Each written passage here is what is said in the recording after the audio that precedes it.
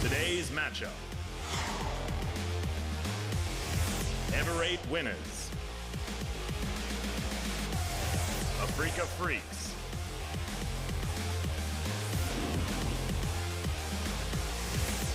Samsung.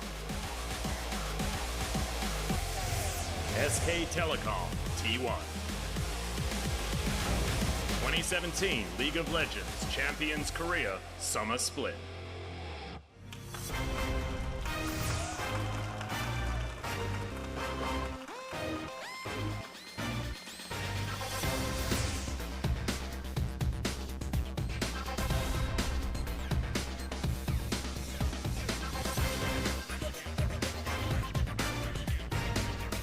Good evening, ladies and gentlemen, OGN Legion, and welcome back to the Summer Split, the first day here for OGN as we dive back into some LCK action. I'm Achilles. Joining me is Papa Smithy, and we are dressed like a couple waiters at a vineyard. We are indeed, with sick green ties, though, and a sick new patch to analyze. I said it on Twitter a couple of days ago. Started looking over 7-9, 7-10. Cast League of Legends, 10 days ago at MSI. Feels like the game has changed a lot. Now, we didn't necessarily see all of it yesterday. Only one Rift Herald taken, and then Pawn got caught in Fizz somehow, and the rest is history. But I feel like the game, especially starting today and moving forward, will evolve with more topside play. So I'm just excited to see all this theory, all these things I've written down. Will it just be the same League of Legends from spring, or will there be the innovation that I think this patch really opens up? Yeah, I mean, there's so much different. I know talking to you, your notes, just pages upon pages of notes going through this. Even myself sitting down as a play-by-play going over some stuff. There's a lot to take in with the last two patches. But not a lot to take in with the format. It's the same, guys. Yeah, it's gonna be the same. Everything going to be the same. We've already had some MVP points coming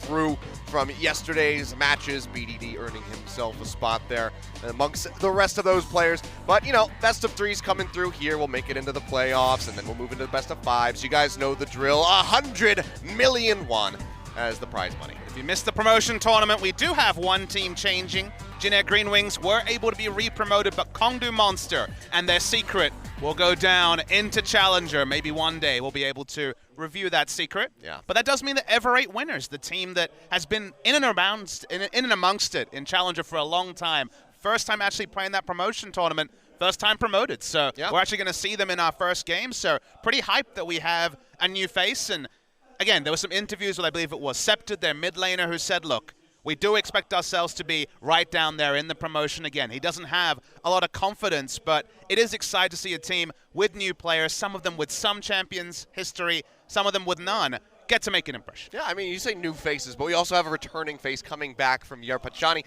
now known as Comeback. Ugh. Very aptly named, you'd have to say. Took him all of 3 seconds to come up with it. So he says, which... So I'm not that shocked, but Comeback as the substitute jungler there for Everate. So maybe we'll see him later on. For now, Malrong will be starting. That very big rookie player, so very young, starting off. Showed us, the Jace jungle during the promotion tournament. Showed us some really, truly just mechanical prowess on champions like the Lee Sin and the Rengar. Will be starting for that roster, but maybe we'll see Comeback a little bit later on. I mean, the way Hachani or Comeback kind of puts it, he basically says that he's a bit of a player coach, so he does feel like he's going to be taking a back seat. And Afreeca Freecs, this is a team that played in the wildcard match, as is tradition, lost 2-0. But this is a team that looked like they were on the up. Their second round robin was a lot cleaner than their first, and they're going to want to start strong. Now they actually have a split behind them. Now they are settled as a team of 5. So this should be Afreeca Freecs cleaning up, or Everate making a grand impression. Speaking of grand impressions, our AR is souped up as well. Yeah, we got the Nexus coming out here on the stage to introduce the players. Everate starting things off over on the blue side. Helper making a return there from the top side. Malrong, the rookie in the jungle, Scepted in mid. Jewel and Ella at AD and support. So the top level history here, Helper was on Samsung last year and was on, more famously, CJ Entis, alongside Trick and Max and some other players in 2015. And Ella was a support of Snake over in the LPL for the majority of the past 2 years. Malrong, super young, born in the year 2000, which kind of makes us all feel a bit old. Even you as a youngster, Achilles, has to appreciate the fact that most of us remember the year 2000 pretty well. I don't think Malrong does. Mid laner Scepted, he's the guy who the team is really looking to carry them over the line. The bus driver, as we call them in Korea, and Duel, the AD carry, are the new faces. Yeah, Malrong probably doesn't even know who the Backstreet Boys are. Nope. They dropped that out, Never the Millennium heard of album. 2000. Oh dear. Well, yeah, quite the babby coming in for the side. There's of only going to be winners. more of them too. That's true. But he's going up against several veterans on the other side of the rift, particularly the young of the league with Marin in the top lane there for the Afreeca Freecs. There is over a 9-year difference between Malrang and Marin. Both of them start with M, both of them professional players in the LCK.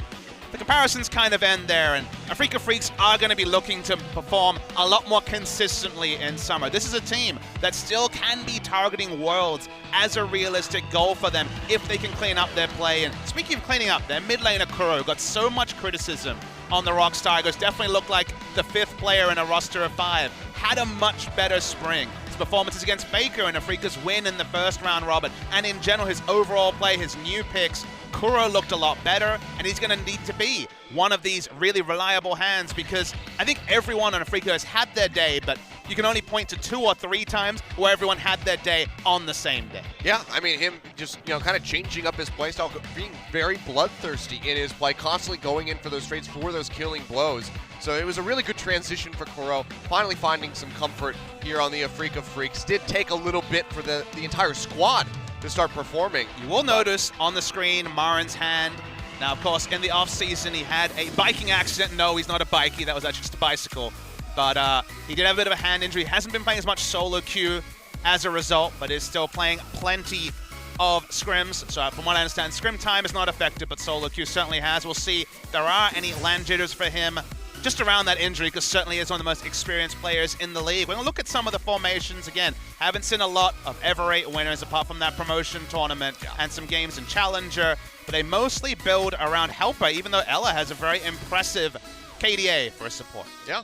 I mean, Jewel as well. I mean, they tried some interesting things in the bot lane, kind of made you question whether or not they were going to get into the promotion tournament, trying to really force that Juggermaw composition was something that didn't work out for them. But now with the meta shift, expect to move away from picks like that. And we talked about the evolution of Kuro, Kramer, someone who had a high KDA the whole of Summer, but for a time he's being a bit of a KDA player. He's not dying, but his team is losing. He did step up as the season went on, but I think everyone here, if you're watching Ever8, wants to see Malrang. Again, such a young talent, but his Graves and Lee Sin are the ones that leap off the page. Animation cancels. Graves doesn't have those anymore, sadly, but in general, mechanics are really next level. He does kind of bring the youthful exuberance of a player of his age, playing the Jace on stage, showing the confidence to lock in a jungle Jace in a promotion tournament, lets you know a little bit about what sort of a player he is, and he legitimately could be one of the new stars of the LCK. Now, today, on his first day as a young player, maybe we won't see that flare, but I feel like over the course of this season,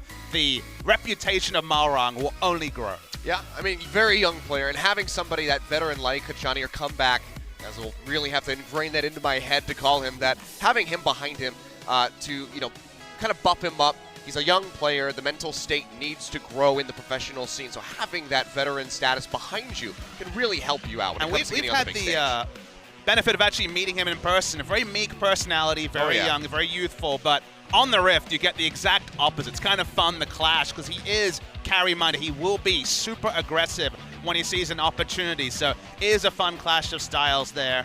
Definitely the definition of a keyboard warrior, but a young player. And Kuro's all smiles, some new jerseys as well. You can see on the side of both teams, actually. Yeah, I mean, we'll see how Spirit's going to fare in this matchup as well, because we know Spirit very intelligent when it comes down to jungle pathing, predicting where the enemy is going to go. Maybe Malrang can, give him a run for his money, kind of shake things up a little bit with his pathing so that he's a bit less predictable.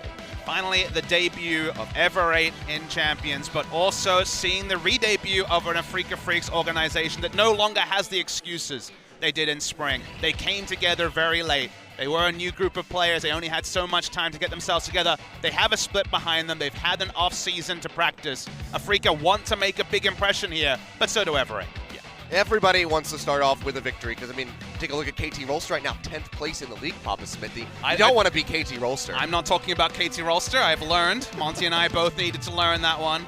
You just don't mention it. Nothing to say about KT Rolster. Let's talk about Ever8 and Afreeca. All right, let's go ahead, jump straight into picking pans here for game number 1. See what is going to happen, because there's been a lot of shakeups. The new Doran shield coming out, really taking away the effectiveness of the likes of Zyra in the bottom lane. So could be a big shakeup. We've also seen a lot of priority around Thresh. Let's play a game. How many Doran shield will we see today? Achilles. Now, of course, you have to estimate how many matches we'll see.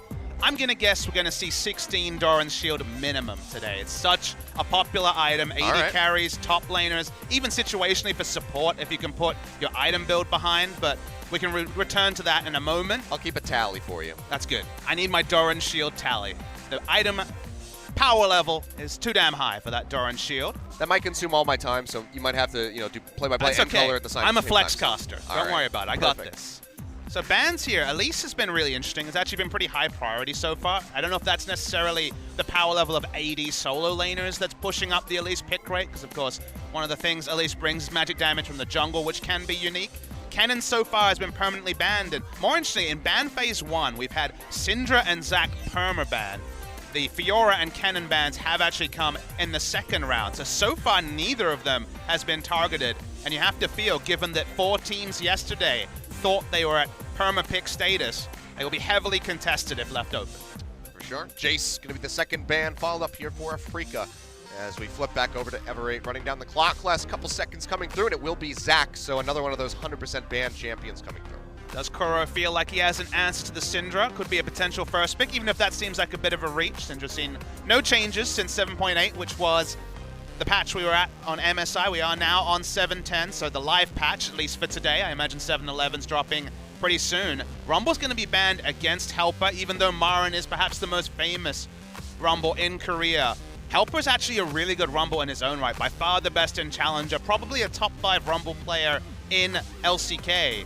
So he sees that, and now Marang, with both Graves and Lee Sin available, will be able to choose between the two if they do want to select a jungler at first pick, and first picking for their young prodigy. Cool to see. All right, I'm fully in support of this one, so Balrog hopefully going to be showing off with that Lee Sin. We saw Umti actually having some pretty decent performances on it just yesterday. Let's see how Balrog's going to fare going up against that veteran of Spirit. But for now, we flip over to Afreeca Freecs for their first pick. And Thresh, something that I mentioned, very high priority, seeing this first pick by MVP yesterday, will come through so far for Tucson. And I imagine a lot of fans are, looking at patch notes, trying to work out why is Thresh right at the top? Why is Thresh being first pick, first ban, as it was in the first series yesterday? I might have to hold that point because Nidalee has seen a lot of play over in solo queue recently. But it's Spirit. There's the Olaf. We will see some Nidalee going forward in this season. Cuz hit rank 1, spamming Nidalee. All the big Nidalee players are playing it again, so a bit of a preview of the future. But the reason we're seeing Thresh is because a lot of the lane bullies, Malzahar, Lulu, and also the Karma, are hugely indirectly nerfed by Doran's Shield and the regen you get whenever you're harassed.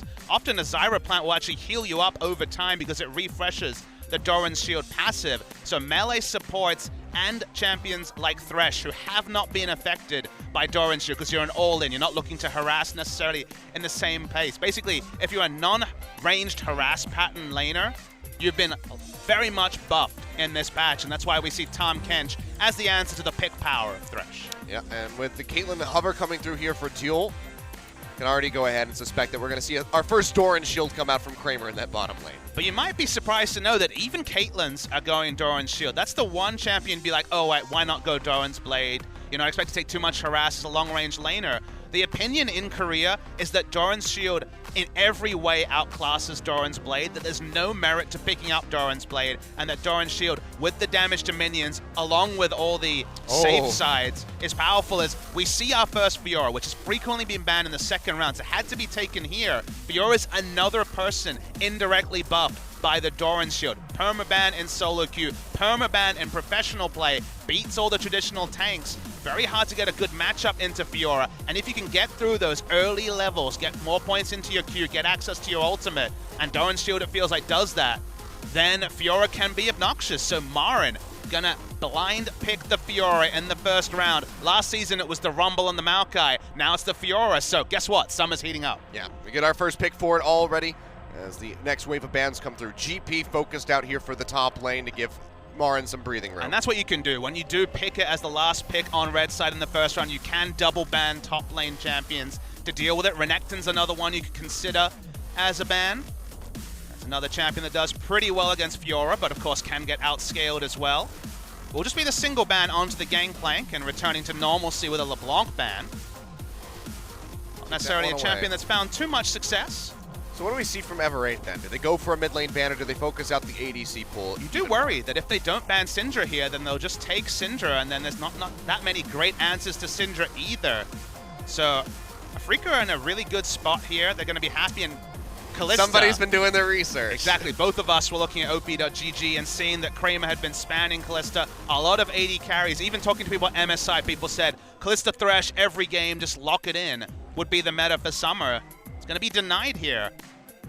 So we'll have to take something into the Caitlyn. Could be something. Whoa! Well, okay. All right. Afreeca's just going full solo queue here. All right. A great answer to the Caitlyn in a vacuum is Draven, and they're just looking for lane power in every way they can get it, just taking Draven into Caitlyn. You know, I mean, I'm sure a lot of people turning on the stream, they're just like, man, I really can't wait for that Samsung SKT game to happen. Like, Everate, they're a new team. But this is really heating up the pick and ban right now. Draven, Fiora, Olaf locked in for the Afreeca Freecs, and now Shen actually making a return for Helper. To be clear, no one was talking about Draven. Draven is clearly something that Kramer's cooked up. He's always had that interesting champion pool. They are leaving open the Syndra. Now, let me tell you another champion Afreeca have been cooking up. Kuro has been playing a lot of Kassadin in solo queue. Very risky lane into Syndra early, but like a lot of those Kassadin lanes, you can potentially overwhelm. So if they feel like they have enough power in other lanes, we could see it here. Will be a very risky draft, but so much going on in this game already, and most of it on the side of Afreeca Freecs. I mean, the one thing that is also available that we saw a bit more conventionally going into the Syndra is going to be the Fizz in the mid lane. Sure. So recently, kind of tuned more towards being AP. Has the same problem as Kassadin. It will just be a more reliable choice. It will just be the Taliyah, another champion that Afreeca have shown they have prowess with. Kuro had some really good games on the Taliyah throughout the course of Spring Split, so they wanted a bit of safety somewhere. They've already gone kind of all in their lanes. Draven needs to get ahead. Fiora plays much better from ahead, so Afreeca Freecs mixing it up, and it feels like they've used their off-season time in pretty trademark fashion, and Marin bringing back an old favorite. He was a legacy Fiora player in and out of meta, just like his Rumble and Renekton, and we get to see some duels up top. Yeah, I mean, you mentioned duels, but a duel on the side of Everate, we had the the pleasure of talking with the team, and you specifically asked him about Draven. What is your opinion on Draven? And he said, I don't think that it's good right now. His first match at LCK, he's got to go up against it from Kramer on the other side of the rift. Well, I mean, you ask pro players about their opinions. Sometimes they lie to you. In this case, it's going to be a surprise, however, it is a bit of a surprise to see Shen. His power level is probably lower than ever, but it's kind of a containment lane into the Fiora Ninja Tabi. But a lot of the other armor itemization is pretty heavily nerfed. Now sure, you get more armor, but you get less health, so overall it feels like you lose out on a lot of power. So very interesting to track how Shen will do it, what sort of containment job he'll do. And Kramer's going full aggression. He's channeling his LMS days, not the Wits End Lucian this time. Yeah. It's Draven, we have not seen all of 2017. We get about one Draven a season, and we're starting early. I mean, I think the last time we saw it was Arrow on KT last year. And that didn't go so well, so maybe Kramer can have a bit of a turnaround performance for Draven as a champion. It's definitely gonna need it as we take a look. More ARG for your eyes. And we'll just zoom in and get a nice little overview look of Summoner's Rift and where these guys are gonna end up going. Let's go ahead and load up for game number 1.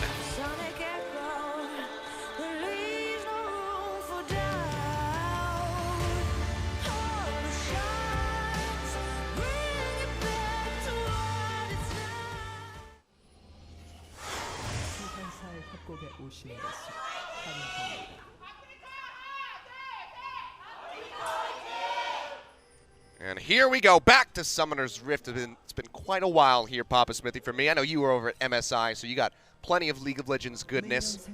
But for me, it's been since that promotion tournament, so good to be back. Everate invading the red side jungle to cut off the pleasantries just because they want to find Olaf and stop his jungling path. Olaf's traditionally start blue, but you do try and get frisky and go for other paths that you feel like you can be greedy. Afreeca Freecs fans in the audience. 5 p.m. local time on a weekday. Some Everate Winners fans here as well, so good to see that for this new budding organization. And we're at 3, by the way, so get that tally started. 3 Doran shields so far. All right. Duel actually going the risky route. Again, a lot of people say that even on Caitlyn, Doran shield outclasses the Blade. I doubt we'll get too much insight into well that would have affected him during the laning phase, but we'll check in if we can. Both junglers spotted, so interesting that both junglers are aware of the Raptor start. We'll see if Kuro is able to steal away any of those small Raptors. You can deny level 2 if you're able to do so. Looks like he's just looking for some harass here on Decepted. Well timed, had that ward near the Raptor pit, so just chunks him out a little bit. Doesn't quite get that Thunderlords, but already you can see Helper Trust trying to play back away from Marn as much as he possibly can. We got a bit greedy in Champion Select, hoping for a Kassadin or a Fizz coming through from Kuro. One of the reasons not to do that is they would have really no AoE wave clear whatsoever. So in essence, Kuro was kind of forced to counterpick himself. He's doing the team thing here. It's utility in one way just because they need some sort of wave push if things go bad, and that's kind of where the Taliyah fits into this comp. This also gives him a bit more consistent AP damage because, I mean, before the Taliyah came through, it was nothing but AD. It's all going to be on the back of Kuro to pump out that magic damage. So this does offer up a bit more consistency in that regard. But for now, just going to be trading back and forth a bit here in that bottom lane. Doran's shield going to help Kramer be topped up as he just keeps stacking up for that big cash in if he can get a kill. Hook comes through, lands straight onto Jewel, but that's what the Tahm Kench is for. Goes ahead, noms him up, Ella keeping his ADC safe. Yeah, not until you get some items will there actually be enough AD to just turn onto the Tahm Kench and burn him down. So for now at least, that play pattern will return. Speaking of play patterns, Marn and Helper both falling pretty low in top lane, but Doran's shield being 400 gold, that's kind of the buff that doesn't get talked about, is taking 50 gold off gets you an extra potion. So an item that was already for sustaining through tricky lanes gets you that much more. Gives you more regen with the new passive, and then gets you an extra biscuit or just a potion depending on where you're speccing in terms of your masteries. And lets you get Fiora through lane. Maybe you'll even let Draven get through if he's chunked out with a non-sustained support. So extra sustain opens up a lot of new picks, and again, a lot of people looked at the patch and they're like, okay, some tank items have changed, but I reckon we're going to see the same meta. It's not the same meta anymore. Yep. Hook comes through, they get the play down onto Ella, work him at about 50% HP, but Kramer not really there. Fully chunk him out. Somehow Tahm Kench can make Thresh lanes less interesting. Feels bad, man. Tahm Kench can make a lot of things less interesting. Ashe just doesn't do anything. Varus, negate all of it. Not as strong against Blitzcrank that we saw from Max yesterday. Yeah, that's very true. More Blitzcrank, please. The birthday Blitzcrank. I wonder if MVP will continue to have just their own champion pool, or whether people will start picking up some of the champions they enjoy. Sejuani and Blitzcrank were the two that spring to mind from yesterday. The Blitz was good. Sejuani could use some work, you'd have to say, from ADD, but overall, her newfound tankiness is absolutely ridiculous. Well, she can also push, you know? The W does allow line wave clear, so I can see why she's being played top, and if you can get away with a Sejuani with a pick comp, then you've got a frontliner who also can initiate, so I definitely understand the theory, but like you say, need to see other top laners pick it up before we really get a good idea. Curious if it's something we'll see in the support role. I know that was mentioned, we've seen it a bit in It's solo Max, queue, we're definitely going to see it in the support role. Yeah, I feel like if anybody's going to do it, he has to top himself from his spring hijinks with his massive champion pool. The Scion was still just... the quadra-kill Scion. Yeah, against KT rosters. Can we just never talk of that again? Let's pretend it didn't happen. I know some people really liked it, made me sad. It was a magical moment, you'd have to say. Was it in a hashtag LCK Big Play? It should have been. We don't have that hashtag, just to be clear. If anyone on Twitter wants to make it, that's fine. I'm curious if that actually... I wonder if that actually made the Penta series. It might have. It would have, I imagine. It definitely made the LCK super plays that OGN runs. It was definitely a super play. But slow and steady as she goes so far here. A lot of nerves on the side of Everate, so I can understand. Oh, for sure. No big play making in the early game. Even Malrang has largely been stymied, but Lee Sin can be a level 6 jungler if you so choose. Lanes he has to gank for are good on the CC side, but until level 6, especially in mid lane. Oh, check the brush. Don't quite have the damage. Nope, he's not going to check the brush. Well, he's just going to be in vision. Spotted out. Had the first backs come through there from Septed and Kuro. So you're just going to be that Merc Treads here for the side of the Taliyah. Lost Chapter or Septed. So nothing too shocking. One item we will most likely see on the Taliyah that continues in the trend of item indirect nerfs is going to be the Banshee Veil, you'd imagine. Banshee Veil, if you guys haven't been keeping up, is no longer a tank item, very much an AP itemization. Blasting Wand, Fiendish Codex, and just a null magic mantle is the build path there. May lead to interesting cases where mid laners will go double Doran's Ring into double null magic mantle because, you know, you loved sitting on the Negatron cloak in the past. but Negatron doesn't really build into any offensive itemization outside of Wit's End now, so less of a pick. Here comes Kuro. There we go. Yeah, that's going to be a gank coming up from the top lane. Kuro and Spirit here. Jump on top of Helper. The wall's there. Nowhere for him to go. That's first blood over to Afreeca Freecs as Talia picks it up. Nice roam from Kuro. Spirit as well. Team of one mind. Good to see. Sort of a razor-sharp preparation that we're hoping for. Really just no vision there for Helper. Nothing in the Tri-Brush or in the River Brush. Now Ella trying to get aggressive here onto Kramer, but that Dark Passage is going to be there to take him out to safety. When Tucson was on IM, Thresh was his best champion. It was cool to see people like Gorilla, other famous Threshers, get to pick up that champion again. I said it during a champion select, but with the Doran's Shield really dealing with the harass heavy laners like Malzahar and Lulu, Karma, does feel like Thresh has jumped up in priority. Kind of the theme. Like, there was direct nerfs and buffs in this patch, but it feels like items, and specifically Doran's Shield, has changed the game more than gutting a champion ever could. What's the likelihood we see the return of Leona?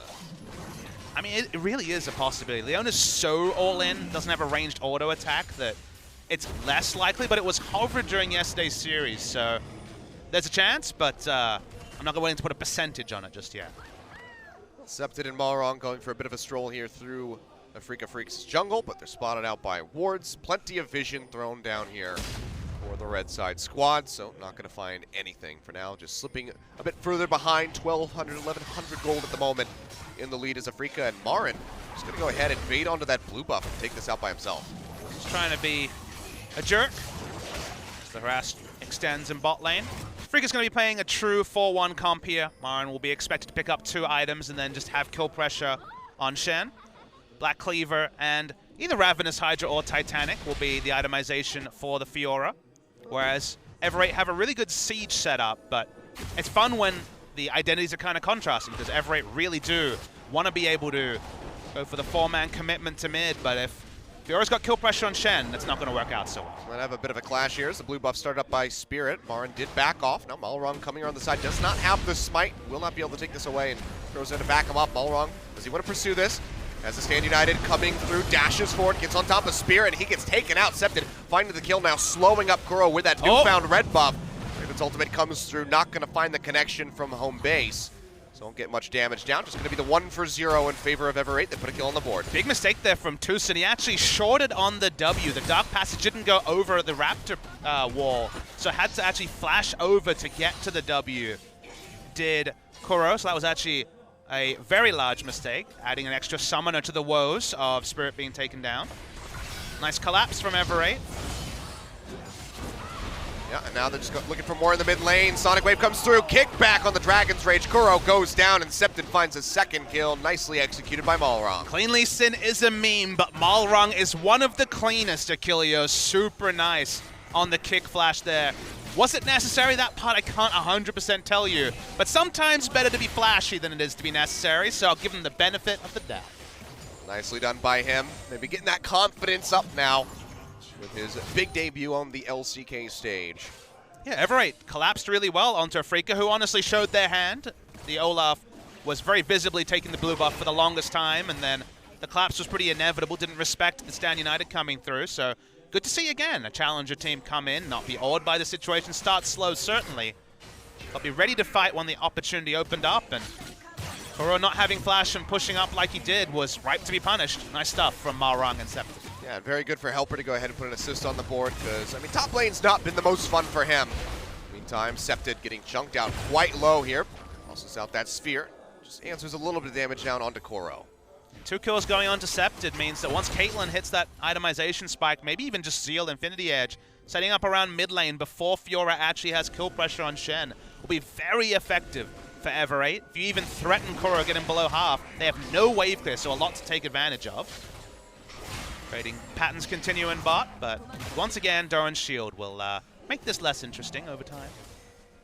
Not doing a whole lot here. Kramer's still just stacking up where he can.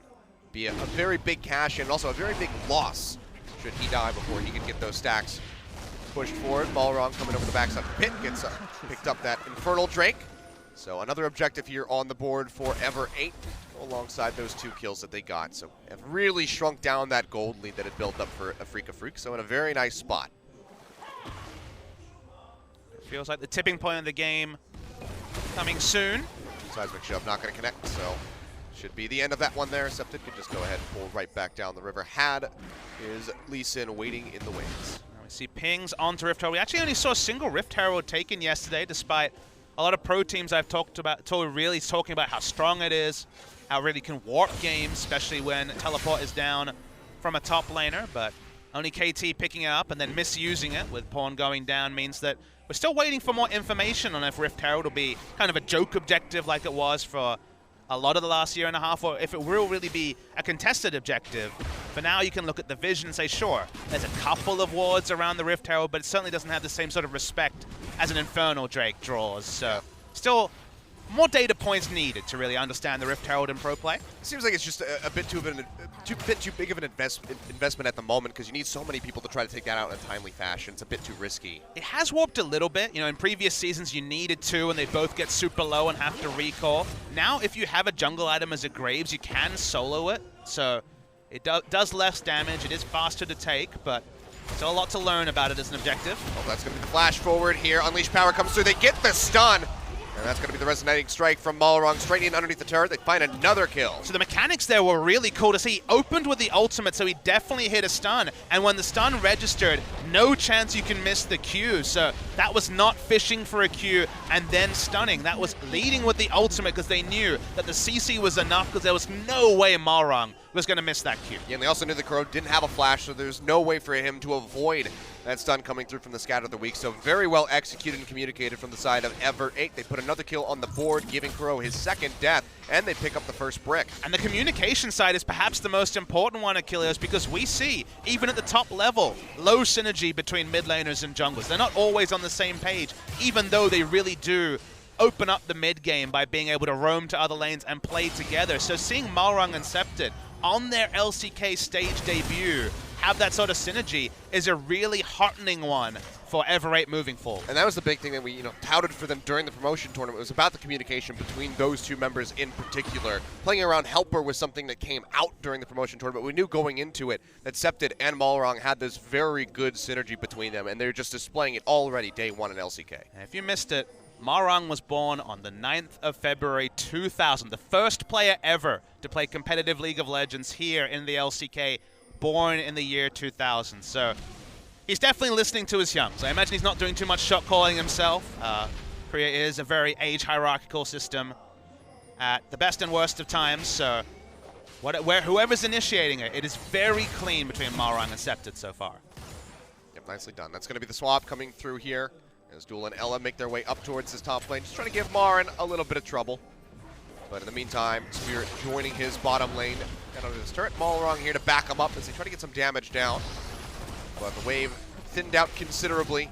Means they're going to have to kite back a little bit, delay this take on the turret. Meanwhile, Helper all on his lonesome down in the bottom lane. Draven not going to connect, but it doesn't really matter. Kramer still comes up with the kills, has to pop the heal, so he doesn't go down to the turret, but gets that cash in. Don't really understand a Shen walking up to 3 other members with no wave clear. Sunfire Cape's certainly not going to do the work. You do understand why Ever8 has initiated the swap, though, because now they have the inside track onto Herald if they want it. Malrong's going to start it. You can see that soloing it for the Lee Sin is not a tricky thing to do. They took the Drake, then rotated bot lane when Draven had a bigger item buy than Caitlyn, so they miss out on there being an awkward laning phase, and they also pick up Rift Herald. So from an objective standpoint, sure, Helper died, but overall, it's a trade up for Ever8. And now we're talking about 2 strategic times where Ever8 has shown strategic flexibility and innovation over the level of Afreeca Freecs.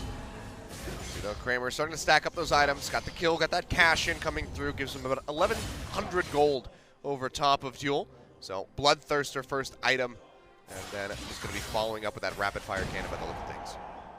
The Bloodthirster first for Kramer is basically a standard Draven build. Even when Draven was last in the meta, you'll remember the build was something along the lines of BT Last Whisper, because crit strike, while it is strong, doesn't affect the Q base damage. So basically, the idea here for the Draven is that you're going to be very much in 500 range often, because you are often just using your W aggressively. So you need to be able to out-sustain the damage you're receiving. So with a build like this, with the Overshield, the hope is that he can run at Syndra, and even if he takes a round of damage, still be able to lifesteal through it and have kill pressure. He's certainly not going to be sitting at the back like Caitlyn. He's getting into close ranges. Our first Rift Herald summon of the day comes through, and for now it's only Draven Thresh. And remember, this is a very low wave clear comp from the side of Afreeca. Yeah, that's going to be the turret going down there. A lot of damage being put forward onto the Rift Herald, plus that charge that comes through. Some crits hitting there from Kramer. Helps take it down, so just get the one turret for its troubles. I mean, it gets them out of a laning phase with Draven, so that part is fine, but it's certainly not the 2 or 3 turrets that is possible with Rift Herald. So still evaluating whether that was a good Rift Herald use. I mean, it was a more effective one than KT, so best Rift Herald of the LCK so far. Hot but damn, I feel like we'll look back on these days and kind of laugh about the misuses of Herald, just like when we look back at things like Insect's kick flashes and realize what the potential would be in years to come. Well, Everett, you know, they get rid of that bottom lane turret. This opens up the map from a little bit, especially around this dragon, where they go ahead and start this up. 50% comes through, but that's going to be the Weaver's Wall thrown down by Kuro. The TP coming through from Marn as they re-engage the dragon. Might just have to come down to the steal from Malrong, but actually has to walk up into this one. Already used a Sonic Wave, tries to go over the wall with the dash, but will not be able to find it. Big Dragon's Rage comes through, gets a knock-up triple coming out of that one, and that's just going to be the disengage from them. It was a good disengage from Everett. Now they're trying to walk through. They want to get to wave clear in mid lane and not lose further objectives. Objective claimed from Afreeca, so that vindicates the use of the teleport. Now the turret's full health. It's going to start getting low. Wave clear, decent from the side of Everett, however, have that Caitlyn, have the Syndra. Trying to push through those minions, so they deny a lot of damage coming through for Afreeca. Freecs onto that tier 1 turret in mid. Drawing the teleport from Marin is a small win for Everett. Marin really wants to be split pushing, but now no longer has the grouping threat of the double globals of Shen. I mean, look how stacked Marin is at the moment, though. Black Cleaver completed, has the Tiamat, the call cashed in, and it's just to the Sunfire Cape of Helper, which is nerfed. Yeah, Sunfire Cape, especially on the damage to champions, is kind of laughable now. Does push pretty decently. Was kind of always the original identity, but more bonus damage to minions, but yeah. As far as helping him take down Marin, it's going to be a far cry. Let's be real. He's not going to be taking down Marin unless someone else is doing 95% of the damage. But even dueling against Marin is kind of it's a containment job. Basically, he just wants to stand next to Marin and not have all his turrets fall down. That part for now is irrelevant, but I mean it's happening off screen, especially when the Tiamat evolution comes through and he chooses between Titanic and Ravenous Hydra. Let's see how long Helper can actually stand in front of Marin and stop him melee auto-attacking down turrets. See now, Afreeca, despite having that turret disadvantage, still coming out with a lead, matching at least a Drake. Mountain Drake going to be a nice one to go forward. Really going to just impact that split push from Marin, make it that much more effective in the side lanes. But even with that turret deficit, still find themselves in a gold advantage. Can they get the vision on the map to open up what Everett want to be doing, which is going to be those sieges? Marin has no mana, probably a lot of gold he's standing on, so for now, you can see that, well, Helper's build is buffed in one way. If you go Tiamat and Sunfire Cape and don't die, you will be pushing faster than previous iterations of this Shen build. So now it doesn't feel kill pressure comes mid. through.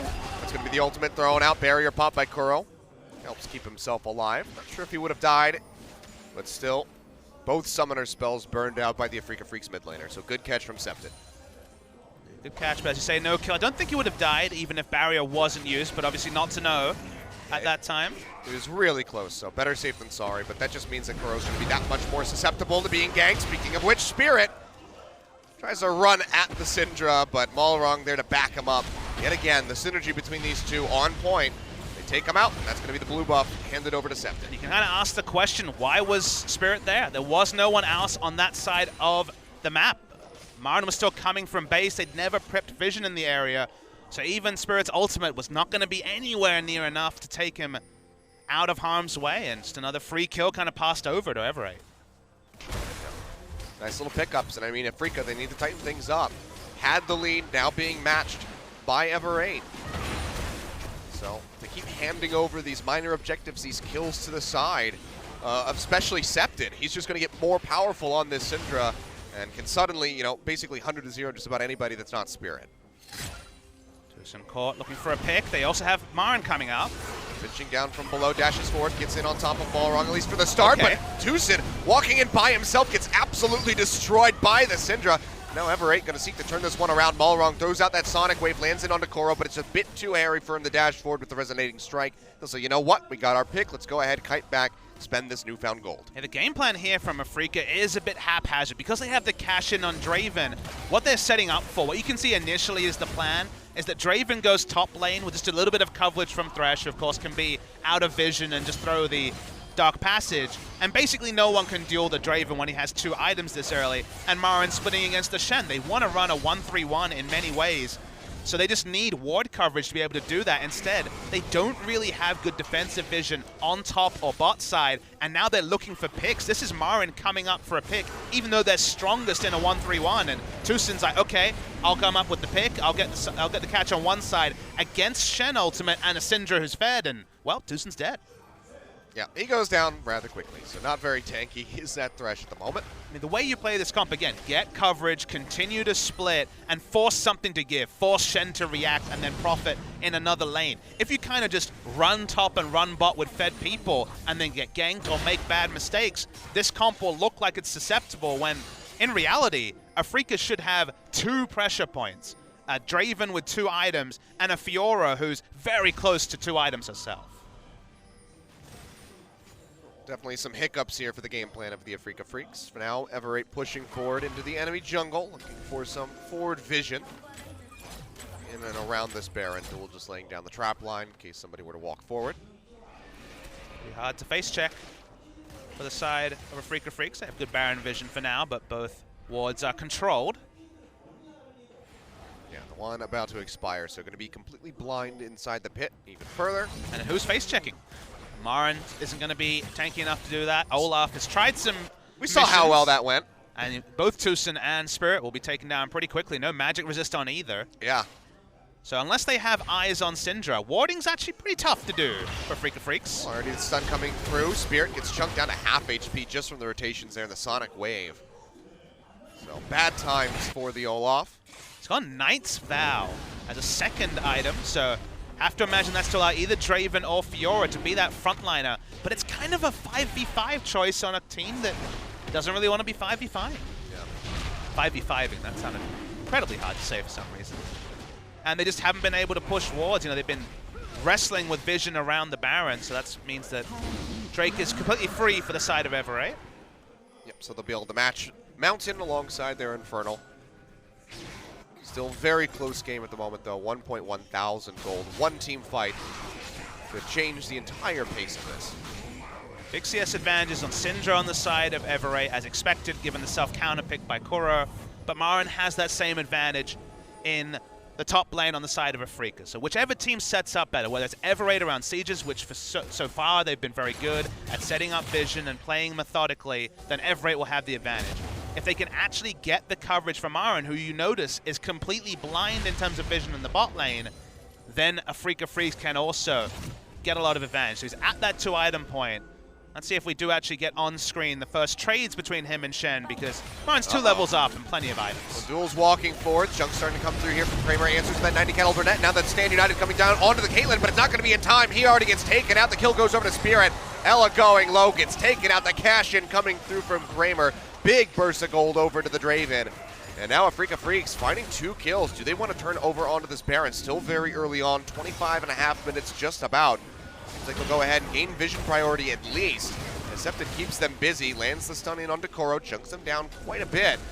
Will they turn over for this? Looks like the answer is going to be yes. Everybody piling in, and Marin waiting over the wall to come in from behind. TP's going to be burned out here by Helper, trying to join in. Throws out that nice turn. Unleashed power, finds the first kill in onto Tucson. Now Septon running for his life. Grand challenge was thrown down. The kickback comes through from the Dragon Rage, but Marin dashes forward, completes the challenge, finds the kill in onto the Syndra. And the rest of Everate have to kite back, but the Baron gets halted. Oh, the Baron seesaw was so cool to watch, Achilles. The moment that we saw Septon open up, got the first kill onto Tucson, but nice turns. We're going to see the long replay here, and the first thing to take away is that Syndra is accounted for. Syndra was already seen mid lane. They don't have to respect her power, and that means Kramer can get frisky. That means they can look for picks in a scenario that's hard to recreate, because usually Syndra will be grouped with her team, so they start up the Baron. That's the big objective they want to claim with the 2 picks, but Syndra's the one with all the gold. And Syndra's only job here truly is to stop the Baron going down, which happens. There was some nice flashy mechanics in this. Good flash away onto Tucson, takes him down. Kick from Marang was good too. But Maran's positioning, he spent so long waiting to get in the back line. He took down Scepted, and that meant there was never going to be no true turn, and it ends up being pretty much a 50-50 between the teams. All in all, 3 for 2, I believe, across the board with Jewel and Ella going down. But they get the stop on that Baron. That was going to be the biggest thing for them. So still a bit of a win here for Everett, even though the gold spills just a little bit into the hands of Afreeca Freecs. 1,000 up just about at the moment.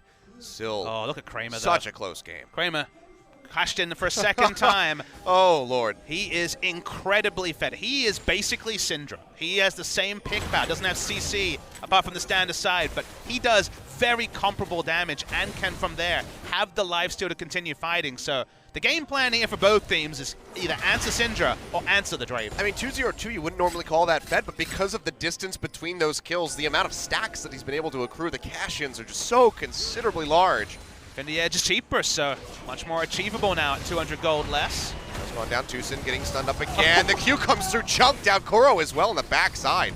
Takes quite a bit of damage. He's able to trade a little bit back with that threaded volley. His wall. His wall does come through. Malrong and Duel stuck in underneath the turret, but they do have the Shen here to try to back them up. Hook comes through in onto the Lee Sin, goes low, but the Devour's there from Ella.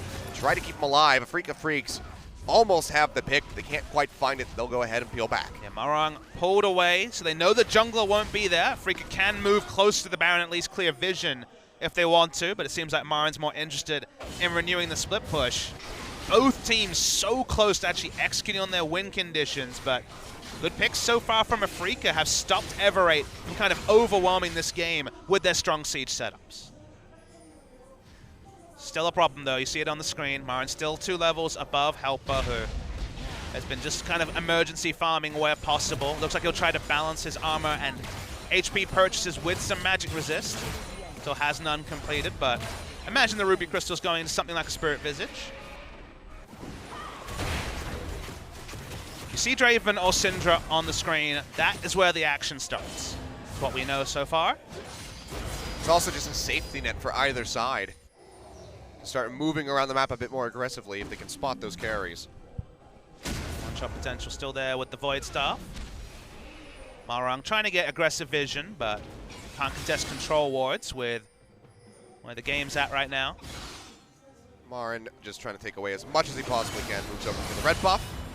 Gets that one out. Talk comes through. Do they want to try to collapse onto this? The stun comes down, and Scepted finds the kill, his 5th of the game. 5-1-3 on the Syndra. And now a red buff, just to make him that much more of a nuisance. I mean, you can say that he bought time for Afreeca to go top, but again, the reality of not giving any coverage from Marin means that either he has to be less aggressive with his split pushing, or they need to ward up for him. They're going in deep for this one. A Missile Voyage coming through with the Shen ultimate on top. They cannot mess up around Kramer. Trying to wrap around. That's a double stun coming through. Sonic Wave comes down in onto Spirit, dashes over, looking for Tucson is Malrong. Gets a bit of damage thrown down onto the Thresh.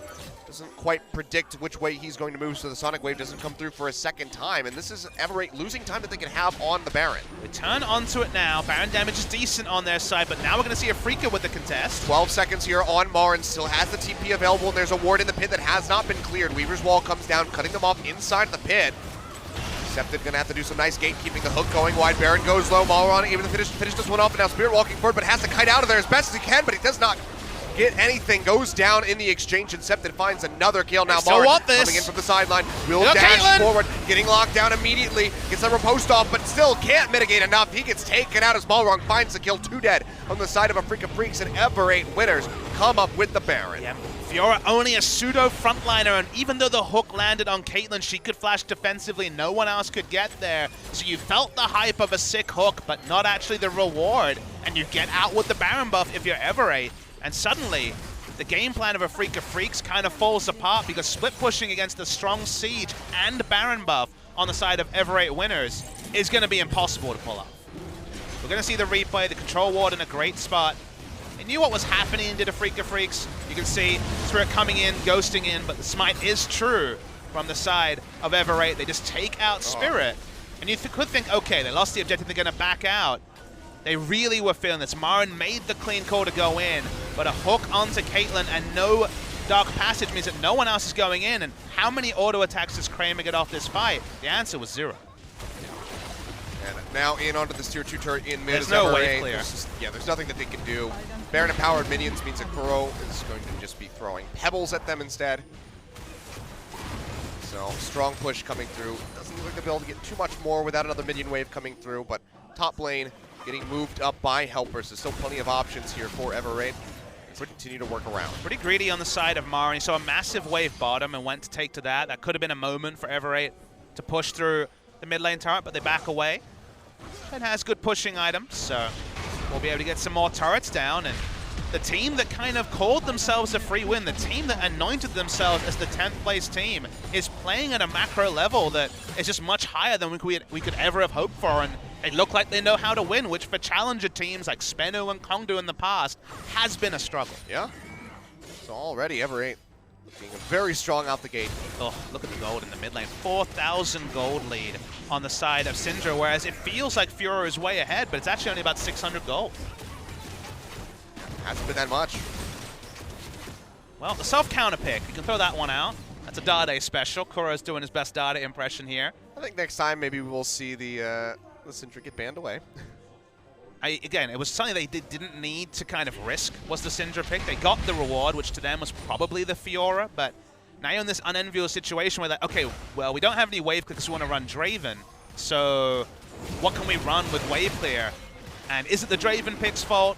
Is it the Tilia self-counter pick? It's kind of hard to say, but all in all, unless you execute on the 1-3-1, which Afreeca weren't able to, this is kind of the punishment that you deserve. Yep. Nice sidestep there on the seismic shove. Septa keeping himself topped up. If they go ahead, move forward, looking for that final tier 2 turret at the bottom side of the map. They need Fiora to teleport in and pushing forward. That's a hook coming down. Septa takes a little bit of damage, but Ella is there with the Devour to keep him safe. The Stool pushes forward, trying to chunk out this turret as best as possible. Down to half HP at the moment, but out of melee minions. So this is just going to put a bit of a stop to it. No melee minions, but a lot of melee champions and a lot of range on the side of Afreeca. So this is just pretty damn easy for the side of Everate. Yeah, we're just going to go ahead. They don't even have a minion wave, and they're just like, well, we'll tank it up a bit. We're fine. Oh, there they go. Finally able to take that one out. So 3 turrets coming through off of that Baron. A very nice investment from the side of Everate, but now some action into the mid lane. Dark Passage comes down, just taking Marn away from that Abyssal Voyage, keeping him safe. If you're ulting a mid lane Shen in this scenario, that's, it's a bit of an emergency engage from Marn, just trying to create pressure somewhere so they just don't lose everything on the map. Spirit's able to get the red buff. A minor victory so far from him. They're looking for a little bit more. Balrog gets locked up there by that hook, but still the Devour comes through, keeping him safe. The Sun thrown down onto Spirit means they can't push forward for any more damage or any slows off of those axe throws, so Balrog able to get out of there safely. Does mean they'll disengage. So many fed damage dealers. Oh, Speaking of fed damage over dealers, the wall. That's going to be the unleashed power yet again from Septa. Just rips right through Spirit. Hot knife through butter. The Spirit Visage, the Spectre's Cal is just not cutting it. When a 4-item Olaf is hot butter, lets you know that the Syndra is unbelievably fed. The bus driver, as he was anointed, we were actually at the Everate Winners Gaming House, and we were told Septid is our bus driver. If you're not actually familiar with that expression, in Korea, the carry, the person who you're looking for to carry is the driver of the bus. The team is the bus driver is Septid, and the analogy is playing out perfect. Well, I mean, they also said that they needed something a bit more faster pace, so then maybe he'd be the taxi driver, and he's definitely put the foot on the accelerator. You know so what? far. I'm going to reward Everate, because they've played smartly, they've drafted smartly. They don't have to be a jet plane. They don't have to be a taxi. They can just be a normal bus, because I don't see a big difference between Everate and Afreeca when it comes to playing League of Legends. It was so, on paper it's there in terms of history. I mean, so many winners on the side of the Afreeca Freecs, of champions, of worlds. I mean, they're a 5th place team in spring. They have superstars on the lineup, but when it comes to actually showing off 35 minutes of quality League of Legends, they've done it on occasion, but we've also seen a lot of games like this, so you want to have them on different tiers, but you kind of have to earn your tier again in Summer, as KT found out yesterday, and how Afreeca Freecs are finding out in Game 1. Yeah, 11-5. 5.4 thousand gold in the lead. Everate in a nice, comfortable spot. Still one miraculous team fight from the side of Afreeca Freecs. Could turn the tide of this, but now Marn getting caught is just going to put a cork in that one. He goes down. All wrong, finding the kill, says, you know what, Septed, you got to share these a little bit with the rest of us, so he takes one away. 5-0-3 on the Lee Sin. I don't think Septed feels like he needs to share. This might be one of the greatest Champions debuts of all time. He has 100% kill participation, 7-1-5 on Syndra, who isn't necessarily known for high kill participation, but the game has revolved around the Syndra's power, and Ever8, they've gotten on that bus, and that bus is probably going to get them an inhibitor. And look at this, the fast track into this mid lane. Still, it was Kramer and Tucson hovering around that top side of the map. Now the turret's down, the inhibitor's exposed. It's just going to be taken out by Ever8. But there's no answer for Afreeca. They have one man down, they have low wave clear. Someone even looks at Kuro. He needs to disengage, and then the wave clear is gone. And Ever8, you haven't seen greed from them. That's the cool thing. That's the thing that you can really commend them for, is they've been measured, they've been poised, which is, again, something you have to commend for a new squad. They're taking objectives and then backing away before Kramer can get 3 auto attacks, chunk someone out, and really change the course of a fight, because there really haven't been many 5v5 fights in this game at all. Here we go, Weaver's well thrown down here by Kuro, a bit blind, but actually just cut Septed off from the fight. The rest of the team collapsing in from the top. Ballrun goes down, gets the kick in straight onto Kuro, into the face of Septed, and he takes him out. Dark Passage will yank Spirit out to safety, but now with Kuro taking down all of that poke damage that Afreeca need to rely on around this Baron is gone. They'll go ahead and start this one up. Yeah, let's see if Olaf goes for another express engage, because this Baron's going down fast. I mean, look at the trap line thrown down here from Duel, just trying to keep them gated out. Tucson goes low, one more hit would have finished them off. Ace in the hole comes through, but Kramer there to body block for his support. The best that he could offer in the moment, but Baron, yet again, over to Ever8 winners. Yeah, clean Baron take, nothing Afreeca could do to answer it. Spirit already tried to Rambo in once before, and even with Syndra ult down, would have been taken out, so clean Lee Sin, clean macro, clean drafting. Ever8 winners. You thought you knew what to expect from Champions Summer. You saw, you know, the matches, you're like, yep, KT will win their first match. Longtree's got some rookies, yep. Afreeca Freecs, they were looking better, so they must be getting to the next gear. What we know is time to really quickly become very little, because reputations seem to be counting for less and less as the overall level of the teams continues to rise. Yeah. Duel playing a fantastic support Caitlyn at the moment. He's not needed. He's got a carry right next to him, Incepted. He's just there for the traps. Know your role, man. Sometimes you gotta know your role. You know, we thought going into this season it was going to be all about those, you know, hyper ADC carries. But Septed, he's putting a stop on that one. Says, you know what, I'm the carry now. Look, he can look at his item builds and feel like he's a hard carry, but this is a bit of a cosplay of a hard carry. He's maybe got the items, but he certainly hasn't got the look because, as you say, 0-1-4, nothing to write home about. Malrung and Septed. It's been about the duo. We talked about how clean they were, how their understanding was playing around the mid lane and forcing Kuro behind. Kuro might have made it a bit easier with the self-counter pick, but let's focus on what's good, and that is Ever8. Feels like they're one push away from taking down game one. Yeah, I mean, 2 inhibitors down. And all those super creeps about to be piling into the base. Kramer desperately trying to clear out these waves in the top side of the map, but pretty soon Baron empowered and Elder Dragon empowered champions are going to be facing him, so seems like Ever8 might just be able to close this one out just past 40 minutes. We can't 100% ink the contract because it is a 5.5 item Draven. There is still a fight where either Septed is caught or the team is not grouped as 5 that Afreeca Freecs win. Kramer does insane single target damage, but it feels like it kind of requires someone from Ever8 to be woefully out of position. And if they all have their flashes up, even the most picture-perfect Weaver's Wall can be flashed over. So, again, very difficult to see it happening, but when you have so many items on a Draven, the inevitability factor, it's only 99%. There's still that 1% where Draven wins the game. Comes out over the wall. Very visible there for Ever8. They go ahead, peel back away from that one, keeping them safe. Lauren pushing up towards that tier 2. Looks like he's going to go ahead and engage onto that one. TP's not quite available for him, so be a bit delayed for him to join them in the rest of the squad. TP's down and he's out of mana, so you should feel no threat at all of a teleport gank if you're Ever8. Mid lane wave being brought up. Weaver's Wall comes down, cutting off a couple members of Ever8 here. Cuts off the minion wave, if you notice. That's pretty cool. It does delay them a little bit there. So probably one of the best Weaver's Wall we've seen from Kuro so far during this game, but it's really just holding the inevitable, delaying it just a little bit here. As that turret does go down, looking for that third inhib now. Marin, just no way for him to push up. Has to show so much respect to Septed. and Malrong alike. 3 inhibitors down. Yeah, Tucson still not able to find these death sentence. Needs to find a miracle hit in order to turn something around for Afreeca Freecs. Just does not seem likely. Now it's all about just waiting for these minion waves to crash. Actually getting them to have 2 at the same time might be more of a difficulty though. The bot lane minion waves not coming. Mid lane still about 8 to 10 seconds down, so for now at least no threat on the turrets. We're cheating forward, a couple hits coming through here from Duel, has those minions to the top side, still Baron empowered, so going to be a bit tankier. Mid lane inhib comes back up, they'll be able to take that out instantly. As the next couple waves get ready to come through, that first Nexus turret ready to go down. Next push forward, should see that one, maybe even more, maybe just the game here for Ever8. Pressure on, Hook comes down onto Helper, they're going to drop the box, he dashes away and the Devourer is there, but Ella gets knocked in by the seismic shove. Still makes it out safely with the flash. The first turret goes down as Joel finishes this one off. Tucson not going to connect onto that death sentence. Now it's do or die time. Accepted pushing forward, looking for some damage, trying to get rid of that Thresh, that pesky death sentence bot. Just desperately wants to lock down the Syndra. Won't be able to find it here. But now look at all those super creeps. 4 in this bottom lane wave getting ready to push forward. Yeah, the desperation's there from the side of Afreeca. That much is clear. Weaver's Wall not quite going to cut off those super creeps, however, so they're still pushing in. Getting ready to eat those turret shots. Q comes over from Septa, chunks out Tucson.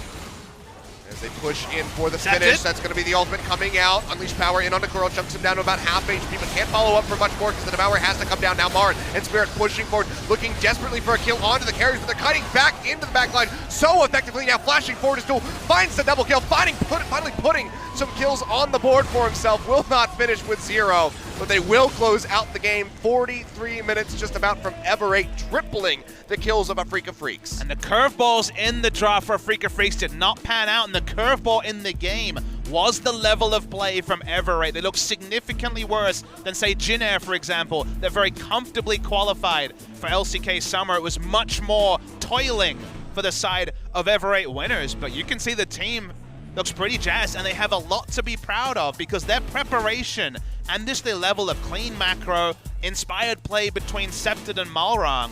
Ever8 winners, you wanted to put them in that 9th or 10th space box that previously Kongdu Monster occupied, and suddenly it's only a single game, it's only the start of the season, but there's a lot to like about the side of Ever8. And on the side of Afreeca, they tried a lot of things at once. Risky draft, low wave clear, the Draven and the Fiora at the same time, self-counter picking in mid lane, and they were put to the sword. So well played to Ever8.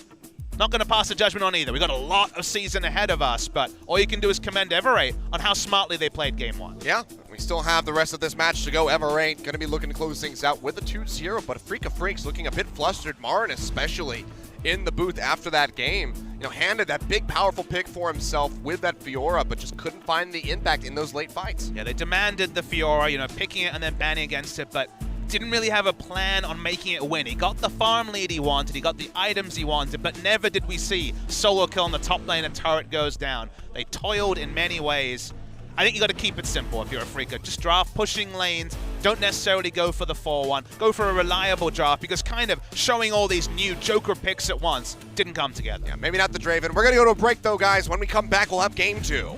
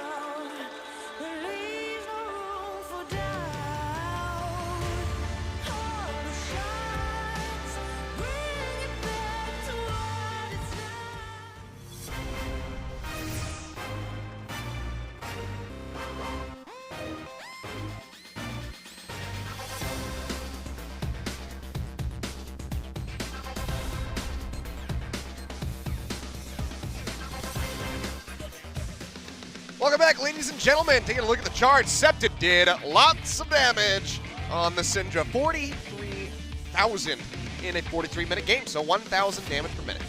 He did more than the rest of his team, so that's pretty good. Absolutely brutalized Afreeca Freecs with the Syndra. Very much. 43,000 in 43 minutes. That's 1,000 a minute. Feeling pretty good. The damage to champions. I no literally less. just said that, but take a look at Spirit, who had a very paltry 6,500 on that Olaf. So don't know if we'll see that pick come out again from him. I know it's one of his favorites, but maybe it's time to step away. But now we'll take a look. Our MVP will in fact be Septed. Managed to get that 100% kill contribution all the way throughout the duration of the game, 8-1 and 7 at the end. Yeah, playing around the mid laner here certainly paid off for the side of Everate. They even identified in interviews that this will be their major strategy. But playing around mid, maybe that's again more of a possible thing to do in this particular meta where there's objectives top and bottom side you can really profit from. Top lane tank pull, that's starting to go down, so it's less of the teleport bot lane, get utility carries ahead meta. It feels like there are other options, and playing through mid is exactly what Everate did. And this is where things started really going poorly for Spirit. Went for a little bit of a stroll. Tucson did the same thing. And that was the story of the Afreeca Freecs for a while, was just let's walk in one by one, get taken out by Septed or Malrong. And things just fell apart. So had a bit of a lead, closed out by Everate, and stretched a little bit further, and then everything came tumbling down. It felt like Afreeca was staunchly not willing to go for the percentage play, which with their comps so frequently was 1-3-1, 4-1. Instead, we saw so many times Marin swip pushing in bot, then walking into mid lane to look for a gank, where that's just what the comp was not selected to do. So situations like this, where maybe the game was decided by this point, this wasn't necessarily a Titanic replay. Marang also, it's worth noting, had a great game in game one, but Afreeca drafted some things that do well, didn't really play around it, didn't have a cohesive unit. And if you could say one thing about Everate, is they looked like a cohesive 5-man unit, which is a great debut for them. Yeah, well, a little bit bashful there as the camera cuts over to him, but Septed, very well-earned MVP for him. And see, Spirit's still in the booth, so we're not going to be having any substitutions made on either side. Malrong will be coming back in for game number 2. Won't be seeing Comeback. We won't be seeing Mowgli. Well, the season is not decided on game 1 of your first series. That's the most hopeful thing you can say about the Afreeca Freecs, because if it was, the season would be over. It's been a very poor season.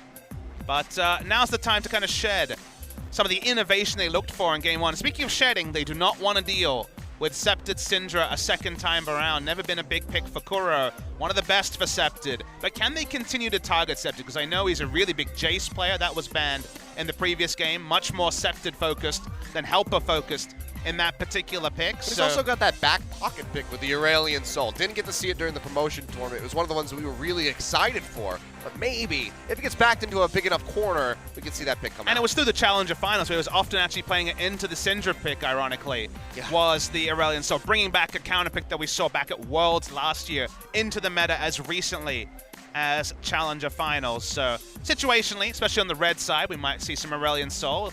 With Fly going off the gold coin, we have less Aurelian Soul players in Korea, so this is true. We'll take it where we can get it. Definitely not a surplus of Aurelian Soul. But Tahm Kench, the second man away here from Afreeca Freecs. Put that out of the hands of Ella. We'll still see the Elise Cannon from Everate, so not changing anything up yet.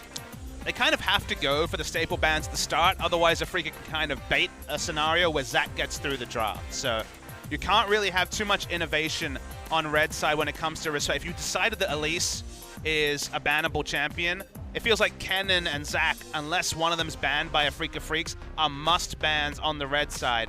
Power level of that champion, those champions too high. A little bit reminiscent of where we were during the course of the start of spring, where we had the must bans. In that particular scenario, we have quite a few must bans on red side, at least with where the meta is shaking out week 1. Yeah. Lee Sin, Tahm Kench, Syndra, all taken away by Afreeca Freecs. They don't want any of those into the hands of Everate yet again, and Zac will be that final. Not going to let that one go through. This does leave open the Rumble in the top lane for Marin if they want to first pick that. The Cannon's not there for the counter pick, and Fizz has been nerfed slightly as of late, so might not be the most advantageous matchup these days. Galio could be taken into it and kind of do okay. Didn't see much Galio in game 1, but it's Marin, so of course he'll be jumping on the Rumble. Rumble is able to push in Galio more reliably, as you can move around the minions to stop the Q from just instant clearing them. There's actually some really interesting kind of gamesmanship you can do in lane to draw aggro and stop the minion wave from necessarily being taken out, but Galio's a very safe matchup into it. Could definitely see that come through. Probably has to be taken first rotation though. It's a possible ban on the side for Freecs. Well, right now, it's going to be that Thresh. We saw it first picked by Tucson. Not the most impactful that we've seen so far, even at the start of Summer Split. So, will be visited now by Ella. Does have a bit more lane presence than a lot of the answers, like for example, the Tom Kench, so you can understand why you see it drafted so early. And speaking of early drafts, we're seeing Varus taking over both Caitlyn and Ashe, who are both available in this scenario. So a lot of Essence Reaver Varus yesterday, which is a build we hadn't seen since very early in the spring split, ironically. More utility focused, but a lot of pick potential from both Thresh and Varus onto a single target. All right, and hover over the Jhin, something that has really kind of fallen out of favor as of late. Second most played for Kramer in the spring split. I'm really excited to see if this is the new Jhin build I've seen in solo queue, which is Death's Dance Rush. You know, with the nerfs to all the lethality, if you go Death's Dance, the ability to just so severely lifesteal or spellbound, whatever you want to call it, of physical damage, I guess leech off physical damage, and also the dot, meaning that as you're lifestealing, you're also taking much reduced damage, makes it a really strong dueling Jhin build. Now, it still could be the standard, but I'm seeing that build pick up, and I'm wondering if we'll see it in competitive play. All right, well, a little bit of ambiguity here from both sides. The Gragas, we could see that flex in the top, or the jungle, Karma, mid or bottom lane.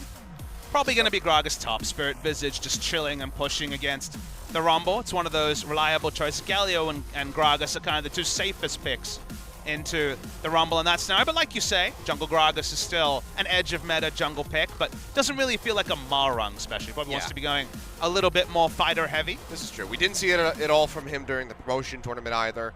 So went for those really aggressive picks. So will likely be for Helper, but you never know. But for now, the ban's coming out. Talia taken off the board. One pick I want to see if it's respected is Orianna, that we saw a lot of yesterday. BDD rocking up the Rift against KT Rolster. Orianna would actually be really good on the side of Everate, who have great ball carriers already.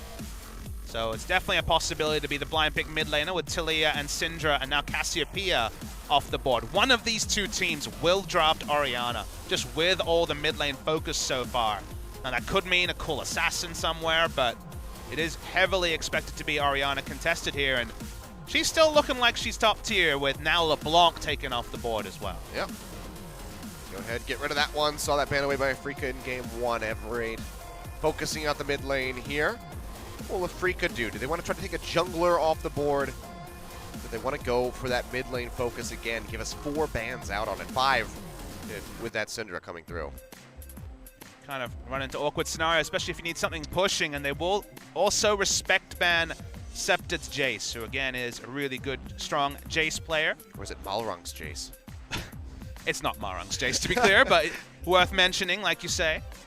We talked about the Orianna. It's kind of where the draft was being forced and also fits with the comp, so he's going to be hovered by Scepted.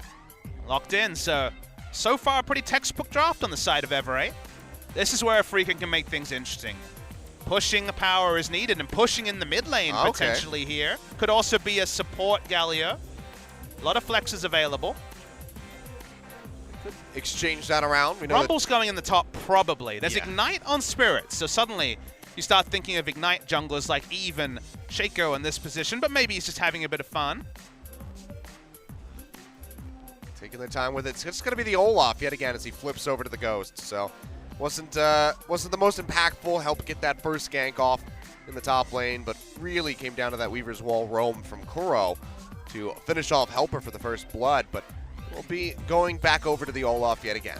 Now to make the Olaf work here, he's definitely going to have to get ahead. The theory behind these team fights almost certainly is going to be Olaf ghosting in, Ragnarocking in, and then Galio being the secondary diver, regardless of whether it's a support Galio or a mid lane Galio. So it feels like the power level of Olaf is kind of tantamount to Afreeca's comp working. They want to Rumble ult and then have Olaf just cause complete disarray in the backline and Jhin off screen.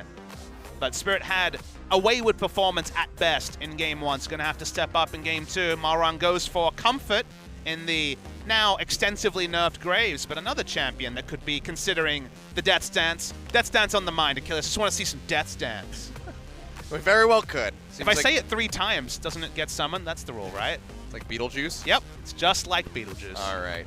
Well, we'll be the Galio in the mid lane, Karma at support, so not going to be seeing any of those shenanigans mixed up. You never know with Tucson. I mean, he did bring out the Camille support for us. We know that he's a very big fan of the Aurelia support as well in his solo queue, so wouldn't be that surprised if he did pull out something like the Galio.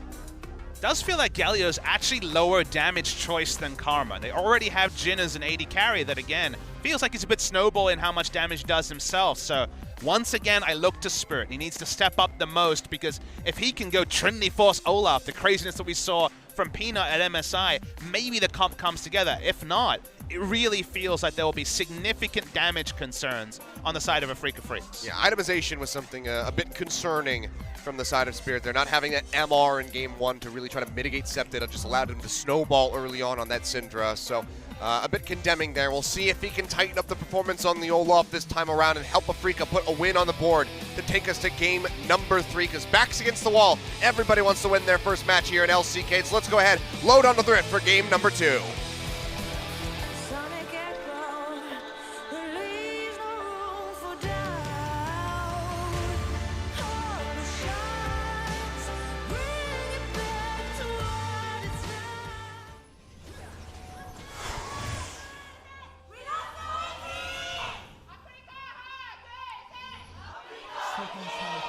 I'll give $1 to whoever can first tweet at me the song that's used in that teaser. That's $1. I mean, that's a verbal contract, by the way, Achilles. It is. I'll uphold that. It's a VOD that will be saved for all time. You just have to have a PayPal. Okay, already needs to run fast. That's a nice big invade here. They won't quite get that ward, so not even going to get that gold out of it. One of the reasons why we saw teams stop having this like Fight Club 5v5 in bot lane is that you actually lose out a lot on vision. You can now go top side, as you can see from Spirit and Marin, and get double wards around the red side. Previously, it was all about getting access to the second brush and being able to prep minion waves and get advantage level 2-wise. But now that the meta's kind of changed, it feels like you get more bonuses. Well, Spirit's gone for an interesting chroma, going for North American frat party Olaf. Yeah, the pink roll-off. You wouldn't think he'd be more frat party than Brolaf, but the pink certainly brings out the frat party. Yeah. Just makes it even worse. I was thinking of what broadcaster-friendly terms I could call that Olaf skin. Oh, dear. Yeah, just stick with frat party. Yeah, frat parties. That was about the third thing I thought of. I know where your mind's going. It was straight in the gutter, Achilles. Let's be real. I went to college in America. Marin I know. actually stole away a couple of the small raptors. He's going to deny the level 2 from Mara. 2 of them. See some harass coming down to the bottom lane, though. Ellen inside the brush, gets on top of Tucson. We're at 7, by the way, for Doran's shields. All right, updating my tally. You need to get 9 more. Oh. Probably need 2 zeros, I guess, then, to get that. Otherwise, it's going to be too many. Well, this is going to be the most non-interactive mid lane possible. Yep, there's going to be no wave clear for a while from Kuro. The only person you can gank for is Kuro, and Spirit will need to power farm through his jungle, so that's going to be a while from now. Nice interactive gameplay in the mid lane. Malrong's going for a really early visitation down to this bottom side of the map. Level 2. Yeah, flash forward, gets a double play coming through. Kramer popping the heal already. Getting slowed up, the hook going to go wide. Seems like they'll just be happy with that result. 3 summoner spells used just for the 2 of Ella. Now, the level 3 wasn't available because of the Nanail there, so that part worked out well. Malrong surprising the side of Afreeca, given they knew he started red side, very obviously, given that Marin was stealing away some of his small raptors, and you don't expect there to be a quick gank when you don't have the experience to hit level 3. Got the maximum value from that. Nice innovative pathing from Malrong. Another thing that we have seen from him is these smart pathing decisions. See, innately, Kuro going to be taking a bit more damage there, but biscuits aplenty with that Doran shield means that the sustain coming through. Level 3, so should have that shield as well. Nice hook comes through. They lock down Tucson. Root comes through down onto duel with a deadly flourish, but still, Afreeca Freecs losing out on these exchanges. Well, you know, 1 summoner down, but 3 overall. Malrong in the lane, actually, just in case Olaf comes in. Really good game sense here. Spirit is waiting in the wings. throws down that ward. So hasn't spotted the Olaf yet, but will at least have vision in the tri-brush.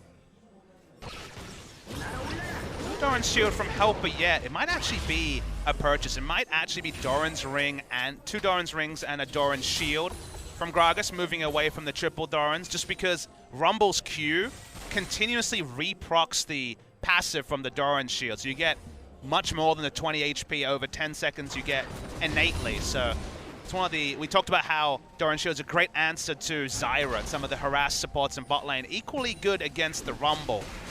So it's going to be a consideration from Helper, unless he feels tanky enough with triple Dorans to skip over it. Can't really go Doran's shield to start as Gragas, because you just run out of mana. Yeah.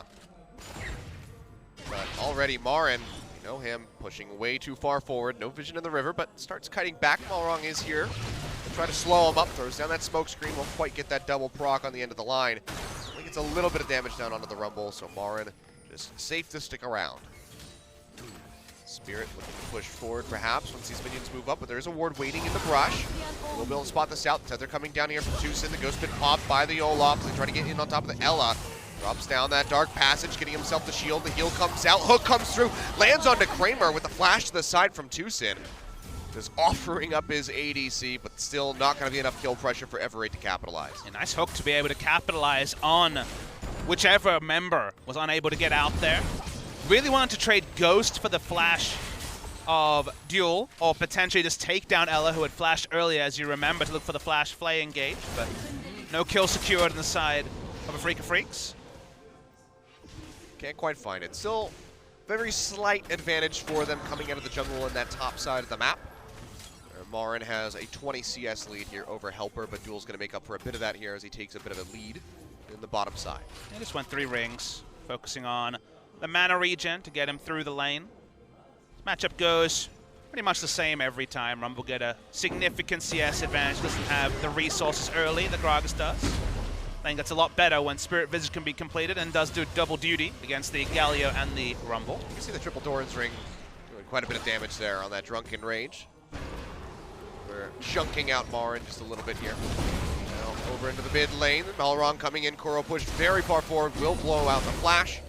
Sticking quite low, but no level 6 here for Septed to match Kuros, so cannot have that shockwave coming through. Just now gets it. And it relieves a lot of pressure from Septed as well, because we talked about the fact that you can actually threaten an all-in if you start channeling the W as Galio, the taunt, and Olaf hits the first act. There's a lot of kill pressure there, but you kind of need flash to engage. So just like before, Galio's flash is very relevant pre-rework, rework, and after the rework, and having it down relieves more pressure from Septed.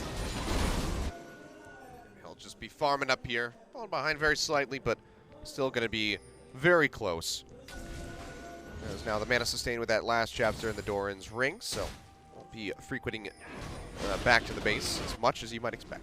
Kuro has to be a bit more judicious with his mana. Looks like he might be rushing Abyssal Scepter with the Spectre's Cowl start. That runs through new build path for Abyssal Scepter, Spectre's Cowl, Negatron. So a bit of difference there. Spirit Visage from the mid lane, probably not necessary in this regard. So even though you see the Spectre's Cowl and think Banshees and Spirit Visage, we're 7-10, so items have changed quite a lot. Septed moving forward, looking for these Raptors. Gets most of the little ones. Takes it away with the dissonance. Well, there's little plays you can make when the flash is down from the Galio. You're not worried about the collapse from the Galio in that scenario. Well, it's being a collapse, though. Marin roaming down. Gets a rocket hit in on the Malrong. Spirit tossing out the axe. Gets a little bit down. And they will force out the flash from the Graves. So just a lot of pressure off that roam. Good rotations there from Marin. Opened up with a summoner spell, but not much else other than that. Yeah, Malrong actually ulted himself into the Raptor wall, so wasn't able to get displacement, had to ult. Speaking of ults. Yeah, that's going to be the current call opened up here. Duel takes one. Ella going to be eating the others. Duel walks out. Hit not going to connect. So Kramer not able to maximize the damage. We can see Duel and Ella both suffering underneath that turret at the moment. Just being able to push in as the Jhin is kind of a mini victory in its own right. Everyone gets tilted, having to wait for the cask or the barrel to time out. Even more tilting, though, if you actually lost the blue buff to it. I mean, that's the most predictable ability of all time, so if you lose out to that one, then maybe you deserve it. You do deserve it. Very little to talk about in the early game. Mostly the CS advantage in top is what is allowing Freecs to have a 600 gold lead. Yep, Helper taking quite a bit of damage here. Marin going in with the overheat. Smacking away at that Gragas, burning him down. Can he force out the flash is going to be the question. Throws out the red carpet. Helper running around the sidelines. Gets the pop in underneath the turret. Marin takes a couple hits, but Helper not able to push back in for the body slam to try to go for the kill. Yeah, pretty greedy from Helper. Could just ulted earlier and saved a lot of his health bar. Marin looking for a flash, but realistically, Helper was never going to oblige him with that. Not much pressure gained, but hold lead staying about the same here for the Afreeca Freecs.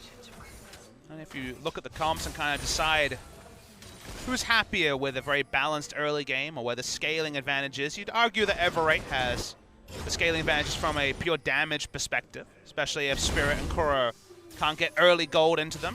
Galio and Olaf do a lot of damage in the mid game, but really do fall away. And in fact, late game as well. Just an flash there. All right, yeah, double flash there as Ella goes forward for that lockdown. So good reaction from Tucson, keeps himself safe, avoiding that chain of corruption as well.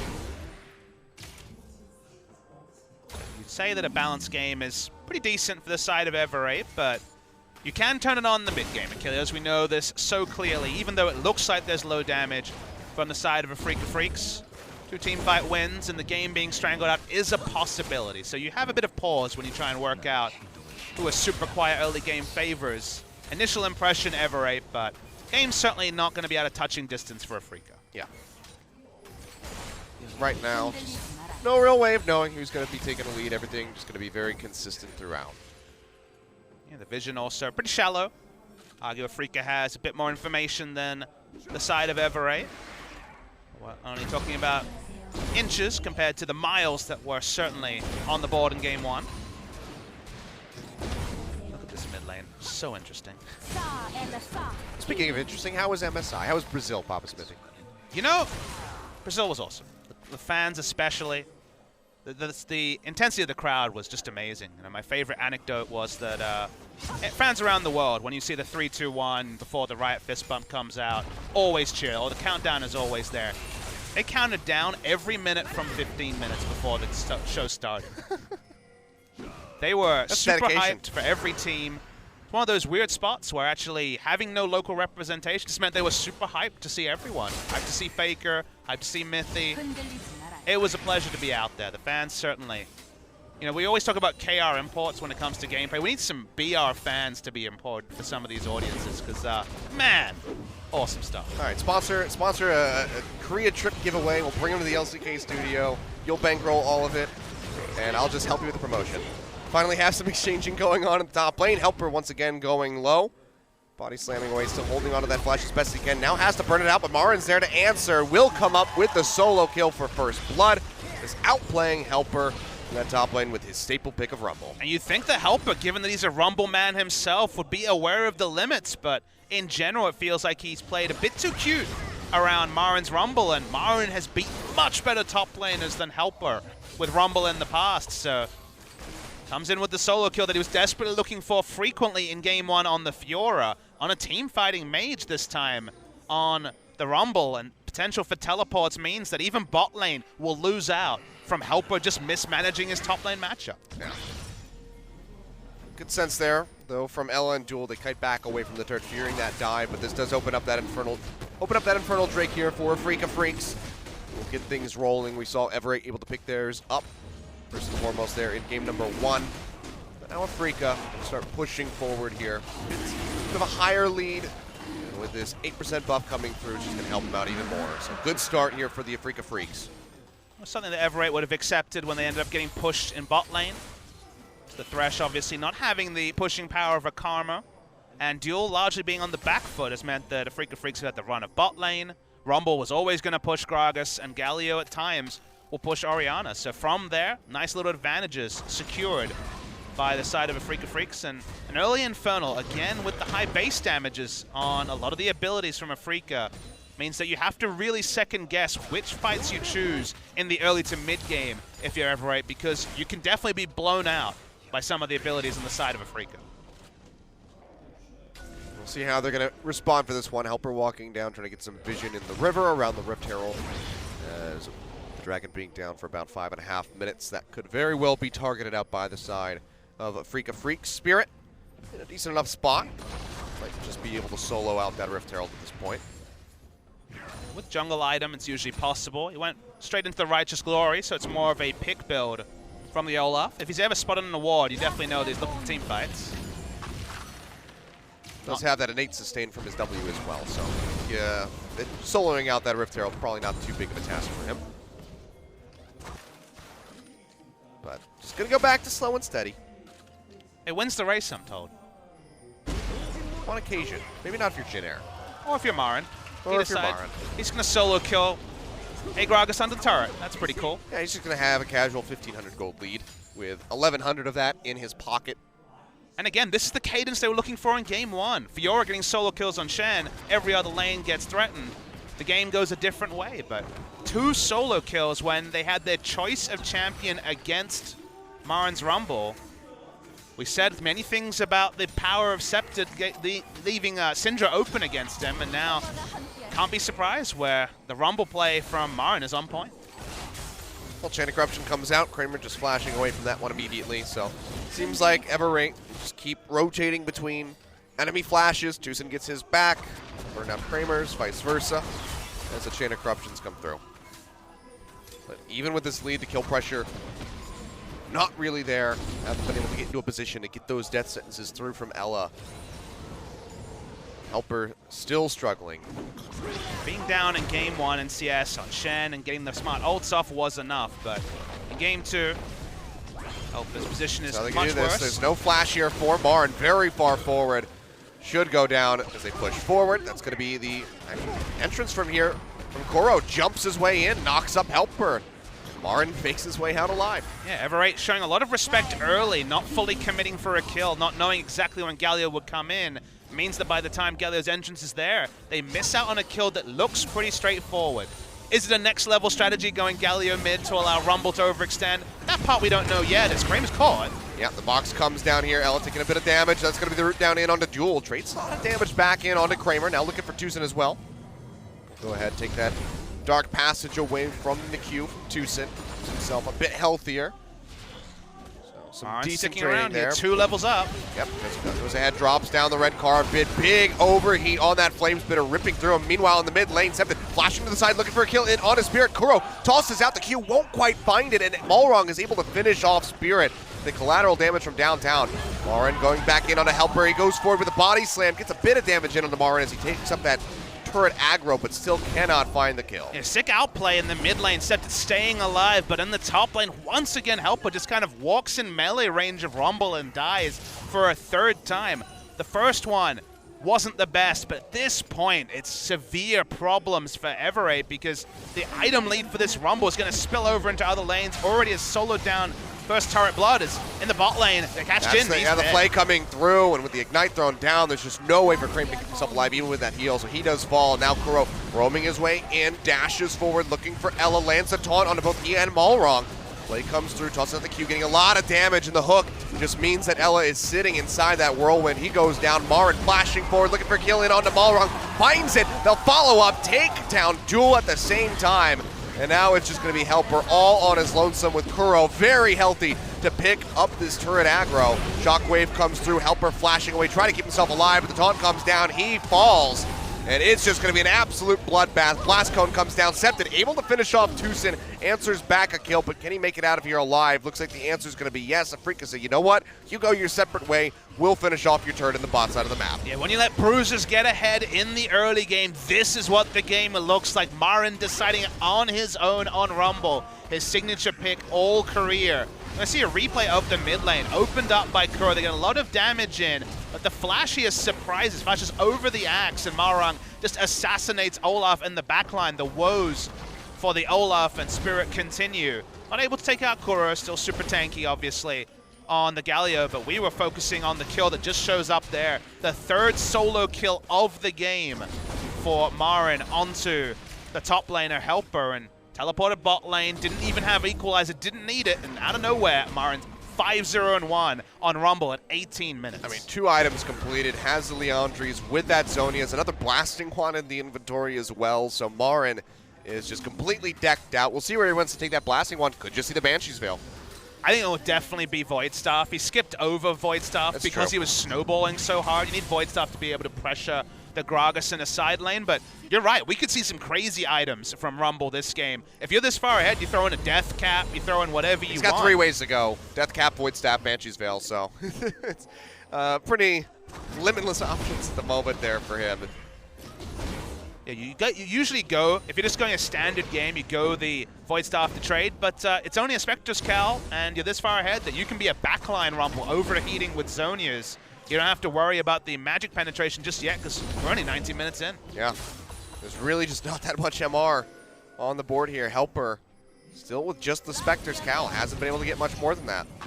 Duel will get rooted down. Another Tether coming through. Gets into the Dark Passage in time, but Spirit's waiting for him. That's going to be the hero's entrance coming through from Kuro as he arrives. Pops him up. They take him down. Duel falls. Ella now just on the outside of that curtain call. Can he make it out with his life? That's going to be the Whirlwind coming through on top of the root. He will fall off screen, and Spirit finds the kill. Now Septon going low. Leandri's Torment ticking away at him. Gets the shield back in. Can't quite push forward for fear of that Flame Spirit. Body slam in. The collateral damage from downtown comes up with the kill. But can they make it out alive? Montracue barely shorting on Septon. Jukes back away from the Deadly Flourish. Will be able to walk his way out, but Afreeca Freecs 3 members in the mid lane looking to pressure the turret. And 3 members just to take down Marin, who casually Zonias through the cask.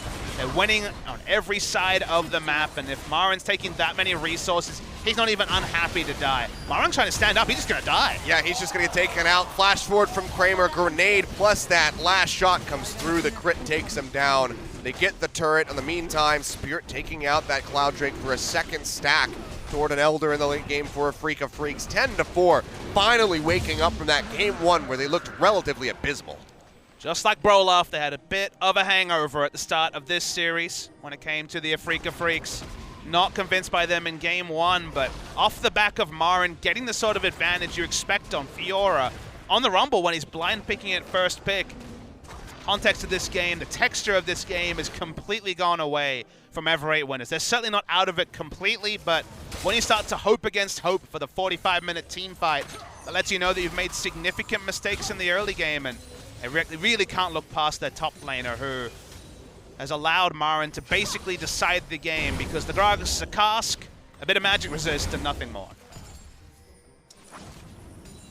It's been unfortunate times here for Ever 8. Malrong still, doing a bit of work, but not being able to be as nearly as impactful as we saw him there in game number 1. Kuro on this Galio, just not juicy enough of a target, just way too tanky for him to try to get those early kills down, and now he's just an absolute monster. Frozen Heart with a Spirit Visage on top of it, and 9 stacks on that Dark Seal. Yeah, 30% CDR already from Kuro, who, with the Galio mid going full tank, is reminding me of the good old days when he was a Nautilus mid player, a Scion mid player, going for these containment mid lane picks.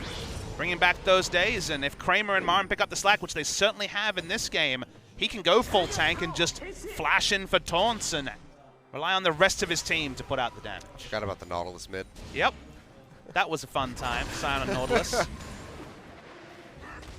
The classics. But yeah, very big struggles now for Ever 8.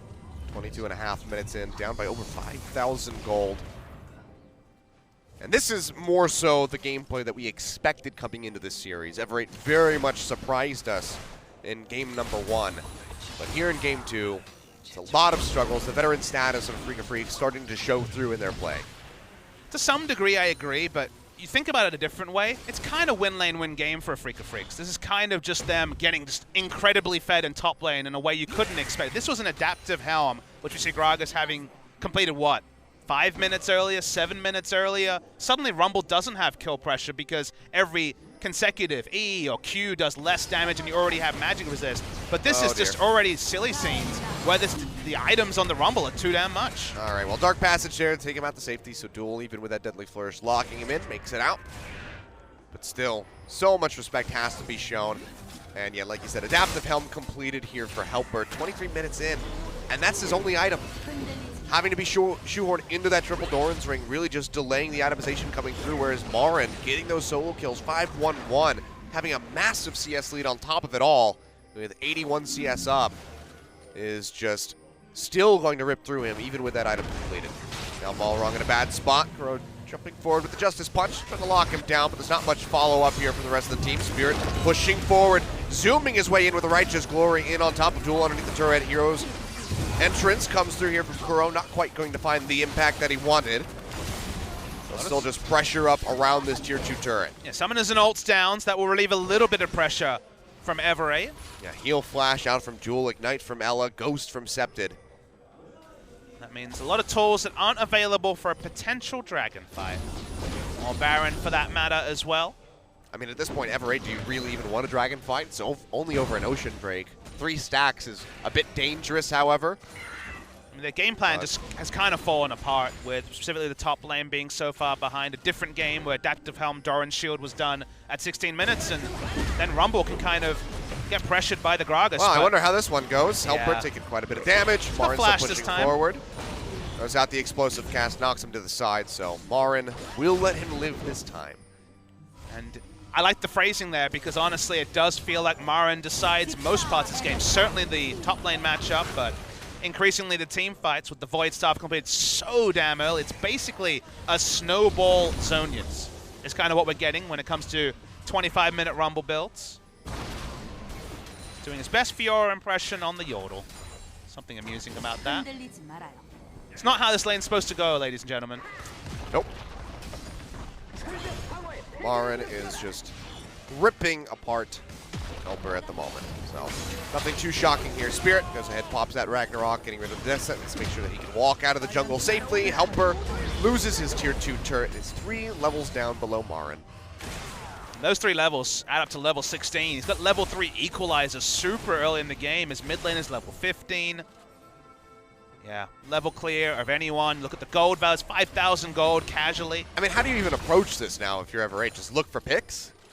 You just lose the minimum. You know, it's never a great thing to hear, but the moment you walk out, you see what happens. Well, Deadly Flourish comes through, not quite going to get the root down in onto Ella. Shockwave thrown out, Tucson goes low, but flashes away from it in time. Hero's entrance tossed down just to make sure that everybody is safe on his team. So Kuro constantly playing to support his squad as they push in for this tier 2 turret in the top lane. The second one that they can take out. But comes through, does lock down Kuro, at least for the moment, but still very tanky in on the Galio. Everybody turning through, Redemption comes through, pops him back up basically to full. And it's like nothing ever even happened. Full tank Galio stories you get right there, Kilios. But coming back to your question, what to do when you're this far behind, work out what your comp has. There's certain break even and item timings where my comp has this when we hit these items. Those sort of things are out the window. You look down Everett, what do they have? Insane wave clear, AD and AP damage, magic damage and physical damage wave clear on 4 members means they have stall. Late game team fights for them are a possibility, so losing the minimum is what you want as Everett. You can see Spirit not even feeling the pressure to pop the Ragnarok this time around as the hook comes down. He's just perfectly fine to eat that one out. He has been very tanky now. Shockwave comes through though. Marin maybe overstepping his boundaries. Has that. Zonia's coming through and he's completely surrounded. He'll finally go down. Septed coming up with that shutdown gold here over to the Orianna. So a nice little turnover here for Everett. Let's see if they can get more. TP's going to be coming through from Kuro. Hero's entrance not quite up yet. Everett, can they afford to push in for anything else? Looks like the answer is going to be no. Now Ella getting rooted down. Afreeca, do they want to engage onto this one? The box comes down, play in onto Spirit. Into the death sentence, Ragnarok gets popped, and now he's charging forward straight in the face of Everett. Throws out the gust, not quite going to connect here, and Everett just looking to kite down the river. Let's take out a little bit of vision inside the Baron pit in the meantime, and all exit safely. Afreeca kind of have to be a 5-man death ball to do damage. We are getting to the point where some of their base values will start to fall away. So smart not to engage while the man with all the gold, Marin, is still respawning. 2 seconds away for him.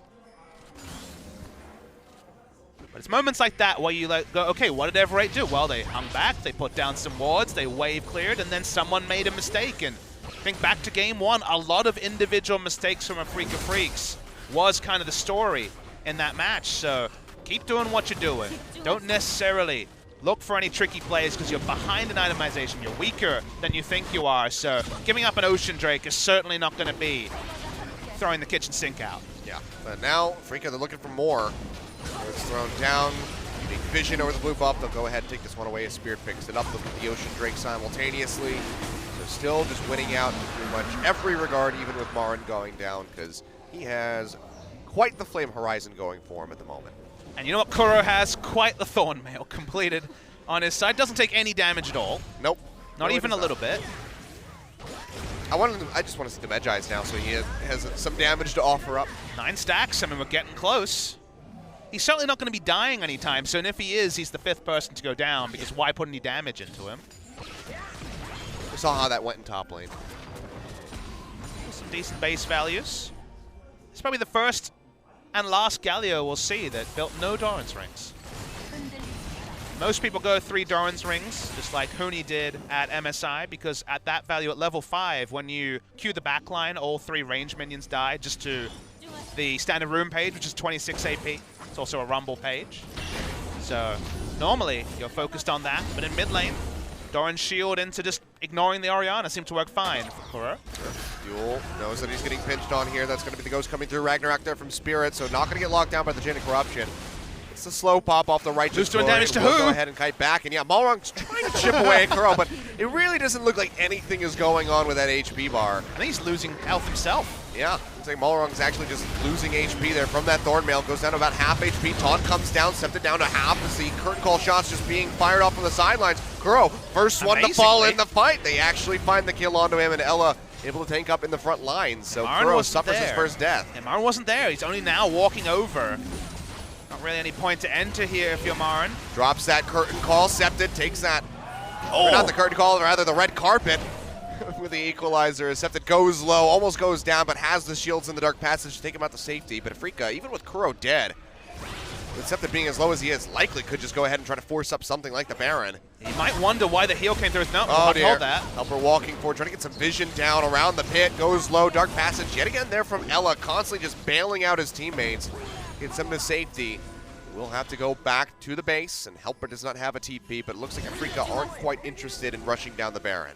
Just a little bit of breathing room, but no more than that. The reason why the heal had to come out, you might have thought, okay, it's only current health damage on the Liandry's, was the death by a touch might have been enough damage to take him down. So still had to put the heal even after he'd flashed over the equalizer. Doesn't mean no flash Orianna in the next fight, so is someone who can be preyed upon. And we wondered about the death cap. It's probably a little bit later because the game has slowed down for Marin, but those equalizers, damn, do they hurt. I mean, that's 4 items to 2. Helper has a Adaptive Helm and a nerfed Sunfire cape to his name. Again, he's a cask. He's really only a cask. He'll die in AoE. He doesn't really do anything else, but if the cask interrupts a Jhin ultimate, then you're getting some interesting value there. So Gragas cask can do a lot of things. Initiate, disengage, even halt ultimates, but if you mess up the cask, you're literally just a moving wall. Yeah, I mean, just look at the CS coming out there from Marin. 350 in 32 minutes, but no vision of this Baron whatsoever. Already down to 4,000 health. Malrong may have to face check. It's probably going to be too late. Yeah, goes ahead. Justice Punch comes through from Kuro, gets the knock up. Curtain called. He stole it! That's going to be the equalizer. And yeah, the steal comes through from Septed over the wall, finds it. What a takeaway, and that is going to keep Ever8's hopes alive. What a turnaround. Sick blind steal from the Orianna. Insane stuff. No vision, not even spot vision. Beautiful stuff from Septed, and what felt like it'll be a game ground out by Afreeca. The reward is here for Ever8. We said, hold on to it. Play defensive. Just wave clear. Don't look for any emergency engagements. We get to see the replay. Let's see if any spot vision was there. For half a second, he saw 2,000 HP. He just tosses it and does it. He sees nothing. Explosive cask and also the Orianna ultimate. Seeing it at 2,000 HP and knowing they would continue to burn was a decision made for Ever8, and it's a decision that will pay off in spades. That is just keeping their hopes alive, where it looked like they were going to get stomped out of this one slowly and surely. Septed turns things around. Beautiful shockwave over the wall. The blind steal on the Baron, always the best ones now. That's going to be the hook down in onto Kuro. The box comes through, but still so very tanky is the Galio. Can't quite finish him off, but this should be the opening here for the Tier 1 turret. The first turret of the game for Ever8. in 33 minutes. Now Malrong on its lonesome, dashes to the side with the collateral damage straight into that dark passage to keep himself up. Meanwhile, Marin, all on its lonesome, surrounded by 3 members. Chain of Corruption thrown out to delay, and he will go down. Accepted picks up the kill. Now Ella tossing up the death sentence, looking for a hook in onto Kramer, not quite going to find it, but Everate with renewed vigor pushing down this mid lane, looking for a tier 2. And all the calamities from Afreeca have added up to only a 3,000 gold lead in what felt like a one game with where the tempo was. Everate brute forcing through mid lane. It's going to be a root down there from the Deadly Flourish, but still just wailing away at this turret as Everate. They knock this down, second tower for them, and closing on that gold deficit that they were in, 58.9.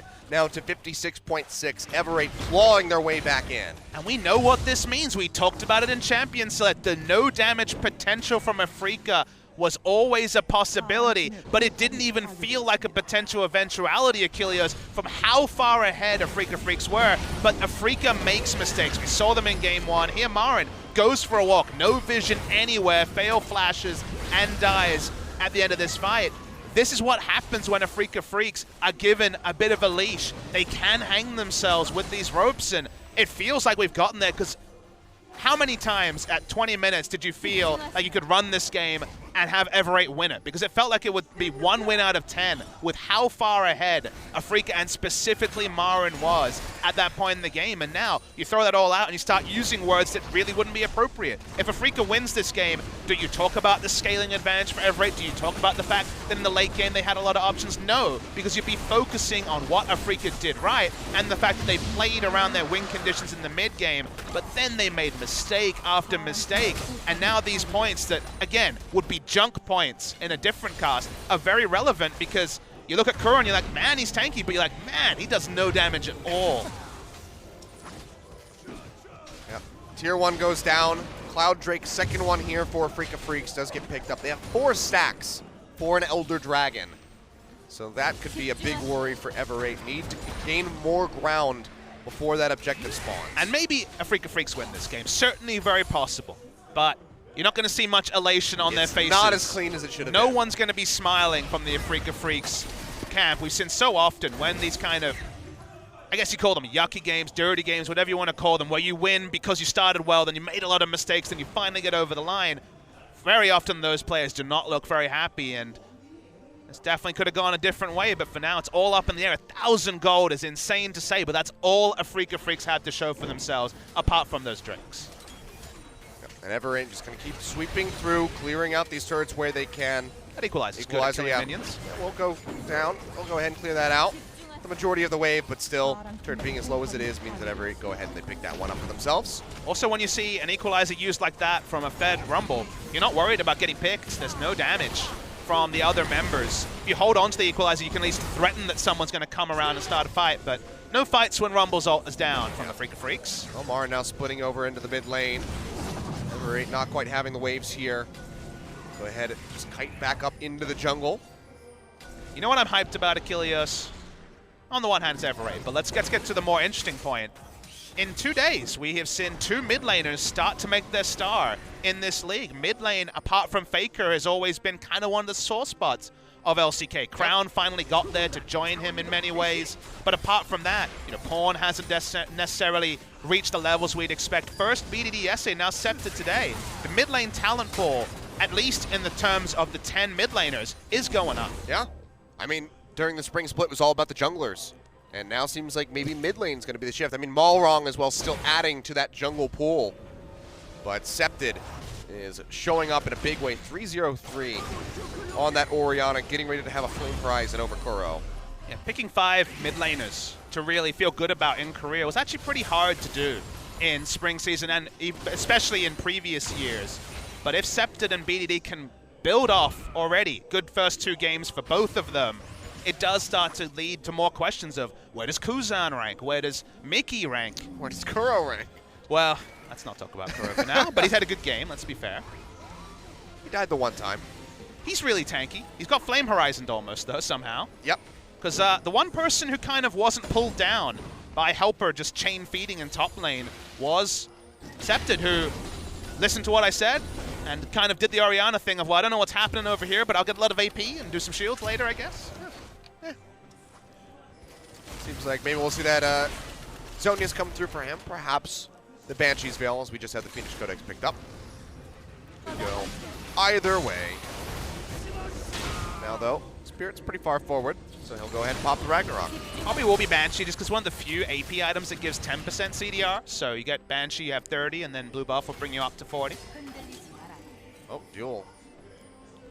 Ella's been on point. The His fresh play. passages have been very good, very crucial. And Gorilla had a great game against KT in game 2, and we're seeing the same sort of level of play from Ella here on the Thresh. I mean, look at this now, though. Pretty much dead even on the gold. Accepted. Juking out, getting away from that deadly flourish as Kuro pushes forward and takes no damage. But Baron spawning now. This is going to be the fight. Team that can find 1 or 2 picks is going to be starting that one up immediately. Box comes down, Justice Punch forward in onto Ella, does knock him up, and he gets a taunt off, but only in onto the Thresh. Death Sentence just to the side means he can't lock down Kuro, but even then, not sure if he would have been in too much danger. The Help is the true frontliner of Everate. His interest is on stopping the Jhin from getting ult off. You saw he's just shadowing Kramer during the start of the fight. They're going to go ahead. They're going to try to rush this one down. Oriana's way out of position. Yeah, he's taking the blue buff. Might have to pop the Ghost to try to get over here. All wrong, tossing that smoke screen over the wall. Doesn't have any vision. Even if he drops a ward, won't have much. 4,000 left onto the Baron. Can they find a second steal in the game? Something now joining in. That's going to be the Equalizer coming down, trying to cut them off, trying to stop them. He got it! But Malrog comes up with a steal, flashes over the backside of the pit. The second steal for Everate. Winners against Afreeca Freecs. That's some feels bad man material right there as Afreeca limp their way back towards the base. And the 17-year-old rookie superstar doesn't even flinch. He felt it all the way through. Helper. We talked about him being a moving ward with his build. He actually was able to do that and got the HP value on the Baron. They didn't have a ward. Helper did that job, and Malrong did the rest. Absolutely gorgeous, but now the curtain call coming through here, trying to snipe out Septid, but gets interrupted immediately by Kramer, so not going to be able to snipe out anybody. And now Kuro being focused up into the front line, even with the Gargoyle Stone Plate, still goes very low. Has to use that Hero's Entrance just to get himself out to safety. Nexus, the inhibitor turret in mid lane, not quite taken out by Everate, but severely weakened as they kite back. Now with this Baron buff, can go spend this gold, maybe get ready for this Elder Dragon fight. It's likely going to be coming in about 20 seconds, but he has TP used here by Kuro, wrapping on the sidelines. Malrong going low, the box gets dropped, and Helper just sitting in the front trying to body block for the rest of his team, but he just gets chewed out immediately. And he will fall. Kuro comes up with a kill, and the rest of Everate still trying to make it out safely. Oh, baby, they want more. Coming around from the sideline. Spirit dashing forward, has the Ghost and Ragnarok up.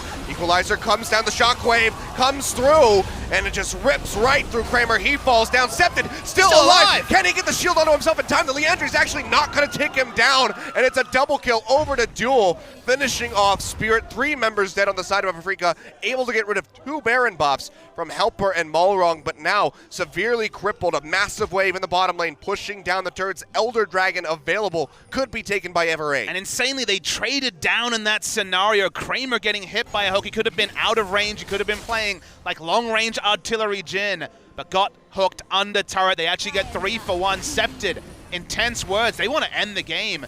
So very, very soon. One more push, probably all they need, because it's going to be inhibitor turret going down. It's 20 seconds on everybody, so I don't know if they can finish the game right here, but the inhibitors certainly will pay for this one. They finish that one out.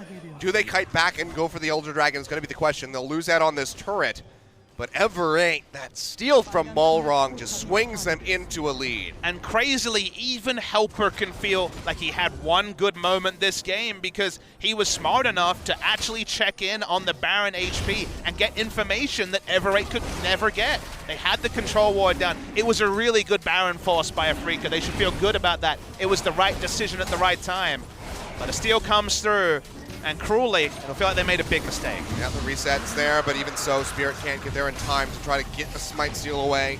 Elder Dragon taken by Everate, denying that 4-stack buff over to the Afreeca Freecs, which could very well have been enough to get them back into a winning position in this game. And now, you know, we're at that point, 42 minutes in, where you're like, what does a team fight look like that Afreeca Freecs wins? You got Kramer on the Jhin with some good items. You need a massive whiff on a Shockwave, I feel. You definitely need to catch Septid. If Septid dies first, maybe they can win a fight, but Marin is really their only consistent damage. It's not Trinity False Olaf, it's the tank Olaf, which again, is expected. Only Peanut is ballsy enough to go for a different build there, but Jhin should not be doing consistent damage in this fight. We'll have to respect both the Gragas and also the Oriana. So Spirit didn't even get an enchantment. It's pretty common on Olaf. Cinderhawk's pretty strong at this point. It was actually buffed. It was buffed, yeah. Compared to Sunfire that was toned down. They actually do the same amount of burn now. So Cinderhawk will have to be a last item, almost like a death cap for health, I guess, in this case. But yeah, it feels like either Marin gets these fights done, or there just isn't really other tools on the side of Afreeca to kill Ever8. Here we go. Helper on his lonesome in the mid lane, not joining in with the squad yet. There's still plenty of wave clear here from Afreeca Freecs. Zero may not do a lot of damage to champions, but he does plenty to the minions, and now that's going to be thrown in onto Ella. Flashes away in Spirit, dashing into the backside, trying to get in on top of Duel, but still just taking so much damage. Now hooked forward in onto Goro, and Malrong firing off over the wall, trying to get as much damage as he can. Root comes through from the Deadly Flourish, in on Deceptive, but still is not being targeted out, and that's going to be Goro going down first and foremost at the start of the fight. Curtain call opened up by Kramer very safely in the back line, firing away, gets a decent hit in onto Ella, but still is just chunking him down to around 50% HP. They are still fine to posture forward with this Elder Dragon buff because there's so much of a draw in the mid lane from these super creeps. And it was a perfect engage, but the perfect engage at 25 minutes is not the perfect engage at 45. They don't have the damage anymore. The base values are not as relevant when it's level almost all the members of Ever8 winners, and even when Afreeca lines it up perfectly with Scepted hula hooping on the ultimate, it doesn't matter. Now they're pushing in, looking for a second inhibitor. Focusing in onto the turret, Duel goes down. Go ahead, fire away at this one, they find it. Helper dashes forward, trying to harass Marin, making sure that he can't push forward, trying to get that massive flame spitter down onto his carries. Couple members still a little bit chunked out, seems like they might just kite back off of that take. Baron's going to be spawning in 1:45, and honestly, we might just be into this one for the long haul. 45 minutes on the clock. Inhibitor not able to be taken out in the top side of the map. Ever8, they're going to play this one out as measured as possible. That's smart from them. You know, as you say, the turnaround here of, let's say, losing a couple of members and then losing Baron, maybe that's enough to give Afreeca a nose back into the game, a nose back ahead. So why not back, shop, get very close to 6 items pretty much across the board, and reevaluate. The Baron will probably be the securer for Ever8 and truly break the hearts of Afreeca Freecs and the Afreeca Freecs fans, as this game is kind of the tale of two Barons. Great early game from Afreeca. Even with this early to mid game comp, they played it perfectly. Well, then 2 Barons, and suddenly the game win seems really far away. Yeah. I mean, complete vision control over the Baron pit. And even for the majority of this upper jungle of Afreeca's is in the hands of Ever8 at the moment. That Baron gets ready to spawn in 45 seconds. If they could find a pick beforehand, that would pretty much guarantee it. It would take a miraculous deal from the side of Afreeca Freecs to get themselves back in. It's so hard to get a pick with this comp. Again, only Jhin and Rumble do damage. They have the Dark Passage from Thresh to get off an equalizer, for example. It would require Ever8 making a significant mistake in terms of pathing, honestly, to be alone for the amount of time it takes Afreeca to delete one member. And if you see Olaf diving in, even with the knock-up from the Galio and getting a 4-5-man queue, it's just no damage behind that to actually get kills. So it's not unwinnable for Afreeca, but if it's played perfectly by Ever8, it should be unwinnable. Well, this is really aggressive here from Marin. Goes over the wall with a blast cone. Chain of Corruption comes down, throws out that equalizer, but Duel has that Dark Passage to take himself out to safety. It's 2 ults down for just the Varus ultimate there. They do chunk out Malrong, but still Afreeca's just not in a position to start up this Baron. They can't even try to force that one out, so Malrong, go ahead, lifesteal up, get himself back into the base if he wants to.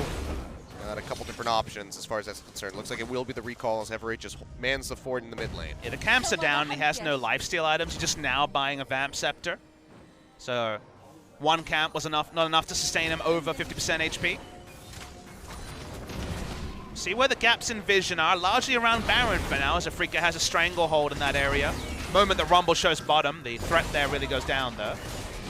Still, though, cooldowns on the hero's entrance and that equalizer very short, so Marin will especially have his backup for the next fight. So burning them out there, not going to be the most consequential thing, but that is the Baron started up right now. We're pushing forward, trying to get some shots down on the Helper, the only member that he can really hit, but that's going to be the hook forward in on the Goro, drags him into the box down to half HP, but that's going to be the big shields coming through as well as the redemption heal, popping him back up to around 70%, so the Galio still going to be very healthy. Equalizer thrown down to the backside, Helper all on his lonesome in the front lines, is able to body slam, himself out the safety. Now the curtain call opened up, sniping out onto Ella. Last shot might just take him out, and Duel's going to have to try to eat this one. 900 on the hit, flashes away, trying to get the lifesteal off the minions. Will pop himself back up, but Kuro dashes forward. The hook from Ella, not going to connect, and that's going to be the first kill coming through as Helper and Duel both go down. This could be the fight for the Afreeca. Freecs accepted, getting sniped out here by Marin, who's perfectly healthy, goes into the zone, but still goes down. 3 members taken out, make that 4 as Ella falls, and it's just Malrung all on his lonesome on the backside of the pit. But it seems like Afreeca don't even want to go for the Baron right now. They might just have to set their sights on these inhibitors, if not just the Nexus. Yeah, the Baron damage is pretty low from the side of Afreeca Freecs, but they played that fight out about as well as possible. For once, Everate were not in a situation for Scepter to be the general and put the ball on a frontliner. Helper was separated from the rest of his team, and they may not be able to end the game fast enough here, but damn, they're going to try and get at least a couple of inhibitors. Yeah, it's going to be 24 seconds here on a Duel, 24 They're going to as well try for this, though, Achilles. They're going to try their damnedest. The minion wave now coming through. Malrung, a little wave clear he offers up is going to have to be rather impactful. Doesn't get a whole lot done here. Now they're in onto the Nexus turret. Some Afreeca Freecs, they might have just done this. 50-minute death timers might be enough. Yep, looks like they're going to do it. Insane turnaround. The one fight decided the game.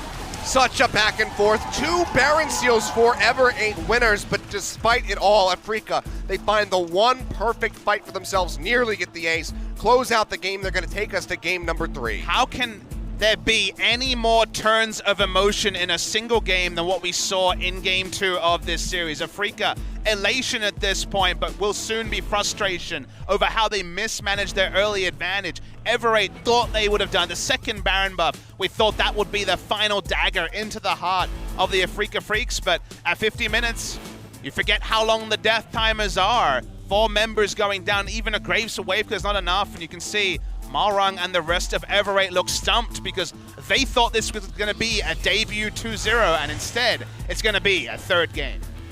All right, well, taking them the distance is Afreeca Freecs. Don't want to go down without a fight. Don't want to, get 2-0'd on their first day back in LCK. So miraculously call their way back in despite having such a strong lead for, 80% of that game. And teamfighting's never really been one of their strong suits, but they played that last fight super well. Helper alone couldn't peel back.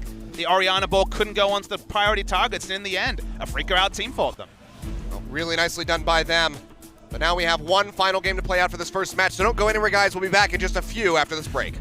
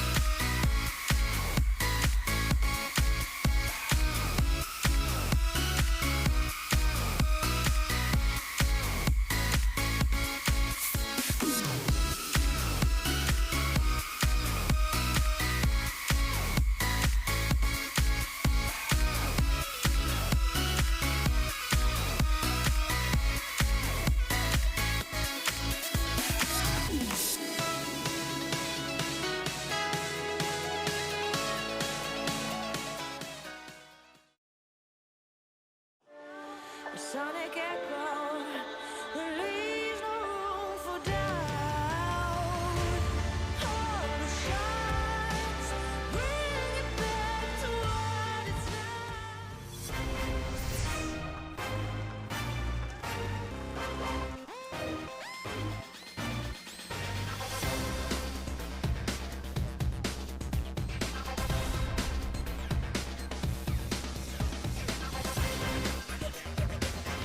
Welcome back, ladies and gentlemen. As you might expect, Marin did quite a bit. Not quite the 1,000 DPM that we saw from Septed in game number 1, but still pretty damn close. He had about the best early game Rumble performance you could ever ask for, solo killing his opponent Gragas 3 times in a row. But for the majority of 30 to 45 minutes, it looked like Everate was going to be able to wrestle it back with 2 Baron steals. Looked like they had the superior comp, but out-team fought at the end, Septed out of position first, and Helper also going in at 1v4. The terrain worked against them, and an unlikely victory for the Afreeca Freecs. MVP, largely for the early game, will go to Marin, who had a captain's performance in laning phase, that's for sure. Yeah, just destroying Helper. So we'll see how Helper's going to fare in game number 3, because now the pressure's on. Seemed like it was going to be, done deal, closed and shut here from Everate after the 2 steals, but it was remarkably bad. It was remarkably bad in lane from Helper. He's a Rumble player as himself, so took the Gragas into Rumble, and to be solo killed 3 times was, it says a lot about Marin, but unfortunately for the side of Everate, it says a lot about Helper as well. Yeah. And Marin just knowing his limits, Helper just not knowing when to quit. See that little wry smile on his face there. Just continuously coming up with those kills time and time again. At this phase of the game, Everate were looking like they would be completely taken down. This will be Rumble just flashing in for overheated kills. He already had multiple snowball items, so was a frontline damage threat in his own right. But the game changed a lot, and the phase we're seeing now was where the game was looking like it would be Everate's to take the victory, but this is the fight where Helper for once is no longer in the front line. You'll notice, not really a good place to put the ball either. Everyone on Afreeca can finally run away, and you can see Duel flashing towards a low health Helper. It's not the 5v5 fight where Oriana's shields and threat of the equalizer would decide it. It was disarray, and one time that things fell apart for Everate, it was at 50 minutes, the game ended. And now we'll find out a little bit about their mental game, because they would have felt like they were going to take this series 2-0, and now they have another full game to even pick up their first match. And starting off your season with an honorable loss is always a frustrating proposition if you're a new team. Yeah. Well, either way, Malrong will be sticking through, so not going to be seeing Comeback stepping in. Try to take hold, nor will we see Mowgli. Spirit still sticking in there despite, 2 less than stellar performances on the Olaf. This time around, early on, definitely a lot better, but still by the later stages of the game, just not really relevant. Just getting the shoulder rub from the coach. Probably needs it. Definitely needs to, I would say, a different level of performance this game does Spirit.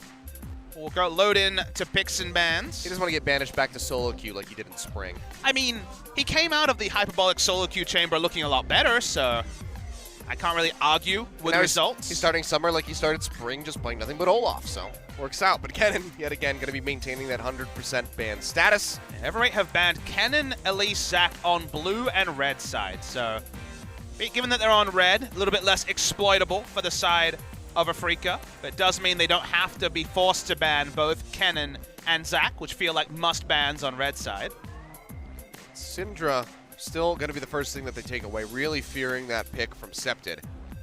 And if they see a first pick Rumble, how worried will they be is kind of the interesting question to ask here, because Helper's most impressive champion is the Rumble, and you're banning stuff that works against Rumble or can lane against Rumble, so it's pretty transparent what Everate want to do.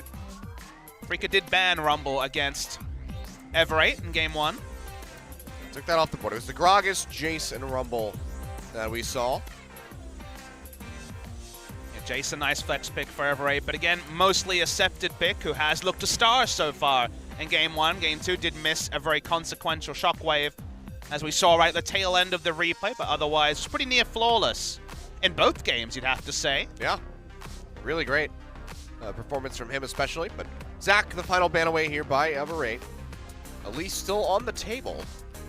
That's been one that they've been banning away, so could see that maybe go into the hands of Spirit, or maybe Malrong takes it for himself to play it during that promotion tournament. But Rumble will be the final ban here from the Afreeca Freecs. So just first pick Lee Sin.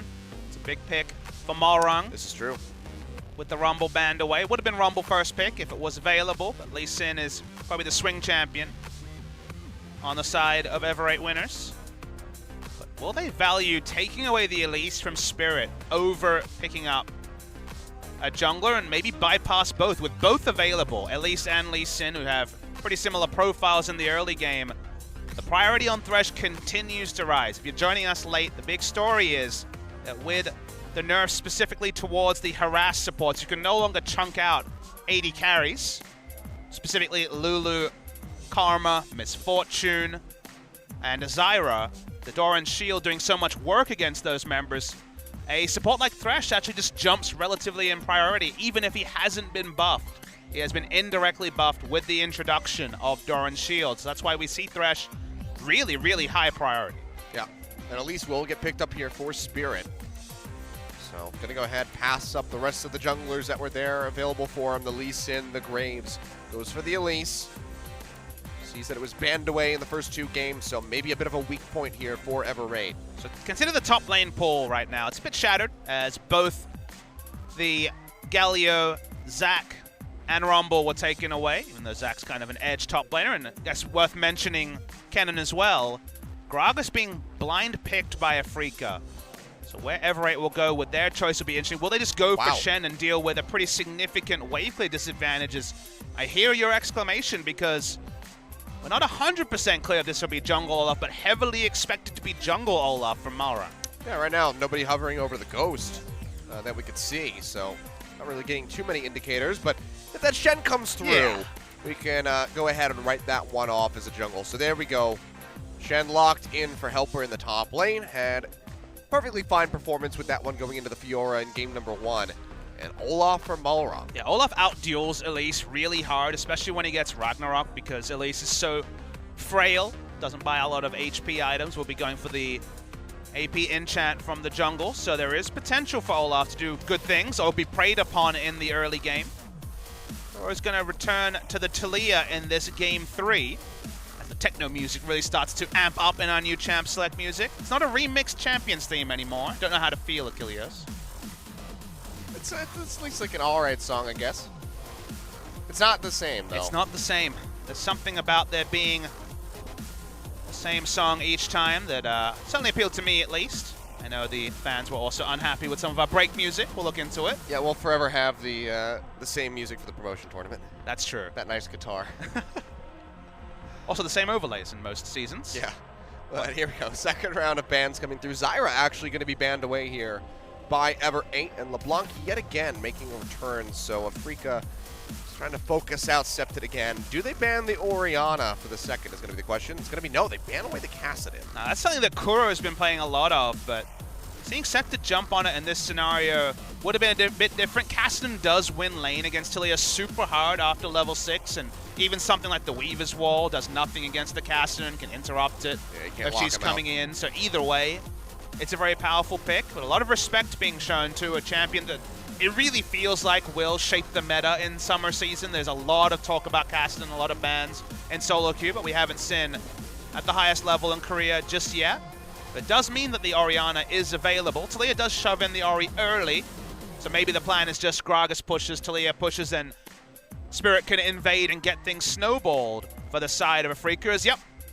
The lane focus helped a lot in the early game, you have to remember, against Ever 8 in game 2, even though they mismanaged the mid game, and about as early game as possible when it comes to pushing lanes for Afreeca Freecs. Yeah, I mean, they went for 2 of the hardest hit supports, and left over the Karma that we just saw Tucson play there in game number 2. And there's such an obvious game plan, even without the next 3 champions. It doesn't take a rocket science to be like, well, Gragas pushes in Shen, Talia pushes in most mid lane matchups, and then Elise walks in and kills Olaf pre-6. That's definitely going to be a big focus point for Afreeca with their draft and pushing lanes to try and boss around Malrong in the early game, prey upon the very young rookie player.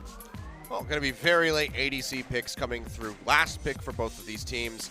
Caitlyn available. Seems like Jewel wants to move back over to that one like we saw from him in game number 1. Kramer, don't think he's going to go for the Draven again. As you say, went lane focused, tried the Draven, failed pretty miserably. Well, he was doing well.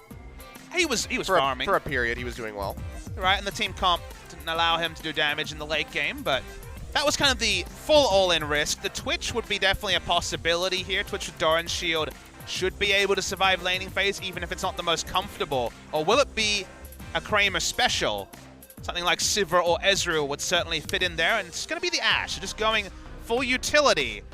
And, yep, they want to push lane and roam, Achilles. That's the story here from Afreeca Freecs. So much lockdown CC, a pick comp from Afreeca that can basically snowball a game completely out the wazoo in the mid game. I mean, Kuro going to have to be on point with those Weaver's Walls. Had a couple good ones there in game number 1, but for the most part, they were a bit lacking from what we've come to expect from him during the spring split, where he was really showing up on this champion.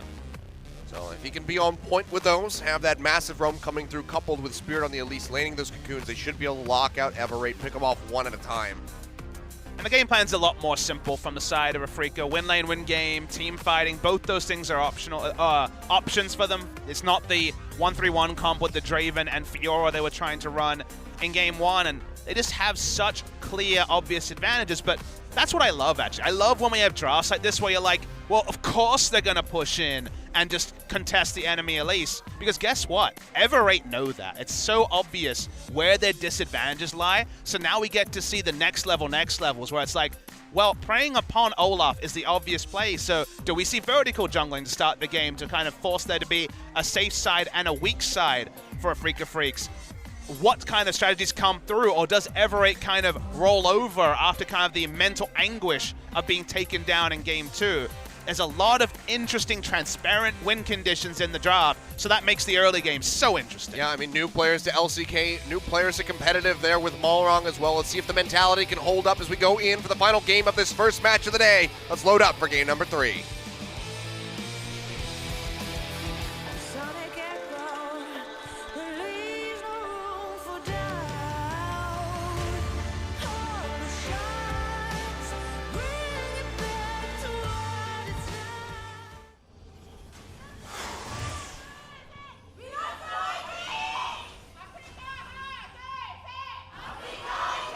Well, the Afreeca fans definitely here in droves over top of Everate, still very new organization here to LCK, so to be expected. The audience filling up now, 7:30 p.m.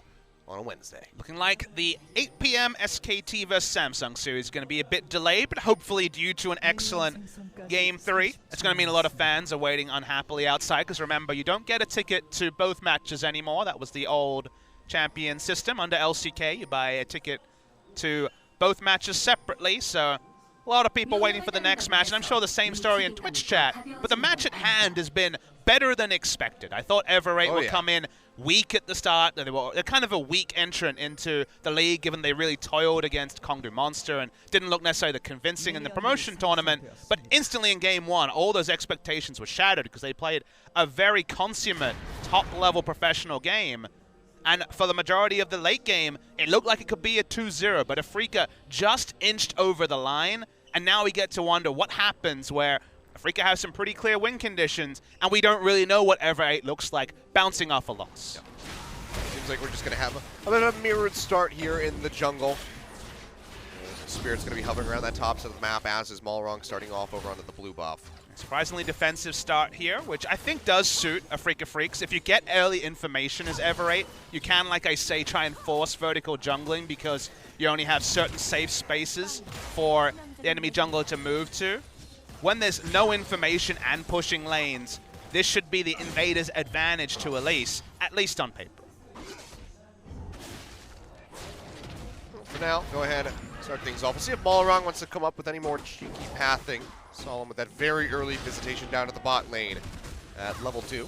As Olaf, your pathing options can't be as cheeky because you have to have that blue buff to actually clear with any speed. So started top side. We do see some Olaf players mix it up, but usually it's more relevant on someone like Spirit, who mixes it up because he plays so much Olaf that his routes are very well scouted compared to someone who plays 2 to 3 games of Olaf a season. Spirit definitely the resident when it comes down to Olaf. Walk shot comes through from Kramer. They spot out Malrong, so they just know exactly where this Olaf's going to be. Just keeping tabs on him as early as possible. Do you reckon that Spirit knew what a bro was before he went to Europe? Obviously, the bro culture there isn't quite America level, but Probably not. I don't think that there's very much a Korean analog to bros. It's a much different style here, I guess, when it comes down to your, guy-to-guy relationships, I suppose. Holding hands is totally fine. True. Korea, not thought of as being in any way bizarre. Just showing that you're just the best of friends. Cultural expectations of Roloff are very interesting. It's a very North American skin idea, you'd say. You don't hold my hand, Bob. I'm upset by that. But now the junglers are going to be in the tri-brush. Level 4 on each. Malrong going to have to go ahead and run away from this one. Ghost not yet popped. The heal will be used by Duel. Keeps him alive. But very much winning out the exchanges here. Is the Afreeca Freecs at that bottom side of the map. But now Helper junking away at Marin. Doesn't have Q cooldown to do enough damage. Couldn't quite pull it through, but you're right. Early trades going surprisingly one-sidedly towards Helper. And he has a Doran's shield. Wait, we didn't count. Oh, there, we're at 10. 10 in the first match. Yeah, all right. So far, still could be a Doran's shield coming through later. We saw some corrupting potion into Doran's shield, you remember, yesterday. It's a pretty good item, guys. When in doubt, buy a Doran's shield. It's really good. If you're not sure what Buy you a want to Doran's start shield. with, just get a Doran shield. Caitlyn has a Doran's shield. What more do you need to know? It's like, it's 40 minutes in, I need my 6th item. Doran shield. If Caitlyn has a Doran's shield, every 80 carry should be going Doran's shield. She's the one 80 carry you could be like, why don't you just buy a Cull? I don't know, you're Caitlyn, you got 650 range. Well, she's going Doran's shield because it's the best. But Sven, he refuses. I mean, he talks a big game. We're waiting for EU LCS to start to actually confirm that, Achilles. We'll see if he holds down to that promise. But now, Invade coming through. Spirit going to go ahead and pop the ward over the wall. Malrong able to finish off the Gromp. The musical chairs there were amusing. Makes it out safely. I mean, every camp that Malrong gets with the draft they have and the draft Afreeca has is actually a big win, given that how risky the early pathing will be pre-6 for the Olaf. So far, we haven't seen coordinated invades to actually take down Olaf, and all these contestations by Spirit haven't led to a CS advantage or significant kill pressure, so you're feeling pretty good about the Olaf draft so far. Yeah. Working out pretty well. Just going to be keeping up in CS at the moment as they keep clearing their way through. With the ganks, still haven't really seen those happen due to that clash on the bottom side. Both ended up walking into each other, but still just going to be slow and steady so far here as Septa just keeps farming up with his Orianna, trying to keep as close to Kuro as he possibly can. Going to be a little bit until he can really match that wave clear potential, though. Kramer, so Duel just chilling in the brush. Ella's gone back, so things pretty comfortable in every lane. Looking like about a 6 CS advantage, assuming that Duel can actually pick up all this CS in this minion wave, so nothing really to speak about in bot lane either. Seems like he can. Kramer's going to go back, has the Bilgewater Cutlass to start things off. So a lot of Essence Reaver 80 carries yesterday, but no Essence Reaver so far today. Always going to be differing opinions on where the best builds are. And with crit itemization so strong, you know, the buff to Zeal being 100 gold less, the buff to Essence Reaver and Infinity Edge together being 400 gold less overall. I can understand the people going towards Essence Reaver, but if I see 2 tanks and no Blade the Ruin King, I'm always surprised. I mean, we know that Frey very much favors the Essence Reaver, has throughout the duration of the Spring Split. But not on Ashe yesterday, for example. He's actually been staunchly sticking to Blade the Ruin King, so he innovated it, but now it's suddenly being used against him. Doesn't know how to feel. Yeah, he can feel pretty good. Because he got the win, so. He did. The 2-0 win over KT. Yep. Oh dear. I mean, they started so well and then it fell apart last season, so maybe the reverse will work this time. Could be. Meanwhile, that sentence comes through and on the Tucson, just trying to lay a bit of hurt down onto that Karma. There's only has one way to go because of the trap being down. He juked forward. Who got the blue buff? Oh, it's Gragas. Okay. Well, nice little takeaway there by Marin. All wrong. Feels bad. It's the first time that this pushing advantage actually led to an objective, though. Then blue buff's only a small one. So actually, later on this week, on Saturday, we will have Afreeca versus KT, and suddenly, it's a very questionable game as far as who's going to come out on top. Especially if Afreeca lose this series, it's going to be two teams with a lot to prove. Even if they win, it's going to be KT just, you'd hope, firing on all cylinders. Otherwise, a lot of what we thought we knew about the season, you know, I think everyone at the start of the year was like, yep, Samsung, KT, SKT to Worlds. None of that's been inked yet. We haven't seen SKT yet, but come on, they're going to Worlds, let's be real.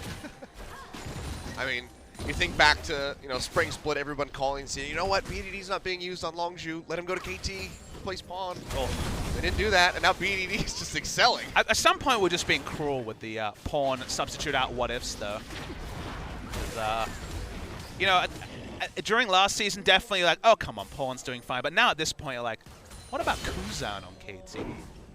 KT probably, unless Smeb's going to play it, they just need a ban Fizz, so you can't lock it in. Well, maybe those fortunes will change. More exchanges in the bottom side of the map. Tucson and Ella yet again being chunked out. Let's not decide seasons on one match. Glass half full pawn flip. There you go. You gotta be careful saying that sentence. Maybe with your accent. That's true. I don't have too many issues with it. Look at you. So good at talk. Oh, yeah. I would hope so. Gotta be at least adequate at it. At least adequate. Achilles 2017. I'd be willing to rubber stamp that one. Pop a seal of approval. Thank you. Much appreciated. Well, Feels Marin's bad. being a huge jerk. Yeah. Doing a Papa Smithy, if you will. As expected. I mean, goodbye. Why are you even trying this helper? Maybe he's just happy getting experience. I guess. Really? That was actually probably a bad idea, given that now he can't interrupt the Shen ultimate. Oh, he's got body slam. Sure, but he probably has to flash. It's less reliable, yeah. I don't know about ulting in that scenario, but it did successfully make him a huge alpha male. They don't have Brolov skin this time, so they have to go with the skills. And even then, just the taunt missing into the body slam, just beating the crap out of Helper. If Helper gets solo killed here, I'm probably going to lose my mind. Yeah. He's recalling Achilles. He's going to try. Oh, they used to Q on the minion wave. All right. Missed opportunity. See you, nerd. Marin's perfectly happy with it this time around. Good lord. I mean, he's 22 CS up in standing lanes, which feels pretty good. Yeah. That's a decent buy here for Helper, though. Has that Spectre Scout with the Tiamat now. So wave clear is going to be decent, and Marin's just going to go ham. He's going to Hey, if he's going to let me bop me, you know, I'm going to bop him hard. It's going to be the hook coming through here. They lock down Tucson. Big burst of damage comes through. Incepted finds the first blood. Weaver's Wall thrown down. Ella locked up by the Enchanted Crystalline Arrow. Spirit goes in, trying to find the kill, but the State United comes through from Helper, keeping him alive. Flash over the wall. The Shockwave connects onto both. The Axe comes through. They slow him up. Septed will not go down. They get rid of Spirit. 2 kills on the board for Everate as Kuro desperately tries to throw out the threaded volley, but Helper is there to body block. Yeah, both kills claimed by the side of the Afreeca Freecs. Karma on a bit of a walk, taken out first. Oh, now the taunt going through, later. trying to lock down Kuro. Has them flashed away, but now both Summoner spells burned out by the Talia. He had to cleanse and flash. Really awkward stuff there from Kuro. Suddenly, even an axe is going to be enough CC. Take him down. Kenzan, Ghost and flash. My apologies. We'll see the replay here. There was this vision battle, but you would think that Tucson had earlier information. Hook registers from Ella, and they just deleted Tucson. Tucson saw him coming, and yet still offered himself up for a hook. I like Spirit just waiting in the brush. He's like, well, I don't want anything to do with this. Comes down on the wrong side of the wall, has to flash away, and a massive shockwave from Septed, already lining things up for his team, helping him to get out to an early lead. Everate, only 400 up, but still. It's going to be a nice start getting those kills in, onto the Orianna, onto the Olaf. Yeah, Marin just continued to extend the CS lead, and crucially, Helper didn't even pick up an assist when he came in with the Stand United. In this lane, though, we see Alex get picked. So far, a lot of damage onto him. He's backing away. He's going low, going to flash over the wall and over to the Krugs. TP comes through from Marin, gets the cask in on Septed, knocks him away, comes up with a kill. Nicely done by him. That's going to open up a lot of pressure in onto this mid-turn as Kuro starts chipping away. But all wrong in the vicinity. Be able to clear out these minions with the axe throw, the undertow. Yeah, super clean stuff from Marin. Extra burst on the Sheen, helping out to secure the kill even more. Now they have a lot of control over bot side. We knew this was the potential with the pushing lanes and the Elise invading. But having the mid laner go down means they should have pretty much full control over red side Ever8 winners jungle. Yeah. So even though Kuro doesn't have that Weaver's Wall to, to offer up to get down to the bottom lane, still have to kite back away from the turret, showing respect for his Duel and Ella. Still very worried about that potential CC chain that we can see come through with the arrow into the tether or the cocoon. That's why you see any given order. That's why you see Ella just dancing around maximum experience range and being ready to throw out a dark passage at any point. It's the respectful way to play the lane.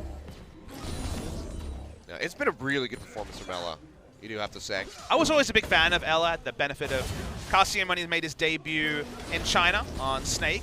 Ella and Crystal, the famous Callista and Draven lanes that Crystal liked to run. And Ella was kind of an unsung hero on that team, but never played professionally at the highest level in Korea before he went over, so didn't have much of a reputation.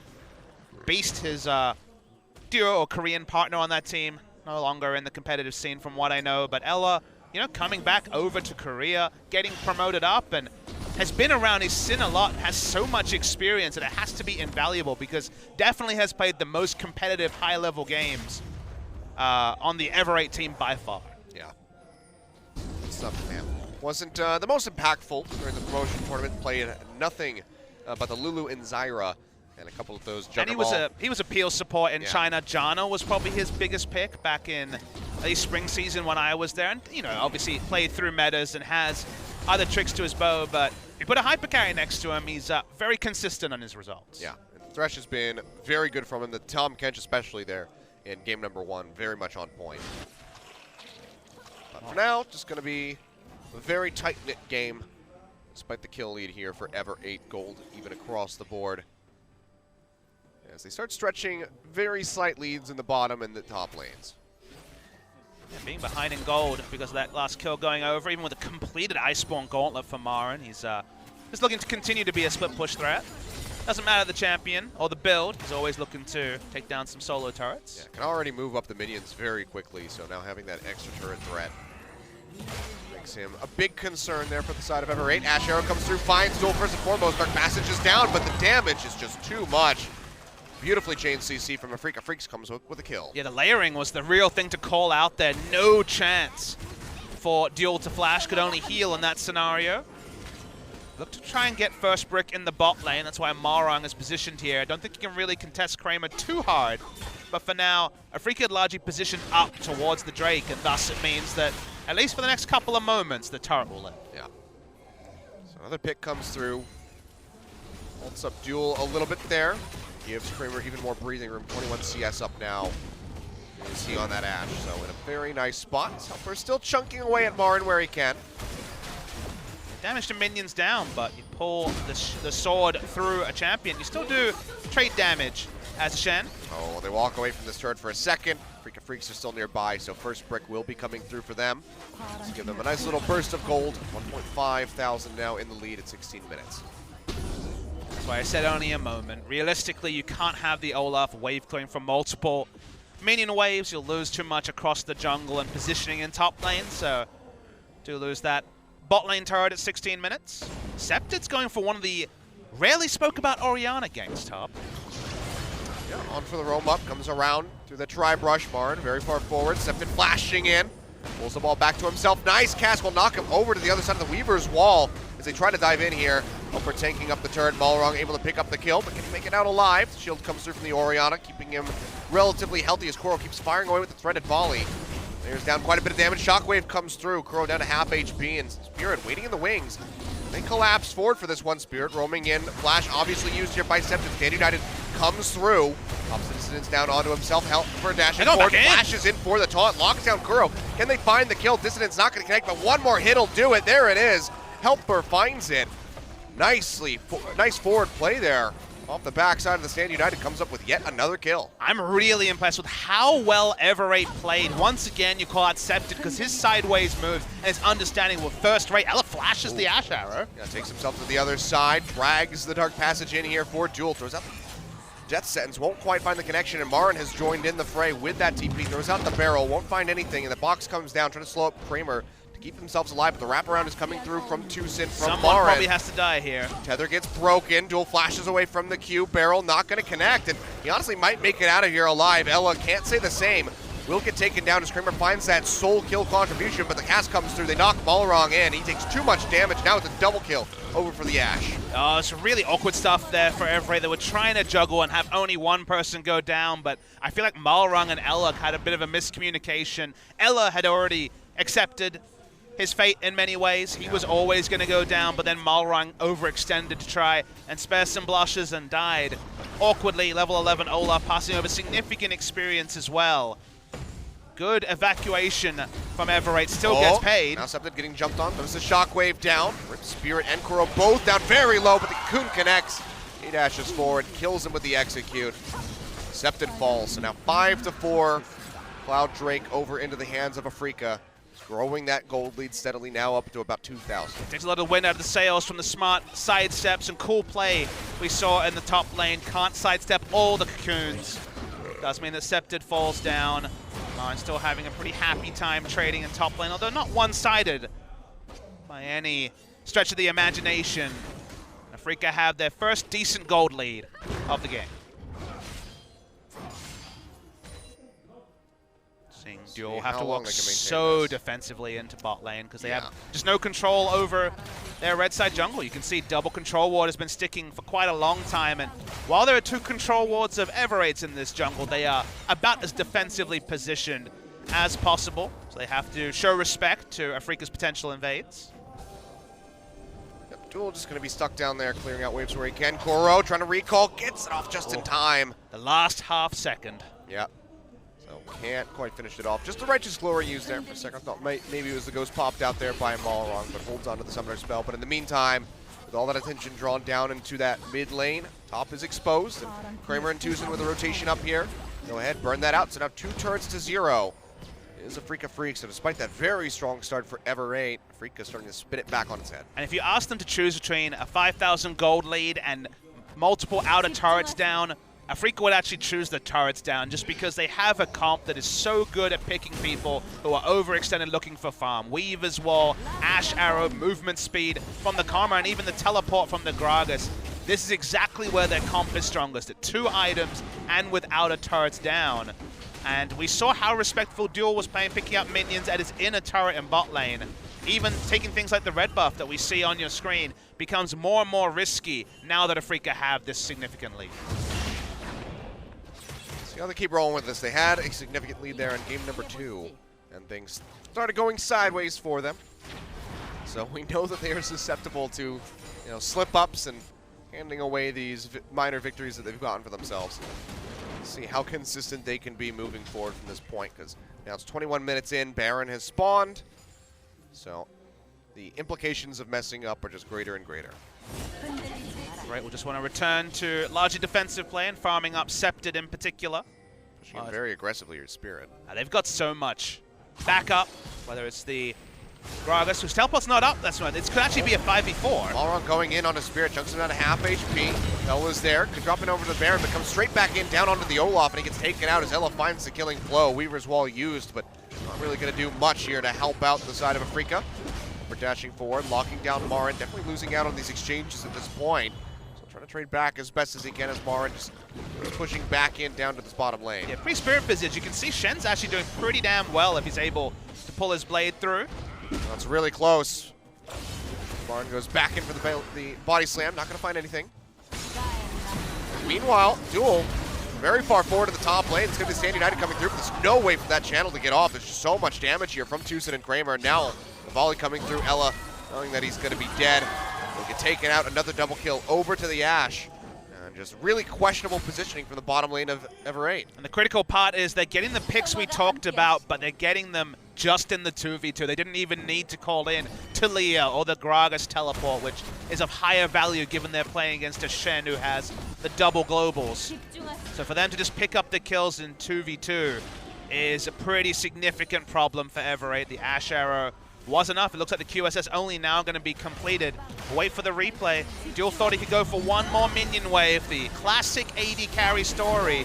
When Ruler made his debut in Korea, we saw this sort of play from him, and we see it from Duel at the highest level. If it feels like it's just one more wave, you've probably made a mistake. I mean, probably was going to be dead anyway, but didn't take the Dark Passage that entire time with the Stand United on top of him, so probably would have allowed at least for Helper to join in the frame, maybe answer back a kill and help keep Ella alive, but oddly played by Duel, oddly positioned by him at the start of that, and they get punished yet again. I mean, Kramer, 2 double kills, 4-0-1 now.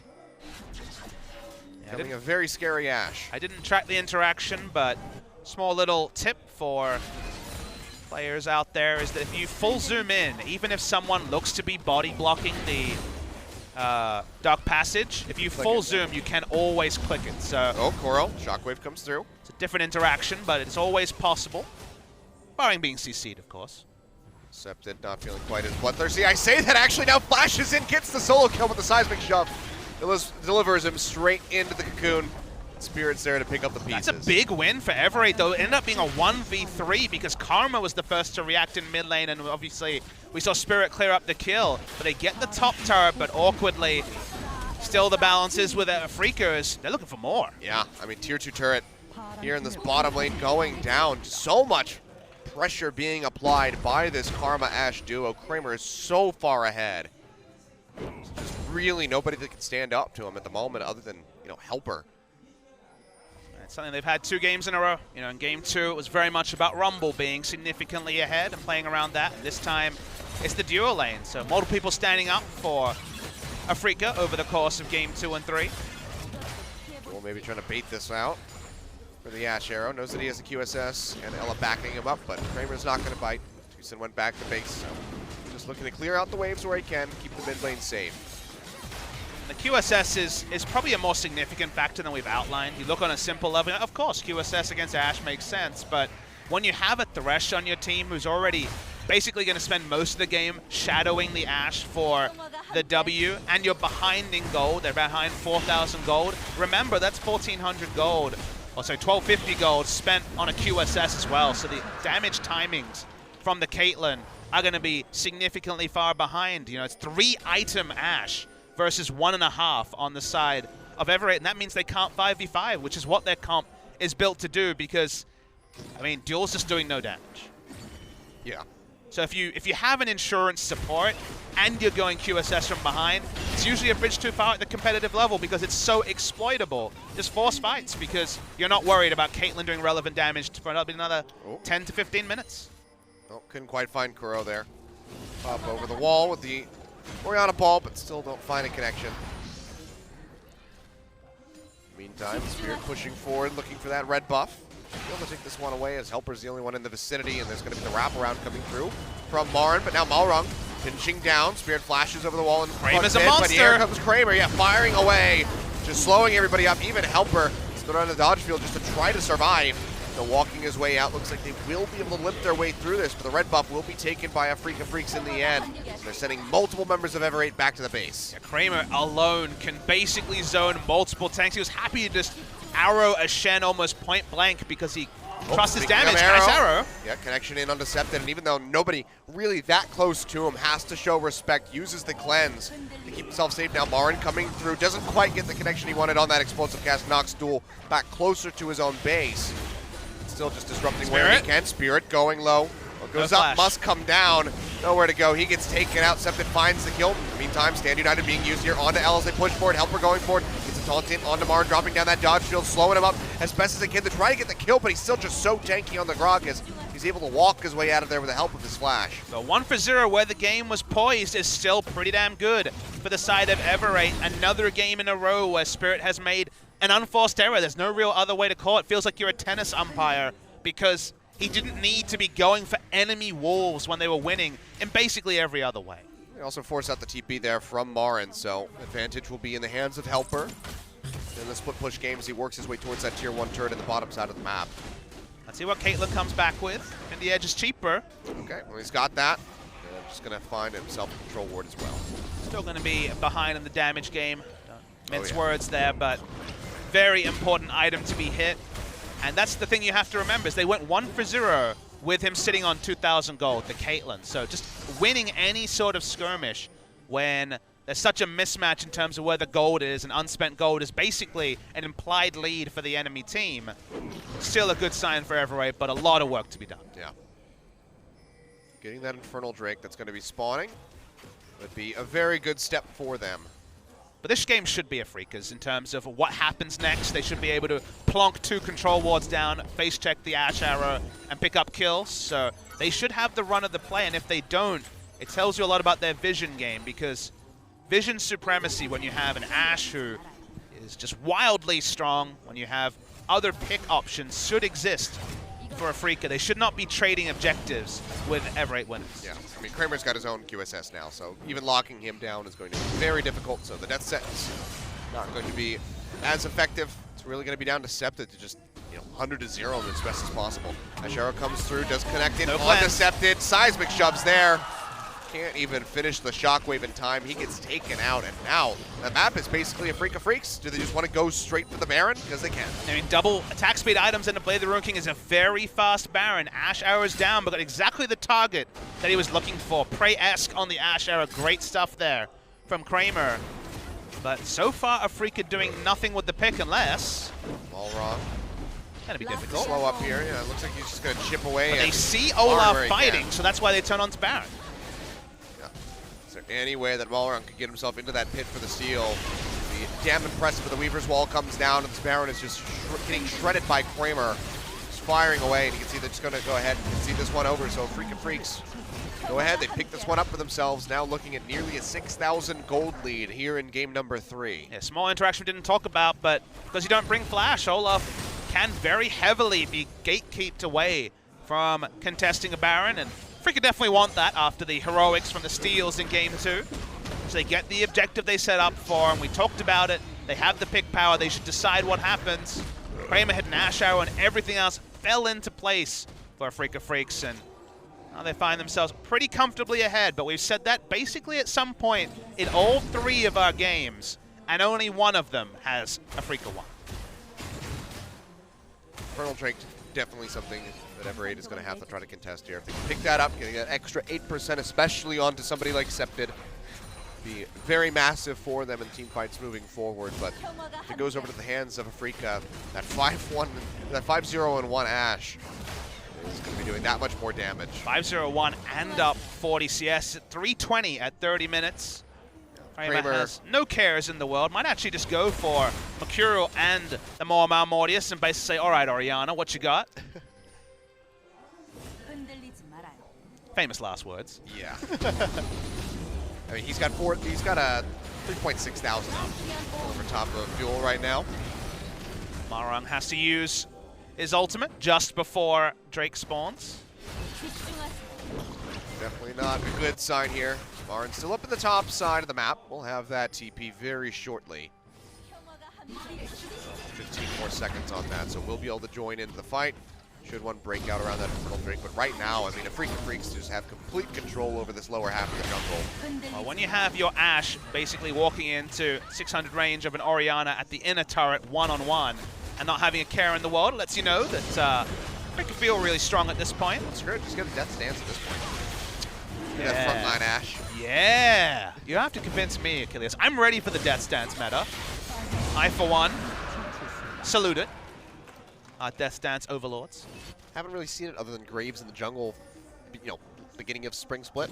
Unless you count yesterday, of course, in the frontline Jace play. That's true. From Ixu, just pounding people and healing up for massive damage. That's true. Somehow that one slipped my mind. It's buffed the bronze Jace, because you can just stay in hammer form in team fights and you're fine. You're full health. Well, tier 2 turrets going down across the board here for Ever8. This is what getting taken out. This is what it looks like when you have push advantage in every lane and you lose the mid. Well, they're going to do a lot of investment here on Damar and try to take him out. Explosive cast comes down, not quite going to find anything, but is able to body slam through the wall. Neptune heal does clip onto him, but the hook comes back through yet again from Ella. Flay now in onto Spirit. 2 kills picked up, but they're losing quite a lot more than that now into the bottom side of the map. TP's coming through. Will it get finished? Yes, it does right in the last second, but it doesn't matter. Septid has already been taken out by Kramer. His 6th kill of the game. Maybe looking for his 7th one. Not going to find it as Tucson takes it away, but they will go ahead and pick up that inhibitor at the bottom side of the map. And Afreeca Freecs, how long do they want to stick around, honestly? Because Jewel does no damage. And there's 40 seconds left on Decepted. Allround comes back out here. Kramer getting that massive shield push through from Tucson. They're in onto the Nexus turrets. Redemption coming down here from Everate. Hook onto Pop back Kramer. up. Uller, yeah, a duel here, yeah. He does get healed up, and now they go back in onto Kramer. Can they finish him off? They do, right at the last second before both Jewel and Ella go down. They keep themselves alive for the moment, and Kramer finally gets shut down. Balrog pushing forward, biting off a bit more than he can shoot, because Kuro still offers up quite a bit of damage here. Looks like he will be able to make it out safely as he wraps his way behind the minions, making sure the threaded volley can't find him, but inhibitor down. Kramer finally killed, but things still looking pretty abysmal for Everate. While it looked like comical levels of aggression overstaying in the 3v3 when obvious respawns going to come in soon for Everate, it took a miracle hook onto Kramer to actually allow Everate to halt off losing at minimum one Nexus turret. Kramer will come back with another litany of items. He is only the more Malmortius completion short of 6 items at 33 minutes, and you know, Spirit decided to have a front row seat to Marin dying in top lane, even gave over some gold himself, but the real action was happening in the bottom lane. They break the base, and, well, they want to kill Septed. Yeah, Weaver's Wall coming through, Septed on, and Lonesome throws out the Shockwave. The repel is there from Spirit to dodge that one out. Ball wrong. Knocked into the wall, body slam comes through, they try to lock him up. Does have the Ragnarok available still, might have to use it, there it is. So it does come through, and the Dark Passage tossed out to really make sure they can drag him out to safety. But this is just going to be that final outer turret going down here. Favor the Afreeca Freecs, 7-1 in that regard as they get ready to stretch towards 10,000 gold in the lead. Kramer alone in mid lane again. Respawn comes in strong, looking for some backup CC, but not finding any. Afreeca looking to kill the game. They will feel like they stole away a series if they're to win this one, and seems very unlikely for the result to go any other way than the Afreeca Freecs. Yeah. Pushing in, looking for that second inhibitor. The inhib turret just going to go ahead and get melted out. Hook comes through onto Marin, but it's just not enough. Even with the explosive cask whiffing, Party cask. there's still not enough of an opening here for Everate to try to capitalize on really anything. It's a minute and 20 seconds left onto that second Baron spawning up, and they have super creeps in the bottom side of the map, so their attention is going to be pulled as far away as humanly possible. Yeah, they'll just go for the backs. Breathing room for Everate, but breathing room with really nothing behind the curtains. There's no light at the end of the tunnel, you'd have to think, for Everate winners. Their AD carry being 4,000 gold, 3,500 gold behind, and going early at defensive itemization meant they really couldn't fight. Afreeca have continued to make mistakes. They've made just so many mistakes over the course of 3 games, but you pick up the victory, there's no asterisk next to it, says on this day, Afreeca won 2-1. In a year's time, you won't remember the particularities of this game, and Everate were hoping to kind of shatter the notion of being the 10th place team in the league. You know, they looked like on paper, let's be real. They did that in game 1, but the next 2 games look to be going the way of Afreeca as they want to ice it here. Yeah, Marin says hello, gets that nice cask into the walls, locking up Jewel, and Ella goes low. Redemption being thrown down. Can they finish him off in time? Ashero clips Jewel in the backside, even though he gets healed up. Has the cleanse, still goes down. Kills picked up for Kramer and Kuro. Now firing away in onto Helper, dashes away with the Shadow Dance, but still going to be just be handing over a double kill for Kuro. 11,000 gold up now as Afreeca, both inhibs down in the mid and bottom side of the map. They're just going to be going for the finish here. Just not a whole lot that Balrog and Septed can do. Yeah, Marin can tank up the turret for days just as the minion wave comes in, and against all expectation, Freecs going to do it. Yep, they go ahead, knock those down, get straight in onto the Nexus, looking for a last little kill there on Septed. Won't quite find it, but they will find that Nexus. 36 minutes on the clock, much faster than our first 2 in the series. Balrog somehow able to kill Kuro right at the end there. But he's going to pay for this one with his own life. The ace completed. Afreeca close out the set 2-1.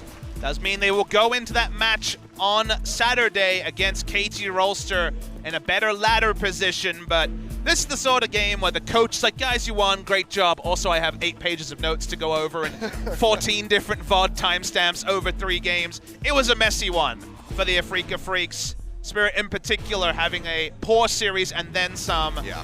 Marin had good games. Kramer was majestic on the Ashe in the last game. And credit Tucson as well, doing his job. But Everate winners, you know, it is definitely heartbreaking to see them not come away with anything from this game. That's what happens in best of 3s. There's no 1-1s. It would have been the honorable 1-1 back in the old Champions format. This time it's no points and some things to work on, specifically around the man on your screen, Helper, who game 2 was almost completely decided with how far behind he fell to Marin's Rumble. And he didn't really inspire confidence on his Shen in game 3. Yeah. Well, Everett, still strong performance there in games 1 and 2. Bit tragic not able to close out that 2-0 despite how good it looked for so very long. But on the day, they walk away with that loss, but at the same time, they're still higher ranked than KT Rolster. That's how wins and losses go, you know? Afreeca Freecs can walk away with the win and laugh at KT fans. And that's really what Champions is about. If you think about it, at the end of the day, SKT always wins, and at least 80% of the fans are laughing at KT. For time immortal, that's just how things are going to be, I suppose. Sadly, that is just the way it is. All right, well, Afreeca Freecs, first game out, put that win on the board. Still, probably going to have to tighten up that performance. Like you said, very long VOD review session before they're set against KT Rolls. Mowgli looks like 8 in the booth there. He looks younger than Malron. He really does. How's that even possible? I don't know. That's illegal. I'm going to tell Riot. He's can't actually be, like 15. You can only be like 3 months younger than Malron, otherwise you just can't be playing on the stage. Yeah. They doctored his papers. And Malron looks pretty sad. Remember, he could have played Lee Sin in the final game. It was left available, but chose the Olaf that certainly wasn't one of the big downfalls of the team, but couldn't really have the playmaking that he did in game 1, where he was right up there with Septed. And specifically that duo was on the same page as Kramer. Pumped out the damage this game, that's for sure. Yeah. Just quite a bit of it, so much that it goes off the screen. That's true. He did 3,013 damage, lol. 3,113 damage. What on Ashe? Huh. Absolutely terrible. Cacao-esque. Yeah, I mean, even the Thresh did more than him. Embarrassing. You can only judge people by what it says on the screen, okay? Yeah. Well, yet again, almost 1,000 DPM for one of these players here, and Kramer will be able to walk away with the MVP, tying up everybody.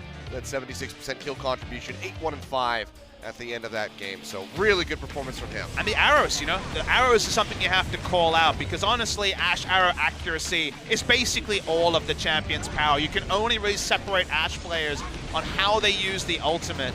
And in this game, multiple picks, you know, some of them easier than others, but a lot of them using terrain smartly. And the one onto Septed when his cleanse was down probably sealed the game. We're going to see it here. This is how you use Ashe in competitive play, ladies and gentlemen. Out of vision, knew that there was no wards put there, as Everett had been played much more defensively, and then you just have crazy amounts of damage, free auto, and no one was going to be shutting down this Ashe. Yeah. For some reason, we're watching the top side of this replay when the Ashe is in the bottom. Well, This game is being decided on the minimap. Look at Ashe on the minimap doing such good stuff. They just wanted to throw something out there for Everett to feel good about. So they're like, here you go, here's those 2 kills you got, and then there you go, back to getting dumpstered by Kramer. Yeah, Kramer's doing crazy damage. When you have Blade the Ruin King double Zeal item, when the enemy Caitlyn has Berserker Greaves, Hurricane, a BF Sword, and a QSS, you win that game 9 times out of 10, and so Afreeca did.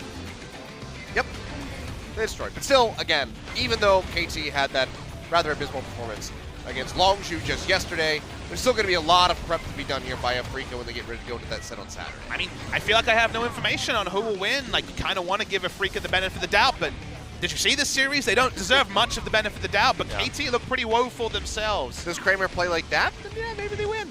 I mean, you can make very simple statements like KT's on a 5-game losing streak because they lost 3-0 to SKT. Stats can be woven in different ways, Killians.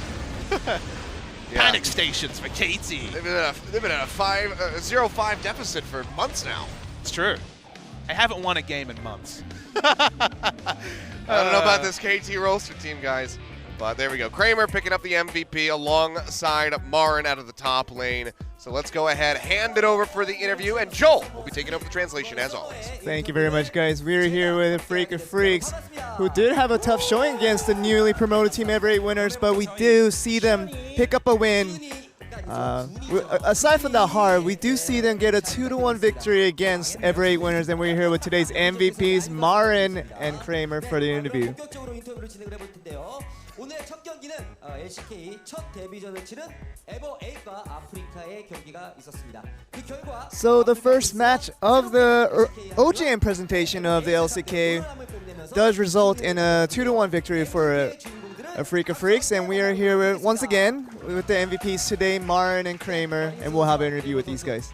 축하 말씀드리겠습니다. Congratulations, guys. How do you guys feel? 네, 축하드립니다. 네, 오늘 경기가 굉장히 쉽지 않았어요. Because we know that today's games obviously didn't look tough, very easy for you guys. But how did it go? 그래도 MVP도 받고 you know, on the positive side, we did get the win and I did get the MVP, and so that's something positive to look at. But you know, aside from that, we can't just be all happy about this because we do have a lot of work to do, you know, resulting from this win. 크레머 선수에게 좀 질문을 드리겠는데 실제로 스크림을 굉장히 열심히 했다. Kramer, I would like to ask that, you know, the Freecs organization has rumored that you guys have been practicing much harder these days and have been doing more scrims, but what was the result of that? 본인이세요? 네, 그게 뭐 스크린 때문에 흘린 건 아니고요. 그냥 제가 Yeah, I think trying to, you know, do a lot of different things during scrims and try to be more experimental. 커피를 흘린 걸로 알고 있었는데 그런 건 아니었고, 예, 굉장히 좀 민망해지네요. 그렇죠. 뭐 그러면 이제 게임 얘기 좀 해보자면 1세트 And next game we want to talk about the game itself, but in the game one, it wasn't really a game for you guys. And it seemed like Ever8 winners showed that explosive and aggressive playstyle that we kind of expected, but it didn't expect to this degree. What do you think about that?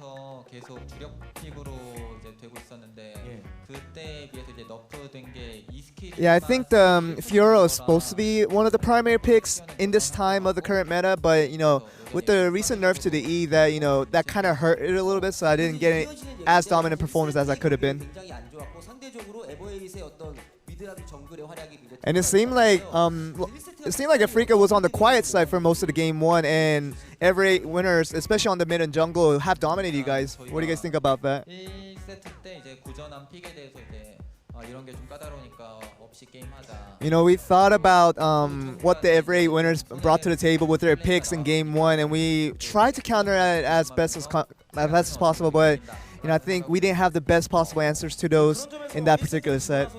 선수들 표정에 비춰졌을 때도 확실히 좀 그렇게 엄청 심각해 보이진 않았거든요. But it seemed like, you know, even after that loss after game one, we saw your expressions, and it wasn't as severe as we, you know, thought it could have been. But what was your feeling after the game? 1세트 같은 경우는 저희가 신드라한테 킬을 너무 많이 줘서 그냥 Yeah, I think first game was really about the Syndra trying to, you know, counter for it, but you know, it had so many kills in the early game that we just didn't have much room to, you know, fight back after that. 그래서 저희가 또 2세트 마린 선수의 럼블 또 솔킬 장면들을 영상으로 준비했고. And second game, we had to talk about Martin's Rumble, and we do have a highlight prepared, and we saw the multiple instances of this where he did get solo kills off of Helper. And Helper's one of those players that is famous for his Rumble plays, but it seemed like he was very undecisive of what he was supposed to do against your Rumble. 근데 일단 헬퍼 선수가 럼블을 좋아해서 그런지. Yeah, it seemed like, you know, Helper does liken the Rumble very much. I think that's why he went a little bit more aggressive than if he didn't know the Rumble at all. I think he was just trying to live on the edge and just kind of play on the edge. I think that's what costed him multiple times, and those close inches really cost him a lot. 그리고 연달아 그럼 이어지는 얘기가 2세트에서 사실 게임이 좀 유리했는데. And what we want to follow is that game two, it was very much of an advantage for you guys throughout the game, but throughout the, you know, the late mid game to the late game, it seemed like Ever8 winners through those Baron steals, it seemed like you guys were going to lose the game. What was the thought between that? 자기가 이제 스마 싸움이 안 된다고 이제 Spirit did warn us before in those Baron fights that, you know, we were not going to go for the 50-50 smites, and, you know, he did warn us, but the rest of the teammates, we just kind of went in aggressively and kind of, you know, paid the cost for that. 훨씬 더 뭐 수월했겠습니다. 또 단타 싸움이라는 것이 또 워낙 원래 않는 거잖아요. 쪽이 유리하니까. 네. 그리고 나서 이제 마지막 3세트를 And next we want to talk about the game 3.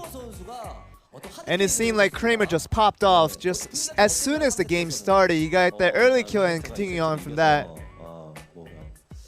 좀 쉽게 할 수 있다고 저는 생각을 했는데 You know, I thought we were wanting to take it slow, but you know, we got the opportunistic kill that, and after that, you know, we just kind of racked up the kills after that, and just the games turned out to be easier after that. 일단 픽이나 조합을 보고 나서 이제 And with the picks and the bans that we decided to go with, we really looked at what Ever8 winners' style was, and we tried to see what best counters those guys. 이기고 나서 오히려 좀 마음이 편안해졌던 것 같아요. 그렇죠. 그래서 3세트에서는 또 어떻게 보면 상대 핵심 에이스라고 볼 수 있는 세티드 선수를 되게 노골적으로. In game 3, it seemed like you guys were really targeting the ace of the Ever8 winners team with Septid, and it seemed like you guys were targeting him, trying to take him down as early as possible. 일단 뭐라 해야지 위협적인 게 하나도 없었어요. 게임 And the game was really towards the mid because the top laner and the bot duo of Every Winners didn't have too much pressure on us. So all we had to really think about was and focus was on the mid lane and trying to get him down as fast as we could. 네, 사실 지금 메타가 고정돼 있지 않고 뭐가 나올지 계속 연구되는 And right now, I think the current meta is really unknown to many people and really don't know what this is turning out to be. And a lot of people are experimenting with it, but what is your current thoughts on the current meta, and do you think you're adjusting very well to it? 드레이븐도 되게 좋은 픽이라고 생각을 해요. I really think Draven is a wonderful pick to go with in the current meta. 일단 오늘은 잘 안 된 것 But I 같고요. think today was just one of those situations that didn't work out, but I think we should give it a few more chances, and hopefully we can see it shine in the LCK stage very soon. 그것이 뭐 2세트에도 뭐 제대로 먹혀 들어가면서 어쨌든 승리를 또 챙겨봤습니다. 그리고 또 지난 또 스프링에 대한 이야기를 안 할 수가 없어요. 또 And we have to talk about last spring also, because you guys are continuing on from that. 그런 성적으로 마무리했던 But you know, you guys finished off in 5th place, and you guys probably would want more out of this season compared to the last split. But do you have anything to say to that? 일단 스프링 때는 정말 아쉽게 Yeah, spring was a very disappointing split for all of us, because I know that, you know, even the fans and, you know, us as players, we really expected more out of ourselves, and I think that placement in the spring wasn't really of a satisfaction for us. So we want to get a much higher place and reach much higher in the playoffs this split. 아프리카를 응원해 주시기 위해서 현장에 And a lot of people here are cheering for the Afreeca squad. You want to say to the fans here? We always thank the fans for coming out and really cheering for us. And you know, with the cheers that you guys give us, we just want to work that much harder and give you guys back all the results that you guys deserve. 네, 오늘 And that seems to be the end of the interview. Back over to you guys. Thank you very much, Joel. So yeah, giving the results that the fans deserve, says Kramer and Marin right there. So, you know, looking to aim a bit higher. Gonna have to tighten things up if they want to make it back into that top 5 position, you'd have to say. Really rough performance from Afreeca Freecs, but also a pretty good one in games 1 and 2 from Everate, the newcomers here in LCK. Yeah, but at the end of the day, you have to reverse those feelings because Everate, it was an honorable loss, but that's all. Only get a single game score, no match score, no points for going down 2-1, and Afreeca Freecs did a lot of things wrong, a lot of things. It still was very much the up and down Afreeca Freecs from spring season, but they pick up the match win and they'll have to get better to beat KT, but we got a sick matchup coming up next. Yeah, we're not done yet. It's going to be Samsung versus SK Telecom as our second set of the day, the rematch from 2016 World Finals. So you saw Samsung dismantle SK Telecom the last time that these guys squared off, then got destroyed by KT, who then got destroyed by SK Telecom. So really not sure what's going to happen. Where does the destruction end? It's just going to be a constant chain going through. It's going to be 5-for-5 fights all over the Rift. That's what we're going to see. Just double wipes everywhere. Yeah, we'll see what happens when we come back for that one. It's going to be an action-packed set, you'd have to say. SKT coming back from their victory at MSI, going to be looking to maintain control of the LCK as well. Samsung, can they have dominance? Can they finally make it into that final? It's going to be the start of it right here. This is the question we get to answer after the break. I'm ready to get it. All right, so don't go anywhere, guys. We'll be back in about 15, 20 or so minutes. Let the players get set up in the booths, and then we'll have that set underway. So we'll see you in just a bit.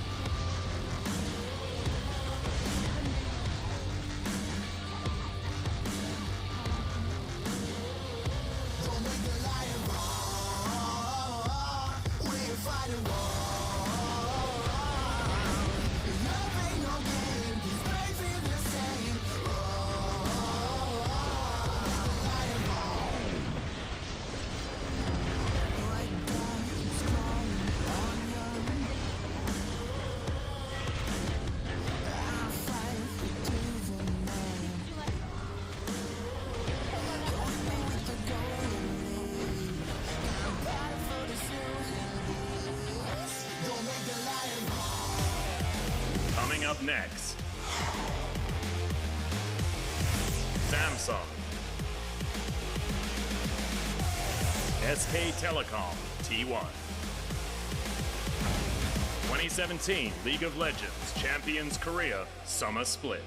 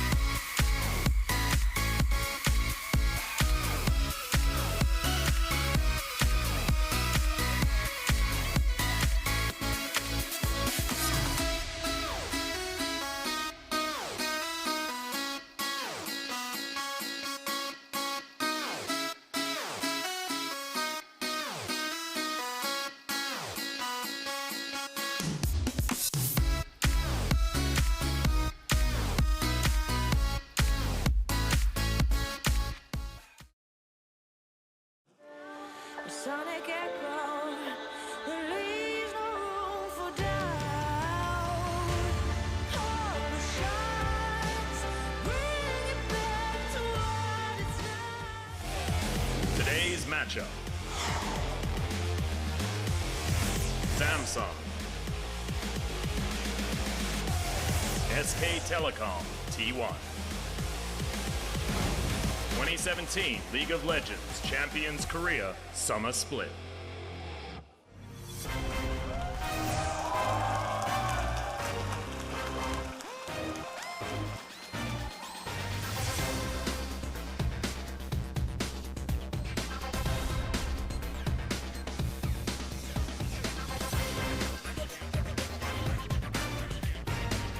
Welcome back, guys, to LCK here at OGN. I'm Achilles, that's Papa Smithy, and now it's time to dive back into the marquee matchup of the day. SK Telecom versus Samsung, the 2016 World Final rematch. I mean, the last time these guys squared off, very one-sided victory for Samsung. Again, went on to lose against KT, who then went to lose against SK Telecom in that final. So we don't really know where the power is going to lie. I mean, the greater than chains and just the level of significance of this match doesn't really need a lot of explaining. Like you say, 2016 finals rematch. The top two teams in regular season in the LCK last season. The very likely final given KT's fall and Samsung's rise right towards the end of the season that was denied by, like you say, a capitulation. You can't really put it any other way. Yeah. The manner in which Samsung lost to KT Rolster was an unexpected one, and Haru was perhaps one of the big question marks that his performance compared to regular season was a lot lower. And interestingly, Haru will not be starting. The newly married man, Ambition,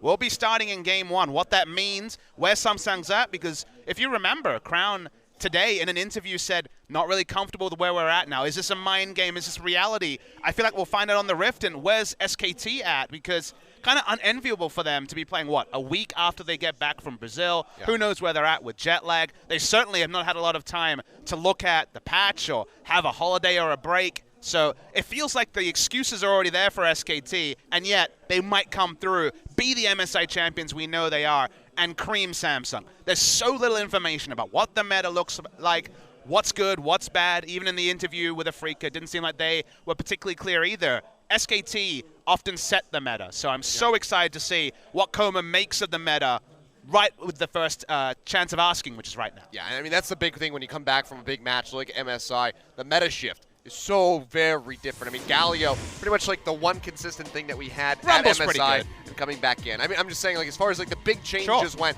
Galio being an addition there, now still here, you know, very much prevalent on patch 7.10, but everything else has shifted. The new items coming into the meta, we're seeing, you know, different champions pop up. Fiora played in our first game of the day, and we both know that, you know, Huni and Cuvee will both very happily take that Fiora up. Like you say, Cuvee not known as a carry player, played almost exclusively tanks in spring, but his one carry was Fiora, so very interesting to see where he's at, because his performance against Smeb, he got crushed by Smeb in so many different ways in that best of 5 that denied Samsung what felt like a deserved berth in the grand final. He'll need to step up, but Ambition coming in, recently married, probably just coming fresh off the honeymoon into what is no doubt going to be a fire. Is it a honeymoon present? Is it a wedding present? Or is it a wedding nightmare? We don't really know. I mean, maybe there wasn't even a honeymoon. Maybe it was like, dear, I know that we just got married, but I have to play video games now. So we'll go somewhere after the season's I don't think that over. was a surprise to her. I'm sure she was briefed on the video game career of the longtime veteran that is Ambition. It's been a secret the whole time. They were well-kept secret. They've been dating for a long time, and she just never knew. A lot of video evidence that was skirted in that particular one. But again, the man you see on your screen, Cuvee, Huni is a very, very tough ask. If they'd made the final, he certainly would have come in the underdog in that top lane matchup. He does it again here, but the status of that Fiora, like you mentioned, will be interesting. And then we shift our attention to a team that really just wants to find one win. They want to find a champion summer win, because you think about the amazing run they are on since summer of 2015. The only blemish there was not winning champion summer last year. Yeah, SK Telecom coming back in. New members on the roster as well. We'll be seeing Huni starting off in the top lane, but recently picked up Izuntara, formerly of CJ, who has been dominating the Korean ladder. And just like Haru, who's not starting, Untara is looking to right the ship, because there's a lot of hype around him right now. Was number 2 and number 3 challenger at times during the course of spring season. He did his work away from the competitive scene after leaving and jumping off the CJ Enter's ship after the relegation in 2016 summer. And again, a lot of hype around him. For him to go to SKT is already a endorsement of his abilities. And who knows, maybe we'll get the double CJ substitution and have Sky and Untara hit the Rift sometime this season. Yep. Well, there you have it. Finishes from last year. Samsung, third place spot, and then SK Telecom in first. So this is going to be a bit of a tight-knit one. Yeah, 2 zeros on either side, given the half of the split in I mean, spring. Haru was the superstar in that series where they won over the side of SKTT1. Absolutely smashed Peanut in a way we didn't even think was possible. But every other stat, when you start looking at things like these triangles, I guess you'd call them, the triangle for SKT is always going to be larger. It's not really a triangle, but No. I'll give it to you. What? I'm not so good at the mathematics, all right? That would be a pentagon. I wanted to say pentagram, then I was like, that's not it at all. No, it's really I not. pulled back from pentagram. Good. We still ended up there at the end of the day. But yeah, I mean, key position, Yeah. of course, is going to be Crown versus Faker. Crown really solidifying himself as the number 2 mid laner in Korea and then arguably in the world, given his performance in spring. But I'm ready for the champion pool to change. 14 games of Rise. Rise might be there to contain a LeBlanc, I guess, but feels like right now, Rise is very much the side of the meta. So I'm wanting to see Crown jump on something. The Syndra's probably going to be banned. The Victor's certainly a possibility, even though, again, not really a contested pick right now. Looking at his solo queue, didn't really see many new champions cooking in solo queue, so the Talia will be a big pick for him as well. And will we finally see Faker's Lucian? Because the whispers about the scrims over in Brazil was that Faker's Lucian is a sight to be seen, and there's a chance we might see it today. I mean, Faker's insert champion name here is probably a His side to be Lux seen. isn't that great. Okay, well, we'll give him a side on that one, but Oh. here you go. I mean, this is the big stat for Peanut. 17-0 in 2017 on that Lee Sin. Expect this to be very heavily contested. But look at his KDA, it went down at MSI. What's he done lately, Achilles? Oh, no. It went down even though he had the 15-kill game. That's funny. How atrocious. Well, he's sitting at what? A 13-ish KDA there, 12.5. He's doing all right as Peanut on the lease since 17-0 in 2017 is insane. Dropped a few games on the Rocks Tigers, but his SKT record is unblemished. I mean, I think his overall record on Lee Sin is something like 87% win rate. Do you know what the fun thing is? At the time when he was winning on Lee Sin, if you remember, right at the start of spring, nobody else was winning on Lee Sin. It went 0-10 with other junglers, and Peanut was like, no, I still love the Lee Sin. I've got this. And he had it for the whole of the spring season into MSI. Not many blemishes there, Peanut. Great performance also in the grand final. Wolf was the MVP on that day. If Samsung is, as Crown says, if Samsung is struggling, which is a possibility, this is not the opposition they wanted on day one. Yeah. Well, I saw somebody fiddling around there with Peanut's headset. So maybe we're getting back to brass tacks. Peanut is having technical issues. No, it's his mouse, remember? No, it's usually the mouse, but it's always Peanut having some sort of issue. So we'll get a confirmation of that perhaps. But it seems like we just got to get his audio squared away so we can get that pick and pan underway. That means we get to wax lyrical with the OGN Legion for the first time in a while. So there's always the side benefits here, Achilles. The return of the podcast. We can talk about all the fun stuff like Doran Shield. We've had 10 of them so far today if you missed our first series. My tally's still going. What was the number I said? You said 16. Oh, that's probably going to be low. Yeah, you made the claim of 16. It's probably going to exceed that. Now, I said 16 because I thought it was going to be a 4-game series. That's true. I thought that'd be 4 a game on average. So, look, if I'm wrong, I'm wrong. But if it ends up being a 5-day series, 20 seems to be about the number. Between 4 and 5 a game is just such a strong item. Mid lane Galio, I didn't see that one coming. But, yeah.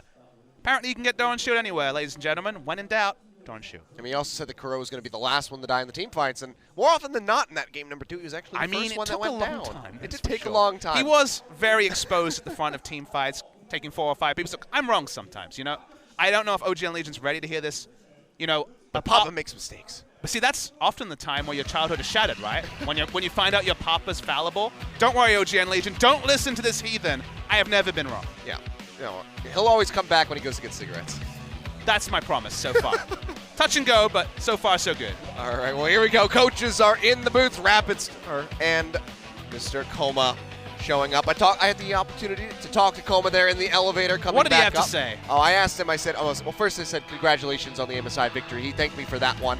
But then after that, I said, do we have any special picks for us here today? And he says, yes. Yes, we do. Now, his English is pretty limited. Whether or not he's going to live up to that one, we'll have to see. I did have Cloud Templar there to back me up with the translations. But we might have some interesting stuff shown by SKT. So backups also here in terms of the bans, because Jungle Pool is getting heavily targeted, and seems like Bang cannot escape the Twitch bans that became commonplace by the second round robin of MSI. Zac has still been permanently banned in the first round. Other champions, like Kennen, for example, have been taken in other rounds. So Lee Sin and Zac already accounted for, but there is always the chance that some of the permaban champions from Series 1 will slip through, and I wonder if Samsung will first pick Kassadin. Sorry, not Kassadin, Syndra, if it's available. Very well could, but I mean, that's such a dangerous thing because we already know that Faker is more than capable of clapping somebody with that Fizz in the mid lane. And he has been playing Kassadin also in solo queue, so as you say, the Fizz might be enough of a dissuader there. Even though Cuvée is certainly no Rumble player, has played it one time in competitive, won but didn't look convincing, SKT will still respect ban the Rumble, and probably the most surprising meta riser next to Thresh has been Elise, that has been very heavily contested. Opens up some physical damage laners. The Elise first pick for Ambition. Yeah, not too surprising. Definitely in his wheelhouse here. You say that, but interestingly, even though he played it a lot in 2016, he has played no games of Elise in 2017. Now, of course, was the substitute jungler for a lot of spring season. SKT going with what's strong, and the Lulu reputation hasn't gone anywhere, and Lulu Kate is a very powerful duo and the potential flex for Faker in the mid lane as well. All right, so already setting up that bot lane, perhaps. Like you say, flex options are available here for Faker with that Lulu. LeBlanc's been left available as well, if we wanted to see somebody pick that up. But for now, it's just going to be the bot lane focus here. Samsung goes ahead, picks up the Varus, picks up the Zyra. And Zyra and Lulu, both of them have fallen away a little bit because of Doran's Shield being introduced and the regen from the harass on the passive, largely allowing you to get through lanes that were much more difficult before. Extra gold for a potion certainly helps as well. Of course, JJ doesn't give a damn. He has always favored that Zyra, the first one to bring out the support Zyra, if you remember. And Peanut's going Olaf again, boys. All right. Now he has a wild growth and also a whimsy to allow him to get in the backline. Heavily expected to be the jungle Olaf that largely struggled, we have to say, in the previous series. Somehow I think Peanut will make it work. His Trinity Force Olaf is not to be forgotten from MSI, and I checked the solo queue, still playing Trinity Force Olaf in solo queue. All right, well, stomping his way through Challenger, but Syndra will be taken off the charts here, not going to give an opportunity for Crown to pick that one up, and LeBlanc will also be taken away. We're looking into blind pickable solo laners. Now, Syndra is certainly one of them, LeBlanc arguably as well. So far, the Fiora not touched, and both these players known Fiora players, so interesting to see if it will be taken a Victor ban, despite no one playing Victor. It's against Crown, so I guess we can kind of forgive it here. But even then, very questionable, as it seems to be shoved out of the meta at the moment. Orianna seems to be the big blind pickable champion when it comes to mid lane, and of course was SKT's auto pick. Works really well with Olaf as a ball carrier, so might be taken here, and Faker selects it. It's his most played, so it would make perfect sense. There we go. The lock-in will come through, which does confirm that Lulu for Wolf in the bottom side of the map. So now we look to Samsung.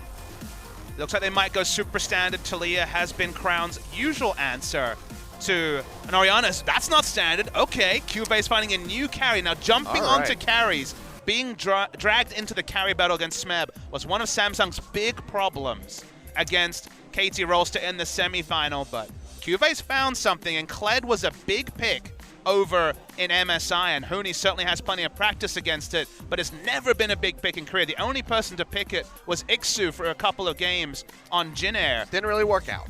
It didn't, but consider this game where, you know, there is a lot of good charge targets. You are happy to get in there because Shen largely will not be grouped with the team. So the first sighting of Kled, the Shen matchup has been one of the better containment Shen matchups, or matchups into Kled where you can get through lane. But interesting to see that the only real curveball has been thrown by Samsung, and I wouldn't be surprised to see some top lane focus to try and get the Kled snowballing, because if you just trade farm with the Shen, the kill pressure will never be there for the Kled. Yeah, so expect Ambition to go ahead, path up that way with the Elise. There's going to be a decent amount of CC there. Bear Trap on a rope, you know, try to drag him back through, as well as that Cocoon. So if they can lock somebody up, And things could be coming out rather well here for the side of Samsung if they can just get that Kled rolling out for Cube. Might have been an AR malfunction or a technical problem. We don't have confirmation of that. There we go. We're restarting. All right, we're going to start with the top They lane. flashed jungle first, You and can that was never, the problem. you can never start with the jungle. Come on, we know how it goes. From the top of the screen down. Ambition, big return for him. Big ask against Peanut here in the jungle. We'll see how practice he is on the Elise after his nuptials. That's a fun word to say. Yeah. A married man needs to make his wife The only proud. one in the league. Yeah. Of the playing side, at least. Fun stuff here. Samsung versus SKT. The hype is not necessary. So much history between these two organizations in recent times. We'll see how SKT, the reigning MSI champions, do, because this could be a fun one. It really could, so let's go ahead, get things started as we load up onto the Rift for our last match of the night, the marquee, SKT versus Samsung Galaxy. Sonic echo, there leaves no room for doubt. All the shots, bring it back to what it's now.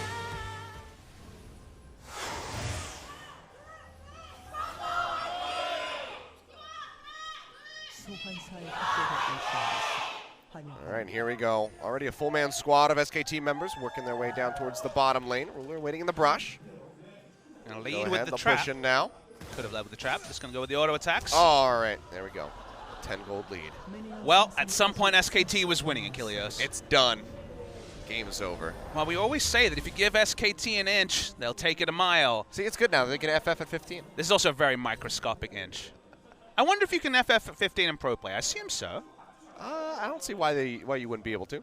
T1 That's a good fans drawing. in full flow. I mean, they would have had a lot of time to work on these, given that they were watching their charges over in Brazil. That in the first series took a while. That's true. It was a good one, though, so can't complain. Oh, yeah.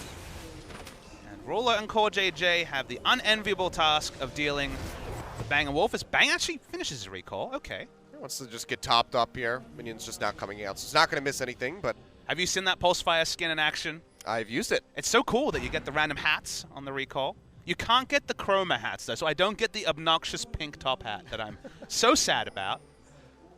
That would be nice. That's praise Caitlyn's skin of choice. All right, skin team at Riot.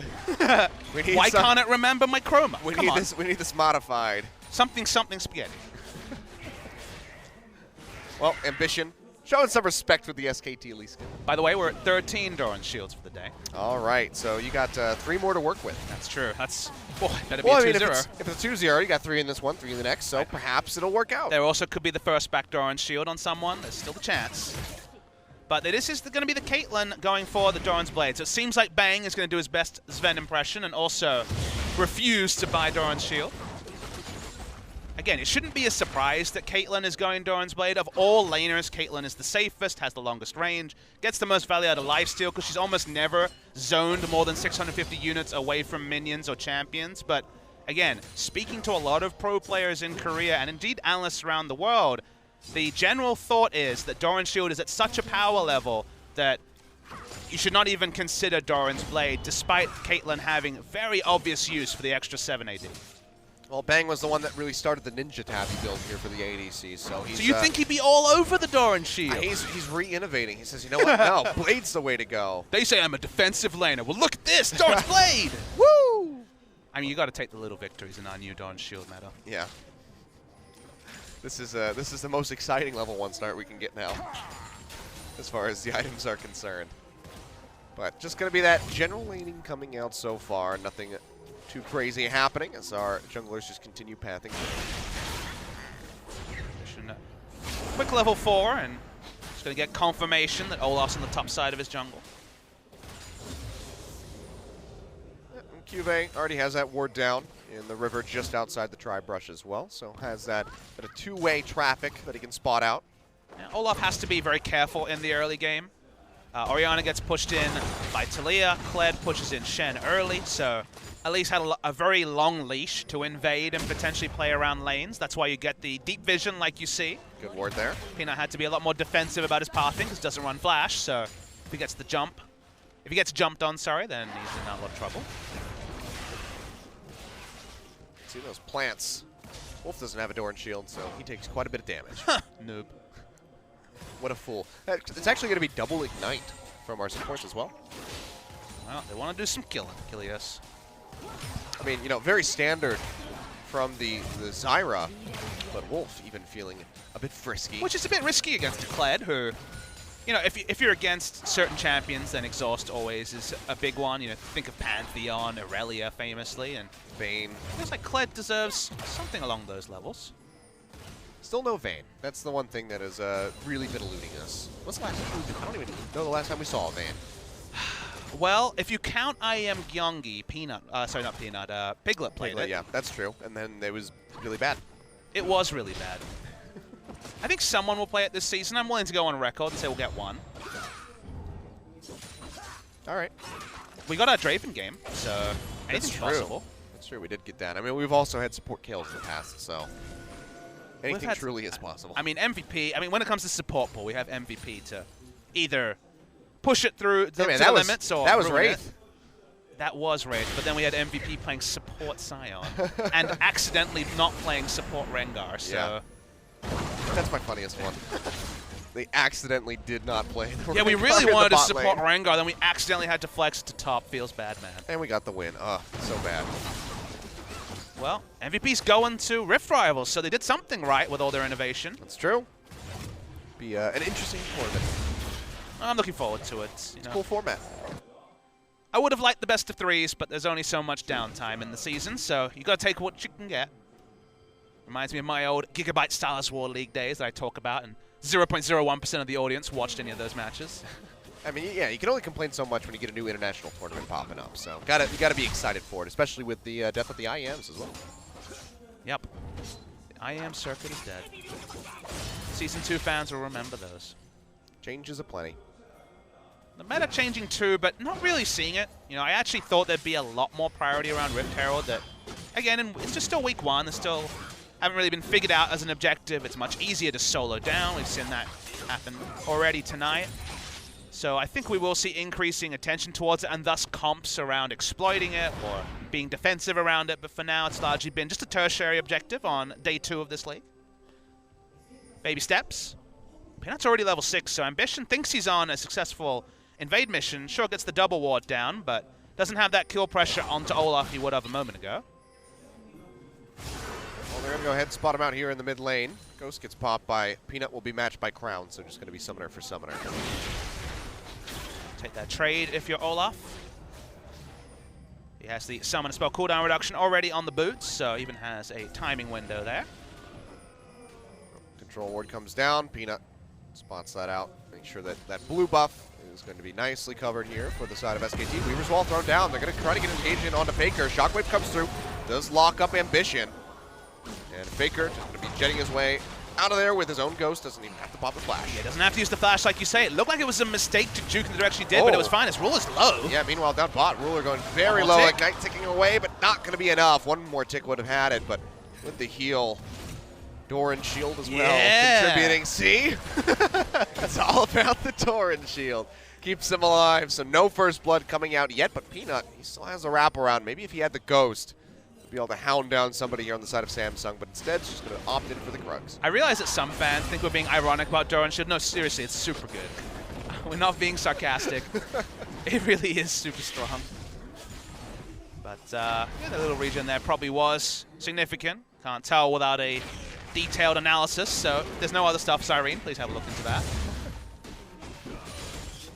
But because they forced out the bot lane, safer for Peanut to be stealing away Raptor camps and boosting up his CS numbers. It's a nice little takeaway. Meantime, though, lead still very slightly going to be in the hands of Samsung and Cube. Pretty decently in these exchanges, but as I say that, Hooney, using that Tiamat, is able to fire back, almost knocks him off of Skarl. But that's going to be the flash forward for the Glitter Lance from Wolf. Really aggressive on the Lulu. Flash away by Crown, so now summonerless in the mid lane. You don't have many latitudes when Olaf is one of the people chasing and potentially could have hit an axe onto a polymorphed Crown. So Crown, who also said in the same interview where he really downplayed Samsung's chances that he wanted to be a bit of a new man. He said in his profile interview this season he wanted to have a new identity on and off the Rift and whatever's possible. So aggression was never something he did with any reliability. Had some aggressive laners, but largely played pretty passive. And so far he has actually tried to take lane control against Faker and tried to push him in the mid lane. See what other alterations he makes to his persona. Maybe he'll change his earrings. Yeah, I'll switch to the other side. A new haircut? Perhaps. It's like, nope, he goes and leaves for another region. He's playing in Vietnam. Back to Brazil. No, it's got to be a new one. He's one of our Brazilian imports. I know. Wing, sadly, is in Challenger now. Yeah. The stat I didn't get to use during the semifinal was that, because it was KT versus Samsung, was that when Horn was winning Worlds in 2014 at the World Cup Stadium here in Seoul, Crown was a substitute mid laner in Brazil in the second league, I believe, named Shadow. He hadn't even taken on the name Crown yet. So a lot has changed in the following 2.5 years, and now a lot of people will put him second to Faker in mid lane rankings. NA's also got a Brazilian import. Ole. That's true. On Immortals. I mean, he's still sort of Korean, but is he an LMS import, Brazilian import? He's both. Emperor is also getting up the frequent flyer miles. That's true. It's been shifting around quite a bit. It is amazing how some of these players who have been out of the top-level Korean scene have reinvented themselves so many times around the world. Emperor even came back for a moment on Longzhu before heading out again. It's a very brief moment. Yet again, Faker going No forward, flash, lands no a ghost. shockwave this time, and yet Crown's going to be summoner list. That seismic shove not going to connect, but neither is the Undertow. Crown with his own ghost will make his way out of there safely. So 3 ghosts used, 2 on the side of SKT, 4-0 lead. Crown has been predictably able to CS very comfortably in the mid lane. Used the Ragnarok as well, so there is a moment here, a brief moment where Samsung have a bit more breathing room about their pathing options and pushing options. I believe that is Bilgewater on the Varus. Hard to say on our small screens. It is. Yes, it is. So it's not the Essence Reaver Varus that we were seeing yesterday. Sticking with the Blade of the Ruin King as ruler. Yep, like we saw from Duel, game 2 of our first series. Duel is hoping that he has a bit of a better game here, but big Piltover Peacemaker comes through, but that hail of arrows down on the bank takes him considerably low, so he's got to kite back there, keep himself as safe as humanly possible. If you want up to the ultimate, just for a bit of health onto Core JJ, but if you're wondering, it's up. I hold the thought. Juve, Tony's just going to say, screw it, I'll go right in underneath the turret. Skarl goes out. Q misses. Yeah, it's the hit in. Huni goes low. Juve holds on to his flash and forces out Huni's. And we'll force out a teleport probably as well. It's going to back away now. Ambition thinking about a turret dive. Bang has stayed pretty greedily, you'd have to say. Yeah, could have Crown down there in a moment's They notice want with to that Weaver's catch Wall. Crown if he goes for the Weaver's Wall, so smart from SKT. Yeah, just keeping him cut off here, making sure that he can't rotate down there, but now with the recalls coming through from Wolf and everybody on the side of Samsung, just go ahead and kite back. Faker playing forward again, does have the Shockwave available if he wants to use it, hasn't tossed it yet. I really like those little game sense moments where you see the Elise going around bot and your first reaction as SKT is to camp the brush and be ready for the inevitable Weaver's Wall. It's that like kind of next levels that we talk about where certain things are predictable or telegraphed and you can take advantage of those things, but Crown was not buying the bait. Not sure if it was, you know, a matter of kind of figuring out what SKT wanted to do or if it just didn't see that window for the Weaver's Wall, but either way it does stay safe. Let me tell you a story, Achilles. If it looks too good to be true against SK Telecom, it's definitely too good to be true. As Ambition showing us very early Rift Herald priority. Maybe this will be the game finally where we see a big advantage from our Rift Herald. So far we've had KT not get a turret with it because Pong got caught by an Ash Arrow on Fizz. Let's not talk about that anymore. And in the previous series we saw 1 turret in kind of a 3v3 situation in the bot lane. So this will be the 3rd Rift Herald take in LCK Summer history. The question is, where are they going to direct this Rift Herald? Where do they summon her to? I'm actually a big fan of top laners taking it, so that if the enemy top laner leaves, they can just solo down 2 turrets. So it going on to a jungler to me is not as useful. You know, you're more likely to be spotted out with your rotations in that regard, but we'll wait and see. The buff does have that fixed duration, so I think it's 3.5 to 4 minutes. It has to be used, so look at it pre-18 minutes. Pre-17, pre-18 minutes, yeah. Now Crown, though, going to be posturing forward here onto Faker. Over the wall comes Ambition. Doesn't land the Cocoon, but it doesn't matter. The damage is there. They take him down for first blood. Yeah, the Echo Pop just killed him straight up, so he's dead. First blood onto Faker, something that happened quite a lot at MSI, you'll remember. And oh, we see it summoned. All right, they're going to go ahead, pop this out here in the mid lane. The minion's already been cleared out, so Orteo's going to get a nice charge in onto this turret, which has already taken a lot of damage. Why did Huni go bot lane? I think Huni was supposed to go mid lane. Oh, did he? He must have He misclicked on. teleported bot lane. That's not where you're supposed to teleport. Yeah, he used Stand United and must have misclicked perhaps. It didn't use it. I mean, Bang did go low, so I guess he didn't react in Yeah, time. I guess that was off screen, so scratch what we said, but was needed in the mid lane. Yeah, I mean, if he had just channeled that in onto Faker, We'll perhaps get a that would have been the replay on it. difference. If it was just they were losing pressure on bot, then it's a double win But, for Samsung. I mean, because, look at this. But if they were forced out of bot lane, the reaction came in. That part is fine. That's understandable. But because they also lost pressure in mid, they just lost 2.8 turrets basically in an instant. Yeah, I mean, a lot of them getting ready to be scooped up. This tier 2 in the mid lane top turret is also very weakened. And this is why I think this Rift Herald is such a powerful objective, because in the blink of an eye, one pick led to almost 2 turrets in the mid lane down at 15 minutes. Insanity when it comes to speed. And because they were losing trades in the bot lane at the same time, SKT almost just straight up lost the mid game in an instant. Yeah, we'll be able to push in here and try to go for this red buff takeaway. Spiderling not quite going to get it. Peanut's able to get the swipe in time. Pops over the wall with the blast cone, keeping himself safe. So actually not having that replay come through, it would seem. But yeah, Bang going low, I guess, drew the attention of Huni more so than Faker. But they really suffer for that exchange. We'll just have to give Huni the benefit of the doubt. I thought it was a summon spell teleport. If it was an ultimate, I thought it was just a misclick on the Stand United, but then looking at Bang's HP bar. Yeah, more understandable that it was a defense, but it was one of those scenarios where you just really didn't have that ladder. Just speaking of scenarios. Weaver's wall coming through, trying to cut them off. Bang, They do flash. lock down Bang. Yeah, just be able to flash over. So we'll go ahead, just exchange ultimate for flash. Still going to be a nice trade here for Samsung. Makes SKT more susceptible to getting jumped on underneath the turret, which is still very low. They haven't been able to creep in a lane ward to allow the charge to come through from behind, but they're still going to get the turret. Really nice objective game being played by Samsung, and all these advantages were largely from that very early take on the Rift Herald. Yeah, Faker, he'll get a little bit of damage down onto this mid-tier 1, but it's going to be the first Dragon of the game, also going over to Samsung, who are playing so very objectively minded in this first game of the series. Very defensive pathing you'll see from Crown, fully respecting that Peanut might be there, taking an extra 30% on the turret or so. Well, he would have been correct, but Wolf would have been there to back him up even further. So definitely would have been a bad time for Crown. Viewers haven't looked at the patch notes. The first attack after the charge up from the Rift Herald does 25% of his maximum HP plus 150 damage. So in reality, it chunks for about 30% of the turret instantly. And also, kind of the interesting thing that I think a lot of people are missing is that everyone knows that if you have no minions, there is extra reinforcements on a turret. You know, you do much less damage to a turret. The Rift Herald by itself counts as a minion wave, so you actually still do full damage with your auto attacks. So in that scenario where Orianna was dead, you know, they just did the maximum damage possible to 2 mid lane turrets, and if they had gotten both of them, where was Orianna going to be able to farm? Because her nearest turret, which is largely where Orianna plays, would have been the inhibitor turret, and even now, they're losing across the map. They lost in bottom lane, they lost the Drake, now they lose another outer turret.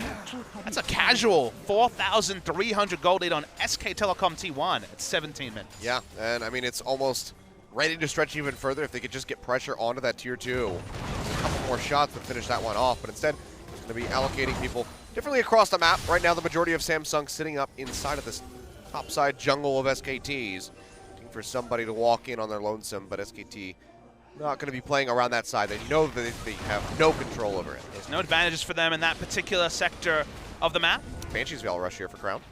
Defensive itemization, but if he's going to be playing in side lanes and potentially picked, you can understand it. Weaver's Wall. Yeah, it does get tossed out here. But that's just to stop them from coming into the turret. They just want to get this second in a turret, and like I said, suddenly, where's Orianna going to path to get some safe farming done? Yeah, this is a really interesting spot for SKT to be in. Not that they, arguably haven't been in since they faced Samsung last. Well, a couple losses there in MSI, for sure, but this is pretty crushing. For LCK play especially, and this is Samsung downplaying themselves and then clearly coming in with a plan. Cuvée on the Kled, the largely new factor that's gotten them lane pressure on Huni, who had lane pressure in basically every game of MSI. And look, SKT were dealt a really rough hand when it came to having to play so quickly after their championship win. By far the shortest amount of downtime in any region was SK Telecom after MSI, but you also have to commend Samsung, who have played a smart, controlled game in the first 19 minutes. Oh, for sure. It's been spectacular by them. There's going to be a really deep TP into the backside here from Cube, but already Faker getting locked down. So much CC. Still has not died yet. The Wild Growth doing wonders to keep him alive, but now it's going to be Cube joining in the fight with the charge. Dives straight into the back line onto Wolf. Has that bear trap on a rope, pulls him back in, and takes him out. But so far, it's just the 1-0 for Samsung, despite the massive investment. And there's just so many different ways Samsung can engage because Orianna has nowhere to be safely. Nice flash cocoon from Elise. No damage to back it up, but they still get what they want, which is even more map pressure. Baron spawns in 10 seconds, and SKT will have to fight tooth and nail just to get vision around the Baron because Samsung own the red side jungle and the mid lane vision in this game. Yeah, it's lit up like a Christmas tree right now for Samsung, so anybody walking into that jungle is going to be spotted out by them. And they just maintain complete control over the map. Almost 6,000 gold in the lead at the moment, 20 minutes in. Such a strong showing from this team, especially after the interview from Crown. Well, I mean, famously, Koreans in interviews have always been a bit under the microscope, whether they tell you the truth or not. And Samsung definitely have some things to be commended for. And also the surprise just of having Ambition in the lineup. You know, Ambition, after being a tertiary figure in spring season, after getting married very recently, I don't think many would have expected him to be playing the first game of the season. And while he hasn't done too much of note, his pathing has been good, his vision in the bot side when they controlled getting the double wards down. It hasn't been a carry performance like we may have expected from Haru, but even just his rating of the Rift Herald seems to be different to other junglers because he was getting there to solo it down 13 minutes into the game, and the Rift Herald has been the thing that separated the two teams by the biggest margin. Seeing how Samsung want to maintain this control over the map over this game so far. It's been a relatively bloodless game, just the 2 kills coming through here for Samsung so far. But, I mean, if they keep this up right now, they're on pace for a perfect game. Those are risky words to say against SK Telecom T1. I said if they keep this up. I think the closest we saw was only getting 2 kills against the Afreeca Freecs in Summer last year. That was like the closest to SKT being perfect game. They have never been perfect game as an organization. I do not expect it by any means. I mean, 2 kills and no other objectives is certainly pretty close to a perfect game. But would be a big surprise, let's say. Sort of thing you just don't talk about, and then when it comes, you shout about as loudly as possible. You tweet about it, you get 500 retweets. Feels good, man.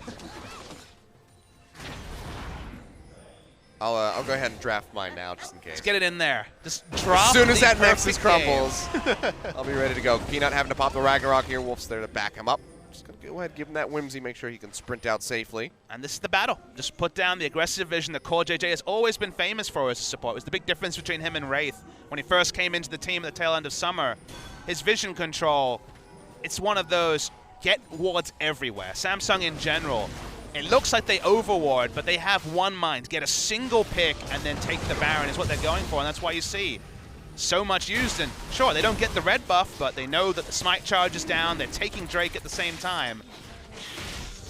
Samsung basically getting every advantage on the Rift. Although SKT are fighting this Drake's time. going low. That's going to be the taunt connecting in onto Ambition, locking him up. That's going to be the Dragon going over to Peanut. So bye-bye, perfect game. Goes up, must come down, and Ambition gets locked up. First kill on the board for SKT. It didn't look like SKT were going to commit that hard, but because they knew so many members of Samsung were in the top side, they made the right call, got something back. It's only 5,000 gold. You never ice the game against SKT till the Nexus is exploding. And SKT do have a very strong 5v5 teamfight comp, and Samsung needs some snowball to make the Kled and Talia 1-3-1 work. They are categorically weaker in a 5v5 if it goes late game. Still in a pretty good spot, but that is definitely going to slow them down a bit. The Mountain Drake going over to SKT is going to be infinitely more useful than that Cloud Drake, especially when it comes down to those Barons. Going very single target, going for the rapid fire cannon second. They get a long range crit and potentially end a fight before it starts, but the Hurricane interaction isn't there on 7-10 just yet, so Hurricane's still expected to be the pick. Okay, nerfs come through on the next patch, 7-11. And yes, that is funny to say, in case the viewers are wondering. Crown just trying to harass out as much as possible, but has to respect the poke that SKT can offer straight back at him. Still just cheating around from above them at the moment. Meanwhile, Juve and Huni just keep on duking it out. You can see the duels aren't necessarily going as one-sidedly to declared as you might expect at these item values. Shen, one of the few tanks that can actually stand up to a Black Cleaver Titanic Hydra Kled, and Black Cleaver was nerfed between the MSI patch and today. Dodge field helps him out quite a bit. Yep. He's taking less damage when he's taking damage. He's got a dodge field, so Shen is about as well equipped as any tank to deal with a Kled. It's going to be a blind check here. Pop the Banshee's Veil on Faker. Seismic Shove does come through, however, and he's got to flash away. Respect being shown here for Crown. Keeps himself alive. Now flashless on that Orianna. They were happy to give up the Banshee Veil. That was their hope when it came to putting down Vision. They valued the Banshee Veil lower than a Olaf Ultimate, which makes sense as a shorter cooldown, but giving away the flash is definitely not what SKT wanted. See the hits though, they're on the core JJ. And now both face check tools are down. Yeah. They don't have a blue trinket available yet, so this is where we look for Samsung to actually make some moves. They spent so much time prepping Vision around the red side jungle. This is where they need to make their pick. Kun not quite going to connect there. Going But that's going to be the grasping roots here for JJ, and Crown just comes up with the kill, almost has the double as they finish off Peanut. Now no smite available for SKT. That should be Baron for Samsung. But it was so academic from Samsung, understanding that Faker's Banshee Veil down had to flash away. The Ragnarok down as well. Someone needs to face check. That person was Peanut. Peanut is dead. SKT going to give up the Baron. Textbook Baron play from Samsung. So many teams worldwide struggle with Baron control, but they knew where they were strong. They knew how to play it out, and really good to see from Samsung. Yeah, beautifully executed. Now Baron in their pocket. Already have 4 turrets taken off the map. Going to be looking to add many more to that count, as they'll be seeking those final inner turrets in the top and bottom side of the map. We'll see where they go with the regroup. SKT, we're not going to make any sort of heroic engages 3v5 with their smite down. And Bulu dead as well. Piltover Peacemaker still over the wall, come on. Well, it would have been blind because they had no spot vision left and no warding trinkets up. We've seen some pretty strange things when it comes to Baron steals. Thresh by Max. We had 2 in one game earlier today. Ooh, Huni, yeah. That's a no magic resist Shen, to be clear. Yeah, plus the Leandri is just ripping through whatever HP he has accrued for himself, so goes down to about 30% there from Crown. And one Samsung fan's a big fan of Leandri's, apparently. But, I mean, crucially, that's going to be the flash down from Huni, so no flash taunt's going to be coming through from him for 5 minutes. This is a build that was innovated by Crown. He was the first person to go for the double magic penetration, the early Haunting Guys and Sorcerer's Shoes into Leandri's. Does mean that those initial salvos of the Q do so much base damage, and magic resist is only really present on Peanut and Faker. Good check there of the brush by Crown. Throws at the threat volley, spots Peanut, forces him back.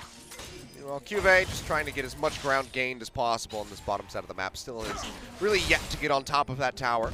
So plenty of work to be done. But this is a dangerous game here for Bang. The 1-3-1 is pretty oppressive for them to deal with, but the control ward sticking.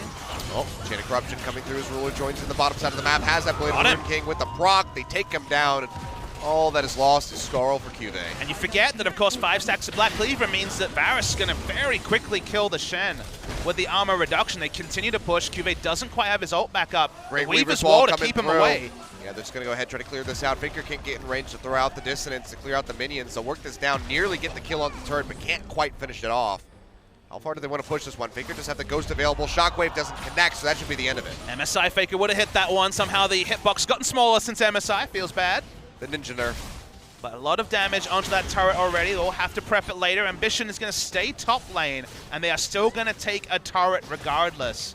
So good measured play from Samsung Galaxy, and all SKT can really do is watch on and wait for Huni to respawn. Yep, that's 2 turrets gained already here off this Baron buff.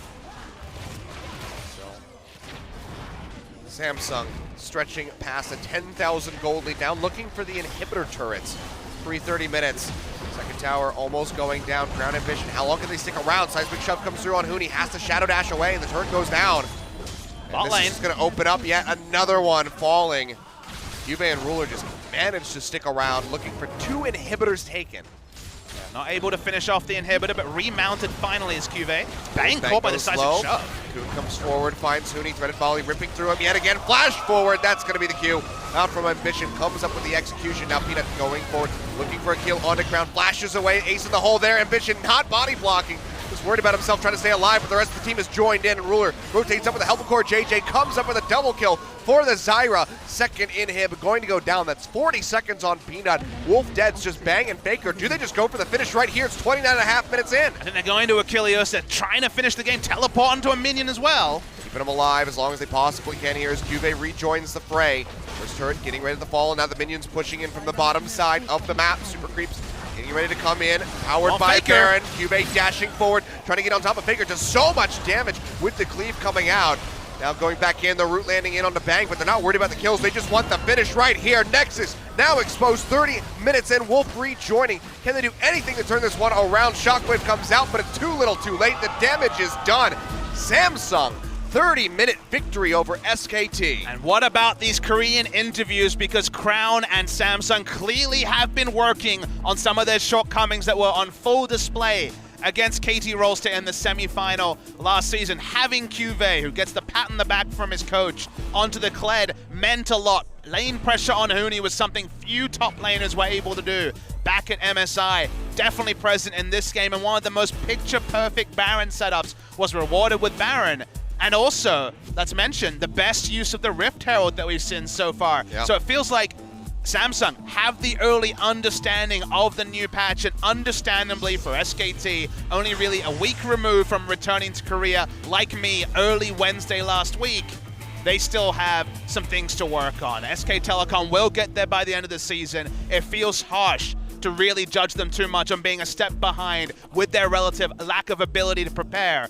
But credit Samsung, they looked good, and they very convincingly took down SKT. Yeah, they look damn good there in game number 1, but can they do it again? Can they have the back-to-back 2-0s over SKT?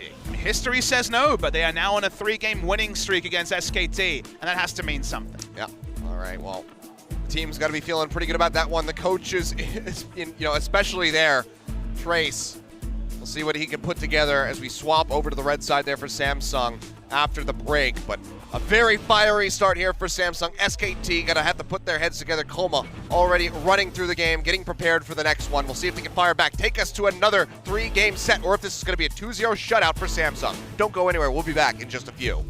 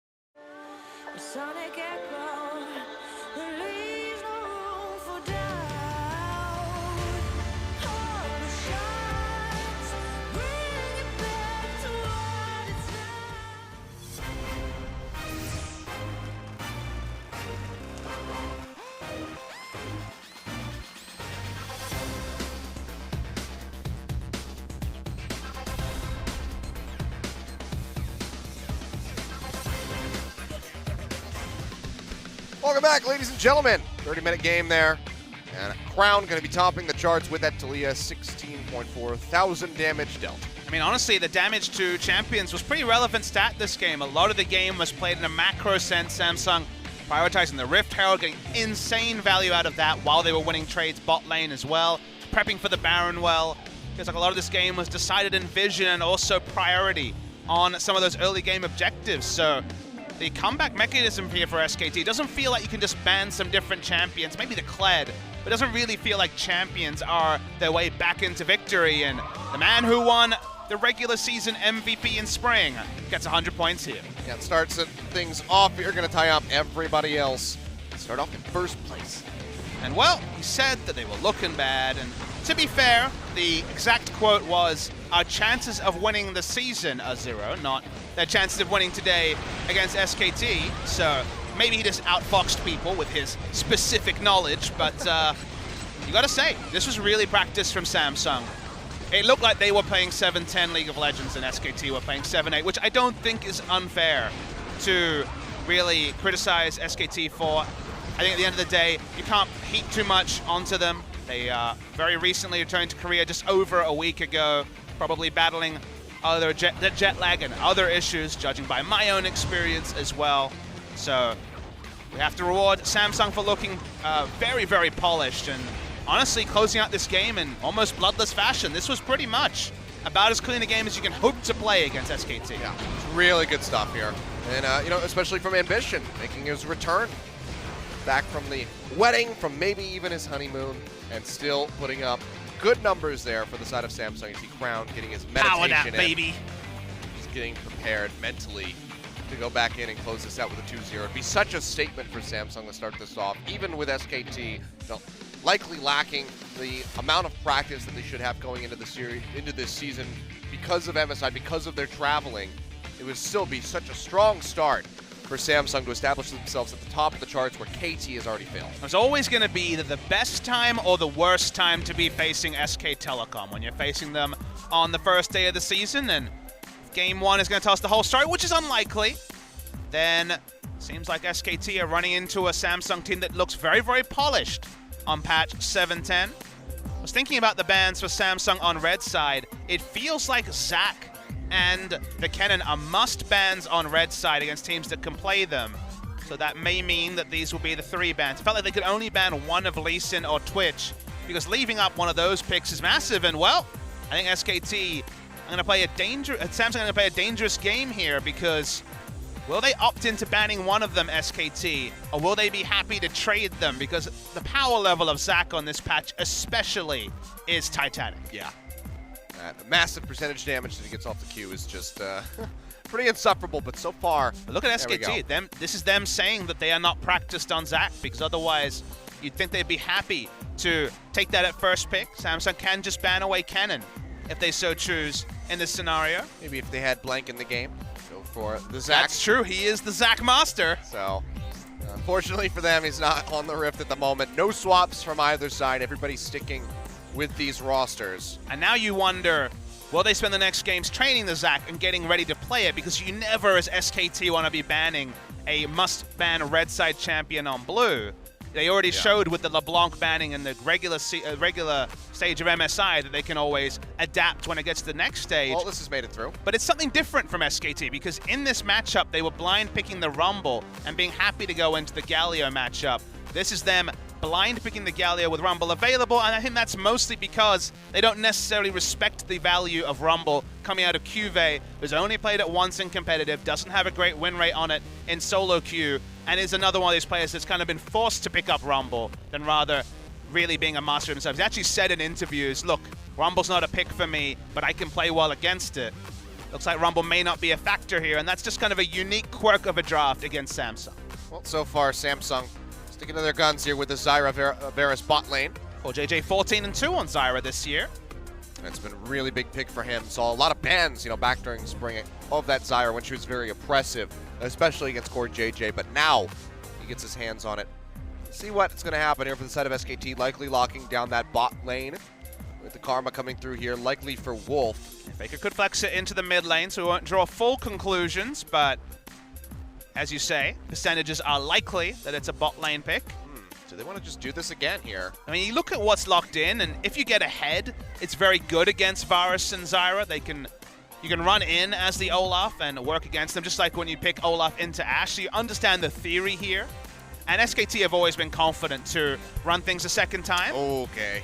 And Samsung will take the blind pick of the Syndra at this stage in the draft. Last pick on the first round in red side because they can double ban lane counters. Fizz, the understandable first ban. I've got to say, Faker's been playing a lot of Cassin. Very, very risky into the Syndra, but also a possibility. Well, do we see that banned as the second one here? Fizz starts things off. I don't think you Braves do. from SKT. I think you play it with fire here.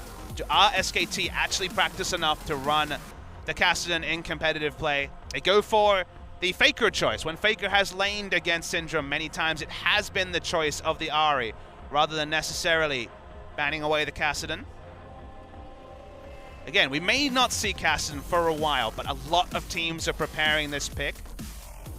So there is a chance we see it before too long, but taking Syndra and double banning is something you can do when you blind pick a mid lane as the last pick in the first round on red side. And there's the Kled. Yeah, respect Kled ban. How's it Kled into Galio? Not as good as the Fiora, which is available. So will Cuvée return to that or go for a tank matchup? Cuvée looks like he's not going to put his carry pants on this time. Although it could be a jungle Gragas that was an ambition favorite. Yeah, could just be that, and then maybe we see the Fiora as the final pick. Because, I mean, there is that ambiguity that the Galio could end up in the mid lane. Or, well, I guess support even with the Karma. So a lot of flex options available for SKT.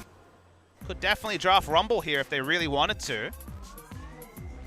Seems like Ashe going to be the ADC of choice here for Bang. Good old double flex from SKT, and Samsung waiting for information. All right, does this throw a wrench into everything here for Samsung, or is everything predictable? We talked about it. There we go. So the Rumble comes through. Very interesting. So could be a mid lane Galio to try and deal with the Syndra. Obviously going to take a lot of pain early, but can itemize into a litany of the new tank magic resist items. Or could it indeed be a support Galio, which is a possibility. We saw it at MSI as well. Oh, there's a return of a favorite from Cuvée. I was wondering if he would go back to this pick, but we do actually see finally the return of the Camille, which has been heavily nerfed through a lot of patches, but not in the recent two, so her power level hasn't adjusted. Doesn't heal off the W onto minions. That was the last nerf that took away a lot of her swing matchups and actually made them very tough for the Camille. But this is definitely a sustained matchup. Get through the early laning phase, get the Trinity Force, and kill the Rumble is certainly a possibility here. It's not quite the Fiora, but Fiora into Rumble is a much more risky proposition. So there could be a great degree of play around top lane from both teams, because this is certainly a snowball matchup. All right, well, interesting drafts here on both sides. That massive flex coming through for SKT, but Huni will be returning into the top lane with that Rumble. And we've already seen how much damage he can do with that. It's not quite undefeated, but 13-1, only one game dropped in MSI. So undefeated in LCK play is Rumble from Huni. Needs no introduction. He's right up there with Marin and Smeb as one of the best in the world. Faker on the Galio this time. Something a bit different from him. Itemization will be interesting. Will it be full AP? Wow, that seems the most unlikely, but a possibility there. Could be the Adaptive Helm, could be Abyssal Scepter, a lot of options in the mid lane for Faker. Could even be full tank with Spirit Visage, like we saw earlier. Poor JJ and Ruler sticking with what's working, and if Samsung can do that, they'll come out convincing winners. All right, well, let's see what happens here. Let's see if Samsung going to close this out, or if we'll be taken to 3 games here as we load onto Summoner's Rift.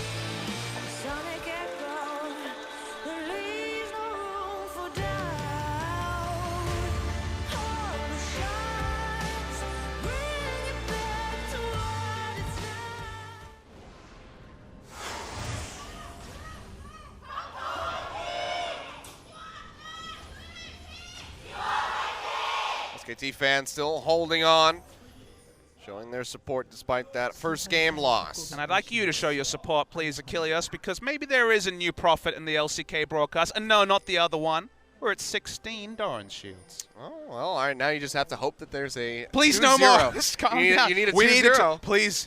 I need to be the prophet. Doran's Shield is a really interesting proposition in the top lane because if you remember, Rumble was always a big user of Doran's Shield before Ruby Crystal Start became a thing. And then now, it's actually one of the best items into a Rumble because every tick of the Flame Spitter reapplies the Doran's Shield passive. So, kind of understandable that both sides are opting into it. And Bang is a non-believer of Doran's Shield because even on Ashe, he's going Doran's Blade. Well, you should be that's pretty great. You should be thankful for that one because if he was, he'd be upsetting your 16 count right there. Me and Bang, we're tight. It's all right. We're real tight. It's all right. I think you could take sole possession of the Prophet because Crumbs is a magician now. Who's Crumbs? What are you talking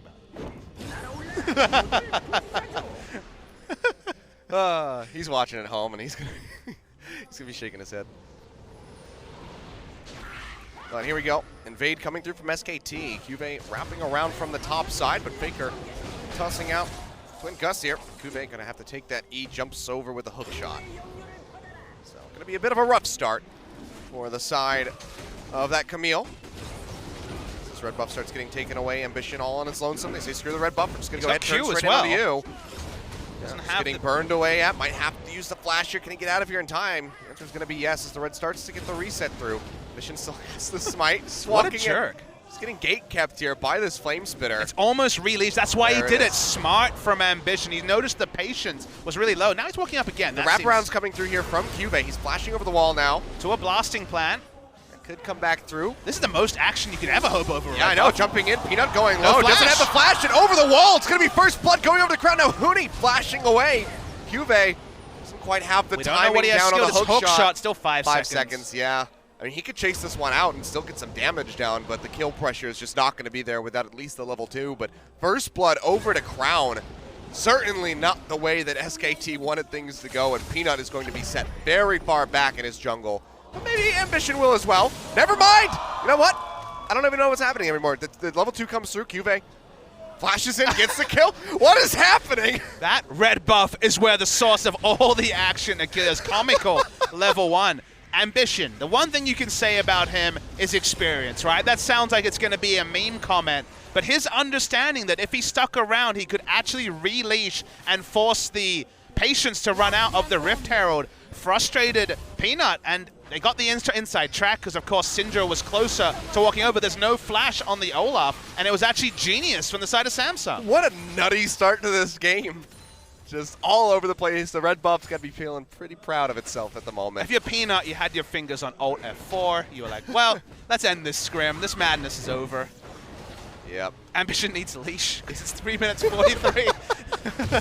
Level 1 still. There we go. Got it, yeah. Finally picks up the blue buff. Well, this could be a real tough time for Ernie. I mean, he's got that big Flame Spitter, straightened back quite a bit of damage here. So he's going to be in a decent spot, I guess. Does have the Doran Shield as well as the potions here as soon as he gets the shove in. Cuvée will stop that recall to pick up the CS. Cuvée wants to get a big buy. I mentioned Hex Drink is probably the likely purchase, especially because he's snowballing. Maybe he just goes ham and goes straight for the Sheen. Or even more ham and goes straight for the Stinger. Feels good. It's not going to be the Stinger. All those auto attacks. Those juicy, juicy auto attacks. It's at 1050, so that is exactly enough for a Sheen if he wanted it, but from the buys, it doesn't look like he went that way. Well, Faker showing off the combos you can pull off there with the Galio, chunking Crown down considerably as he just desperately tries to get through that shield. I really want Faker and Wolf to have great games on Galio so that Huni's the third best Galio on his team. You know they're having battles about Riven as well and all these other picks. That's what happens when you get a carry top laner.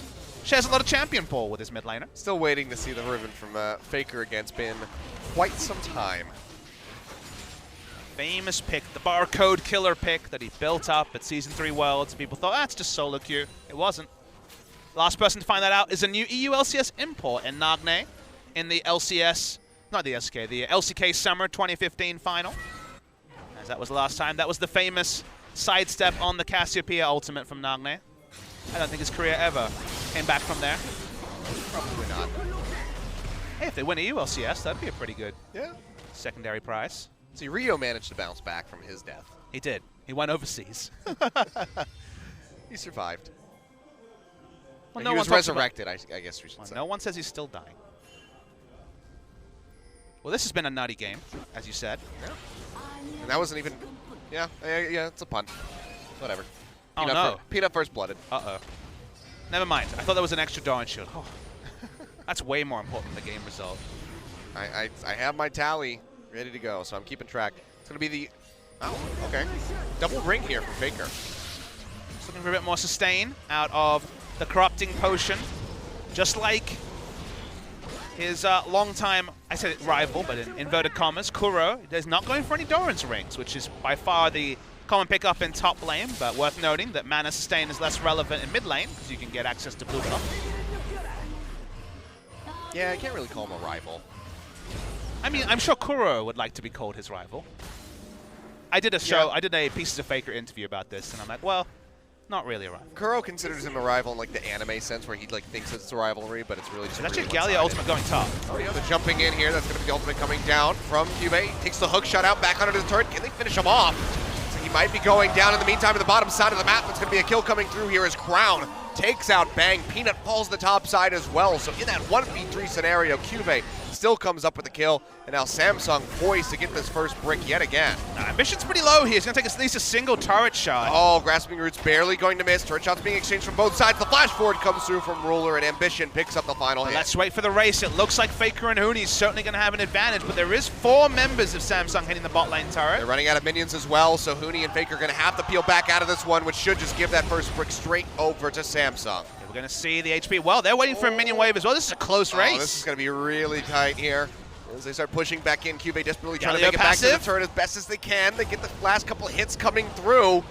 Who's it going to be? It's going to be Faker picking it up. And meanwhile... Yeah, TP coming in the backside. Huni still very low, throws down that equalizer, but they just turn straight in onto him. Piercing arrow not going to connect. They managed to take down Ruler, but they exchange him, and that's just going to be a massive TP advantage over to the side of Cube in a matter of about 45 seconds. An optimistic teleport from Huni. His equalizer usually on point, but all SKT can feel good about is picking up first brick. Every other advantage goes to Samsung. So we're going to see the replay. Flash for Flash was a start, but it was honestly Crown walking in, exhaust. Well, it doesn't really matter when you're this strong. But what happened in top lane, which actually lost in this clip, is that actually Cuvée dodged the heroic entrance with the untarget ability of the Camille ultimate. So he wasn't knocked up, so he ended up doing extra damage, could actually get in position. Remember, he didn't even have flash the whole time and went 1-for-1 in a 1v3. So still, lots of credit goes over to Cuvée, who was the person who most needed to step up from the last time we saw Samsung. And so far this series has looked good. Yeah, and he did go straight for the Sheen in the end. So. I mean, he didn't go straight for the scene of Killers. He literally bought a long sword and a Corrupting Potion. But now he bought the I mean, like, as, like, the first item, the first I just object to item. fake news, Achilles. All right, I see how it is. But well, there's going to be a deep TP he's got the here. ultimate, and there's no down turret. The backside, Cuvée jumps over the wall, locks in onto Bang. Peanut nearby, but still, level 5, Piercing Arrow comes through. Might not even need the ultimatum. Flashes forward just to get that final hit in, and now Peanut in a bad spot. Blast Cone is available. Ambition pops it, kind of knocks himself away. Samsung still on the chase stun, comes through in onto Faker. They leap over the wall. Ultimatum now used to lock him up. The shields come down, but there's just nothing more that he can do. Faker falls. 2 more kills picked up for Samsung. Really nice teleport. Had the lane ward down and the carcass, or the ruins, I guess you should say, of the bot lane turret that went down. Really good coordination from Samsung. Again, ignore the interview from Crown. This team is very much prepared. They are very much playing with the sort of synergy that was absent in their loss to KT. And also their Rift Herald play in Game 1 lets you know they understand the new patch as well. Yep. See here, Crown starting to pump out a decent bit of damage. Really early purchase on those Sorcerer's Shoes. He loves his magic penetration. Yep, that's going to be the ultimate coming through. Heroic entrance now coming in. The red carpet laid out for him. When he goes low, flash over to the side here as he tries to get away from Peanut. The Grasping Roots come down, but the Ragnarok is there for Peanut to continue pursuing in. That's 3 skill shots dodged. Jukes around everything. They can't get on top of him. Peanut without the Ghost cannot push far enough forward fast enough. And Crown makes his way out. And that was 3 jukes without Ghost on the Syndra. That was, you know, if you think of a mid laner good at sidestepping skill shots, you got to say that was a bit of Faker-esque in his ability to dodge all those. Bang didn't even shoot out the Enchanted Crystal Arrow. Knew he was very unlikely to hit it. And with that roam, the CS lead grows for Cuvée in the top lane. Hasn't taken the top lane turret just yet, but it's getting more and more unmanageable when there's a 1,300 gold lead, more than a Sheen gold lead at 10 minutes in the top lane. Juve's like, my goal is to double your loss rate on Rumble. It's true. He's gonna do it. Everyone's got squad goals. This can lead to even more hype non-storylines, like Samsung being 4-0 over SKT. Oh yeah, let's just force those out. Hey, we need every storyline against SKT we can. It's true. There's not many. Trust me, anyone who has a League of Legends tournament with SKT in it's looking for a silver lining where SKT might not win. Dash arrow coming through here. Ruler, oh, just the casual sidestep. I gotta Flash not say, required. the MSI hitboxes for Ashe and Orianna not registering in Patch 7.10. Yeah, I think there's some ninja nerfs here being done to just deny SK Telecom as many victories as possible. Thanks, Riot Games. There we go. That's the fake storyline we're gonna start pushing. That's the fake news we can get behind. Riot Games purposely trying to deny SK Telecom wins. I mean, would that surprise anyone? They just don't want to make any more SKT skins. At this point, just have a dedicated team only to work on SKT stuff. Just get the next 20 years, however long they really want to push League of Legends as an esport. Just get that amount of time prepared with SKT skins. Let's get them all in the can. Just produce 5 SKT skins. Yeah. Like, see, the way that you do it is you just ask each player, like, you know, casually, like, oh, we're just doing a fun video. What's your top 20 champions in the game? but do you say it to every player, or do you say it to only Faker, Bang, and Wolf, and then just deal with the other players? That's year true. on You year? might have to do that year to year. Yeah, But you can get Hoonies taken care of for now. that's true. Maybe we'll get SKT Zac. Speaking of getting Huni taken care of, QV's got a straight-up Trinity Force, so, yeah, you don't want to enter lane against that. To the Seeker's Arm Guard. Oh, dear. That's bad times. No, it's real bad times. This is the I'm going to try and equalize a mid time. I can kill minions.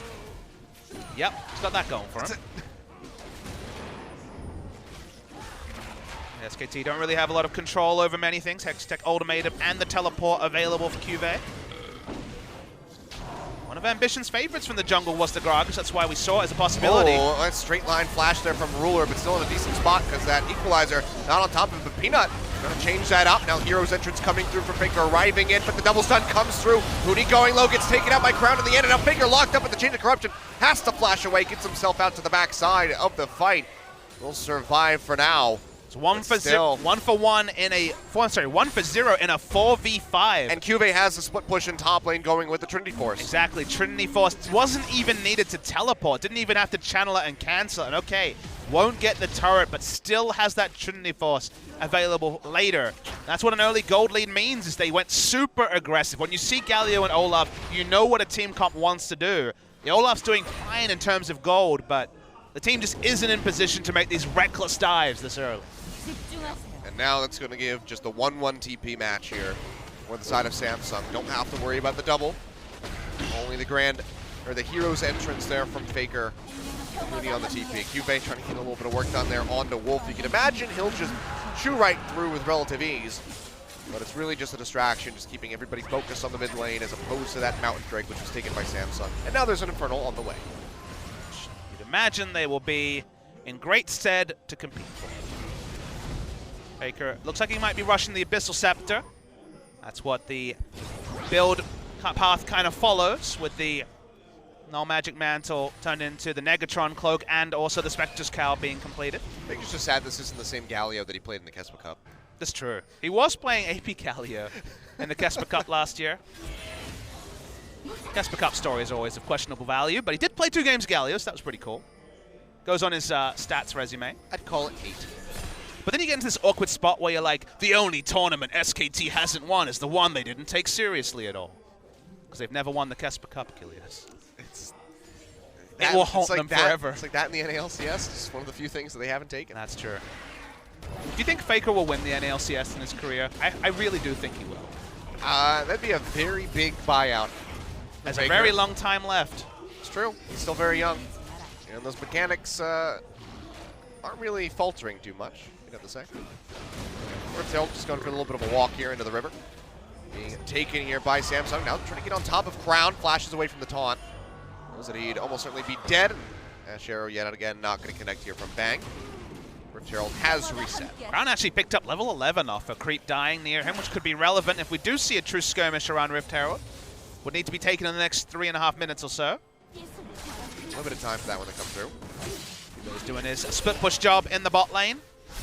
Getting more and more obnoxiously strong. Trying to focus down this mid lane, but the wave clear is still going to be strong here from the side of SKT. Getting through that is going to be a bit of a tough ask. Mooney's a long way away from being team fight ready. Yeah, launching guys in a secret arm guard. They had to go Ninja Tabi to even hope to enter an extended lane. Let's see, how much damage can Crown deal to Faker? First, he's got to land some of these skill shots, but Oh, here does goes he? Juve here to lock him down. Hextech Ultimatum comes through. Faker pops the Grand Shield, but still will get taken out in the end. Well, you don't need to hit skill shots if there's nowhere to Faker to go. Hextech Ultimatum did draw a teleport, though, so they're going to want to, at minimum, get the Rift Herald here. Otherwise, they will be trading down in objectives. I mean, Crown's also sticking in the top lane, so looking like he'll be able to equalize that turret exchange, as one's already been worked down pretty low. So Rift Herald coming through could also just be, very much diverted into the mid side of the map to try to open up that final outer turret. This is the first time we've seen Rift Herald traded for a teleport, so a pretty significant investment here, and it could actually lose 2 turrets in this regard. Minion waves coming back in here as they keep trying to push forward. Turret does go down the tier 1 on the top side of the map. Now QV coming around the side. He's going to be offering up the wave clear with a tactical sweep. Didn't catch who picked up the Rift Herald, but I assume it was Ambition. It is Ambition. It's always the trinket there. It's the replacement, so. Ambition is done. Feels bad. That was definitely the Sideshow Bob stepping on a rake moment. We'll see how it was used. It was very well used in the previous game. That's exactly what he said, Sideshow Bob, I don't catch the reference. It's a Simpsons reference. Okay. I unfortunately, it's one of the few shows that I haven't watched. I was more of a Futurama guy. Great show also. So I never got that big into The Simpsons. So I did play the video games back from the early 2000s. Some great classics. Oh, the 2000s. The earlier ones were a lot better. I mean, the arcade ones I've also played. But I mean, like Hit and Run, whatever the Crazy Taxi. Let's one not was. talk about the 2000s games. Now, some of the games on SNES and Genesis were actually pretty good, like not Treehouse of Horror. There was a Virtual Bart one that was pretty good. There was a couple of the early games were pretty good, but by the 2000s they were not wonderful, we'll say. I enjoyed the ones for the PlayStation. But that's just me. And I'm also remembering my nostalgia, but now Ambition going in, gets a casket on the Bang, flashes away, but still just so much follow-up here. He will go down, and Ambition finds the kill. Don't go back and revisit your nostalgia. Don't miss that bush either, Bang, as we saw Ambition walk through, and they're going to use it once again proactively. Galio's not there yet. Turret's already taken a couple little chunks here. They will be able to finish this one off. Bang. Looking a bit flustered. Ambition feeling pretty good.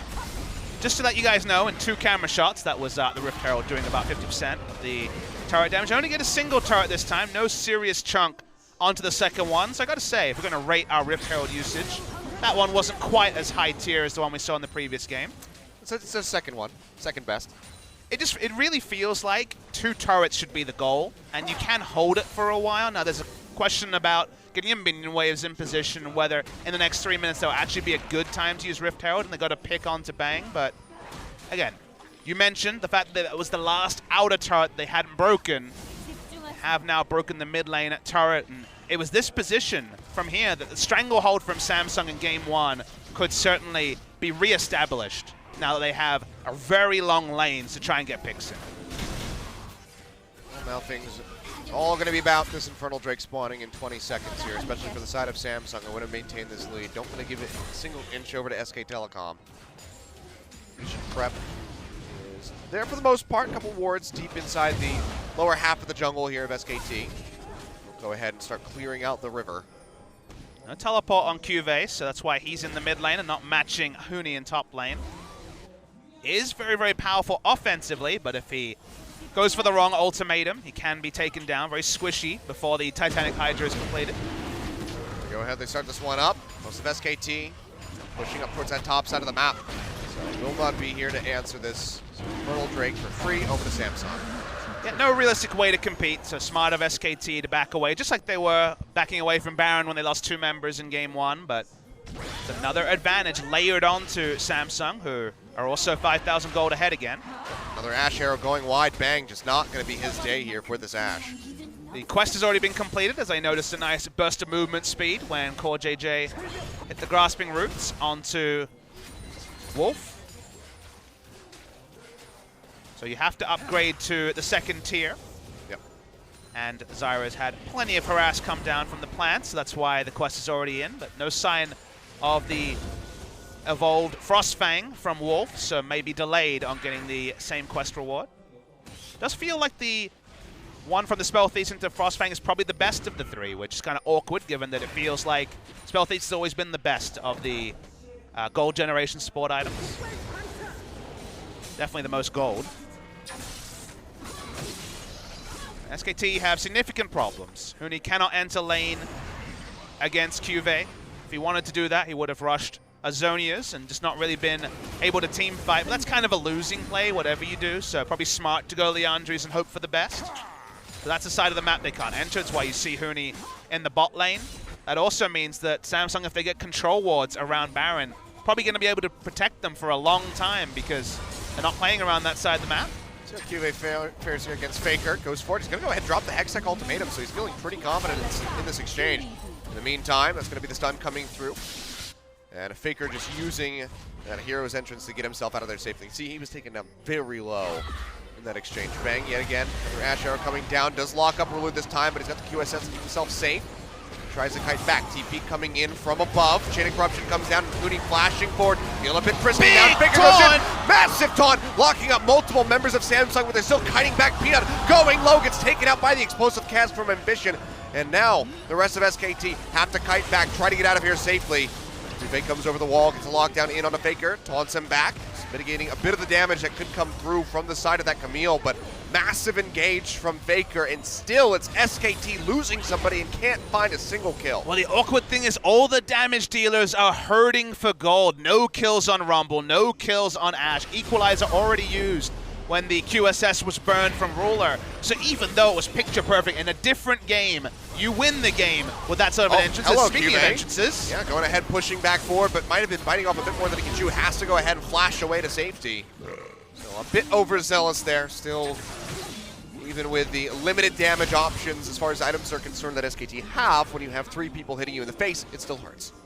Still awkward that you hit the 4-man teleport and there's just nothing behind it. Now the question is, do you make that same play when you know that your team doesn't have any gold? That part's up for debate. No, what's not up for debate is that SKT, no information till now about the Baron. Yeah, the word comes down. The Baron has already been taken, and it looks like Samsung will be able to exit safely. Ambition over the backside of the wall, and the rest of them able to wrap around by themselves, so no chance of a contest there. Great pull on the trigger from Samsung. They come up with a Baron. Yeah, just really smooth. You know, even though this was right after we just saw Cuvée ulting and getting nothing in the mid lane, they realized that SKT had pulled away. They'd had control over that area. That was the area where Cuvée was pushing around the top side. Free Baron goes over to the side of Samsung. Fortune favors the bold, and bold team at this series has been Samsung. Yeah, 8,000 gold now in the lead. With no signs of stopping. Second Mountain Drake potentially there for them, so further Barons, further objectives are going to be that much easier for them to go ahead and take down. But for now, Baron buff over onto all 5 members. Let's see what they can if we could toggle vision here, they've got some wards around Baron and nothing else to SKT. They have to be so defensive.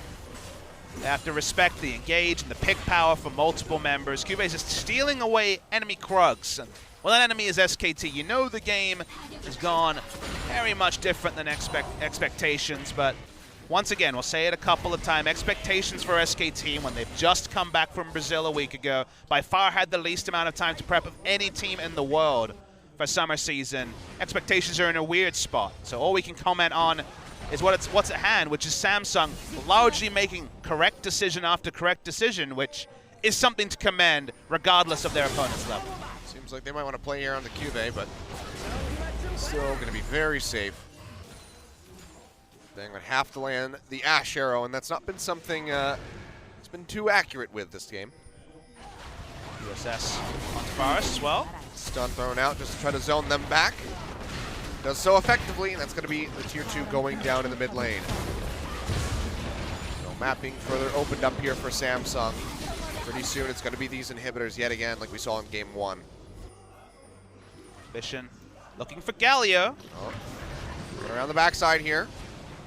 Faker tossing out the Winds of War, just trying to clear out as much as he can, but now being jumped on by multiple members. Still very tanky. Ash Arrow comes through, locks up Crown. Doesn't quite have the cleanse. It's about to become available now. Redemption coming through to get a little bit more damage down. Dead. Sprinting his way in with the help of Bang, comes up with a kill. Massive Strangledorns pops up there for Core JJ, locking up Bang and Wolf from pushing further forward. But Cube, he's already exposed the inhibitor on the bottom side of the map, and he's going to be able to take this out. Nothing Rumble can do, only can walk over when respawns are coming in, but for now, no respawns. They don't have vision, so Cube has to respect, but really big Zyra ultimate in the back couldn't be profited upon. No way for them to put in damage, and Cube didn't have teleport, and likely wouldn't have used it, given that he was getting a free inhibitor on the other side. So while it was one of Samsung's few rough plays so far in this particular game, the end result is still Samsung trading up. Yeah, definitely worth there on the exchange of Crown, just now respawning. This is going to be SKT desperately trying to get another objective here. Should be able to take away this Mountain Drake. No one nearby from Samsung to contest this, and honestly, probably don't give much of a damn at this point. Just one little lowly Mountain Drake that they hand over. It's 7-2 in turrets, and right now that might not be enough for SKT to put more on the board. Yeah, the shopping trip was definitely preferable over trying to contest for a Mountain Drake, where all the Mountain Drake really does is help SKT pick up minions that are being pushed into the base by Samsung Galaxy. And he finally has the Zonias, but it's not going to change anything about the side lanes. Cube says hello yet again. Does have that ultimatum ready to go if he wants to cast this one out. There's a couple people ready to back him up out of the jungle, but is really just trying to zone Faker away as much as possible. Doesn't really do much. I mean, Faker lost 400 HP. Not too significant, really, in the grand scheme of things. Nearly dead. Yeah, it's just barely scratching the surface there, but Super Creep's getting ready to group up down to the bottom side. Cube getting a lot of damage down onto this turret, pops that Hextech ultimatum just to make himself untargetable, but the Ash Arrow still comes through as well as a tether. That's going to be Ruler wrapping around, throws out the Chain of Corruption, locks down multiple members, but they still haven't really found the damage to pop anybody yet. Sun comes through, Peanut goes low, has to use the Ragnarok to keep himself alive, and a big equalizer chunks out Core JJ considerably. Yeah, pretty sloppy stuff from Samsung. Juve didn't need to walk into taunt range to get out, and they used their ultimates just to kind of delay a fight. They weren't really ever going to truly engage, so ultimates used suboptimally means that everyone can back away. But SKT do get to heal up and don't lose an objective, which is really all they can hope for. Q-Face still desperately trying, has that hook shot to take him out to safety. Keep pushing forward, lands on one rocket for the slow, and now Wolf is just about here for the tether. We'll be able to lock him down. Cube, can he make it out of here alive? Nice from Wolf. Gets the stun in the air from Wolf, denying the leap over the wall. Cube still goes low, but now Crowd arriving, turns it around on his head, takes out Huni. Unleash power down onto Bang, who's still desperately trying to kite back. Looks like he might be able to stay alive, at least for the moment. TP being burned out here by Faker, a double kill over to Crown, and Peanut goes down. TP has to be canceled out. The Galio not going to be able to offer up anything.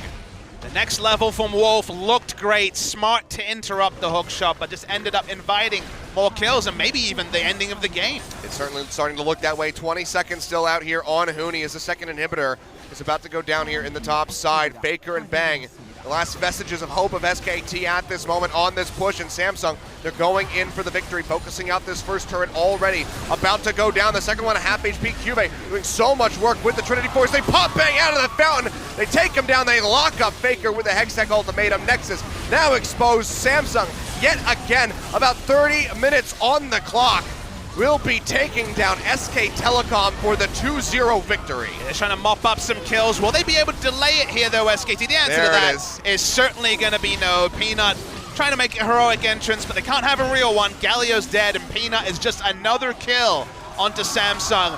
420 blaze it for Samsung Galaxy. They win the game. They win 2-0. SKT have the ready-made excuse. They did come in very late to the picture. It is very unenviable that they have to play 1 week after returning from Brazil with questions about jet lag, with other scenarios. But credit to Samsung, they picked up the victory, they played clean, and they will be a contender for LCK Summer 2017. That they certainly will. Fantastic play, and Cube especially on that Camille.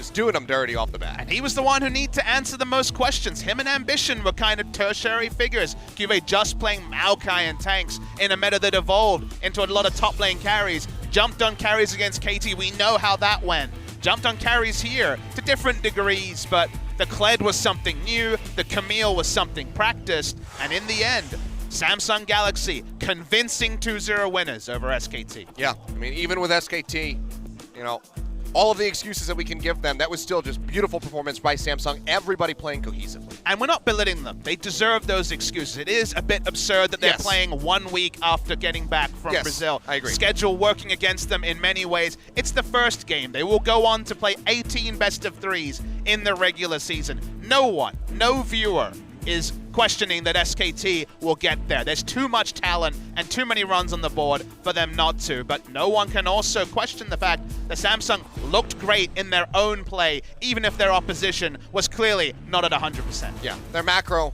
on point. Yep. Rotations were absolutely beautiful. And new champion picks for the person who we had the most questions about. Yeah, and I mean, the collapse is coming through. Crown off the bat, getting the first blood. It was just really great stuff. Well communicated. I love the Rift Herald priority too. I feel like I'll talk about Rift Herald more and more as it becomes a more reliable objective. People still feeling it out, but got a lot of value this series. You know what? More importantly than Samsung getting the 2-0, you were correct. 16 Doran shields throughout the duration of today. You know what my prize is? I get to cast too many games with broken Doran shield.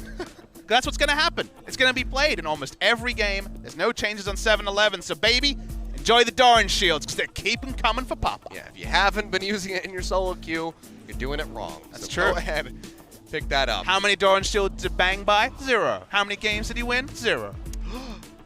Correlation? We found the correlation. That's it. It's simple math, ladies and gentlemen. You have to laugh. Doran honestly. shields win you games. It's better to choose to laugh in this scenario. But Samsung will feel good, and we get to talk to Crown, so maybe we'll need to prod Dangun and Cloud Templar to ask a question about that. Yeah, we'll see what happens during that interview. We'll see who's going to get the MVP here. I think Ambition deserves it. Not just the storyline of coming back after his wedding, but he played legitimately smart. His understanding about the patience at level 1 to reset the red buff, to allow Camille to come in and just focus down the no-flash Ghost Olaf. That was what won them the level 1, and the level 1 certainly helped out a lot. Yeah, that was really good stuff by Ambition. So a great showing for him at the start of the season. Not sure how much we'll see of him throughout. You know, Haru's still waiting in the wings, the superstar of Samsung there in spring. But we'll take a look at the damage to start things off yet again. I mean, this time sub 30 minutes for Samsung, so very concise victory. The Crown tops out the charts, 19.8 thousand damage dealt with the Syndra. Well, we learned that Crown Syndra is still top tier. It was his 2017 pick that he worked on so hard to add to his arsenal. Couldn't be banned away. Other stuff was higher priority. Let's see who picks up that MVP. It will be Ambition. Welcome back, Ambition. We don't know if he's the starter for the day or the starter for the season. Maybe we'll find out during the interview. But Ambition, over the course of 2 games, we've got so many Ambition memes about invading and dying and all his other misplays. I don't remember too many misplays from Ambition in this series. Yeah, really good stuff from the get-go. I mean, he goes so low here off these turret shots, and this still manages to take down Wolf on the backside. I like how you found a way to make this a good play. It's like he's so good missing his Q, taking 2 turret shots. I'm just saying, he knows his limitations here. Knows that he can go back in to help get the kill onto the Karma. So. Even when the MVP, even when you win the MVP, you can still laugh at some of the silliness. Some of the silliness. There was some great play from Ambition as well. That was also some This was unfortunate because the arrow hit and then Huni ulted based on the arrow hit and flashed in a straight line and got punished. And this was where, remember, Camille was just chilling in the top lane while they just got a 1 for 0. Yeah. When that happened, SKT probably had the sinking feeling. And poor Bang. Flash body slam straight into the cast. I mean, just no reaction time allowed there for Bang. So, well executed overall from all members of Samsung throughout this series. SKT going to need a little bit more time on the patch, a little bit more practice from their return from MSI. Oh, that was what a flash taunt. I mean, that was like his 4,000 elo shockwave. Exactly, and yet not like it at all. But and like in that game, they didn't win it. So Faker makes the big play, and they still can't close it out. Would you say that Faker's super play is a fake news? It's seeming that way. All right, well, let's go ahead. Hand it over for the final translation here. Joel, take it away with the translation. Thank you very much, guys. We're here with SKT's first showing of this split in LCK, but they do result in a Samsung's victory instead. A 2-0 victory for Samsung, and we're here with today's MVP's crown and ambition for the interview. I'm sure it was a very nerve-wracking game for you guys, but how did it go? I mean, just playing in general, it's been a very long time, and I think it was a lot of nerve-wracking in that way, but facing up against SKT was just another addition to that. But right now, I'm just so satisfied with everything. I'm glad, you know, although with the shaky moments that we had, I'm glad we got the win instead.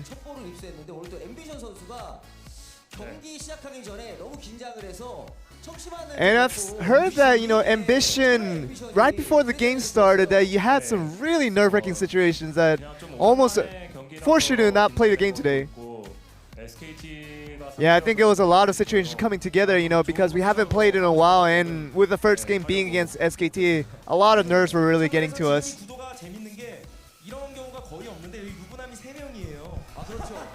Oh, and one thing we have to mention is that this doesn't come very often that, you know, the 3 of the 4 people here are married. So that's kind of one thing that we have to mention. So how does it feel after getting married? You know, I think after getting married, my wife and I are trying to really be, you know, trying to be humble and trying to really stick to our roles of what we're trying to do. And I think that just allows me to, you know, live a little bit harder and just work a little bit harder towards everything. And it creates a lot of motivation to, you know, of course, provide a better form of myself to her as well. You have to work hard for your wife as well, Cloud Templar. And one thing we have to talk about is Game 1. And it seemed like it was a perfect picture game for Samsung. You guys were never seemingly behind throughout the entire Game 1. Yeah, what else do we need to say? All 5 of us played wonderfully in Game 1, and that's really, it just equated to a really easy win for us.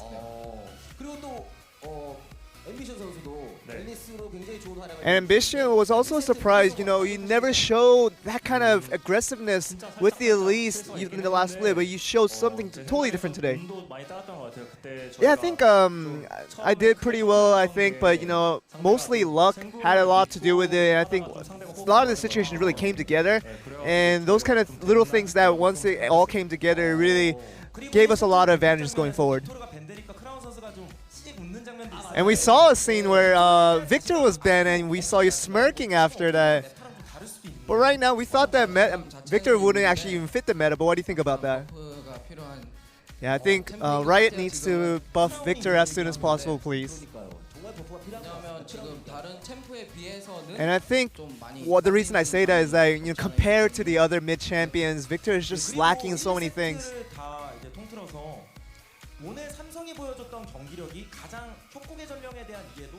And it seemed like, you know, with the first and the second game that you showed us today, of all the games we saw in the LCK for, you know, starting the split, it seemed like you guys showed the best understanding of how to use a Rift Herald.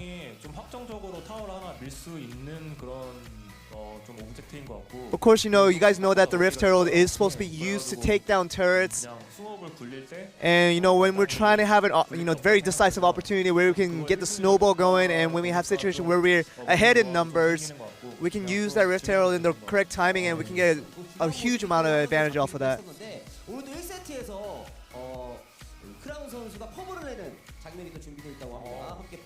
And we have a video highlight of Crown getting the first blood of Game 1. And it seemed like you guys were really trying to go at each other, trying to look for the best opportunity, but this is where Crown created the first blood for the team. Yeah, I think Faker was really relying on the Shen, that, you know, he was playing a little bit too safe, and, you know, I kind of was traveling around there, I was pathing around that area, and I saw Faker being a little bit over-aggressive, and so I tried to come in and help out Crown with that kill.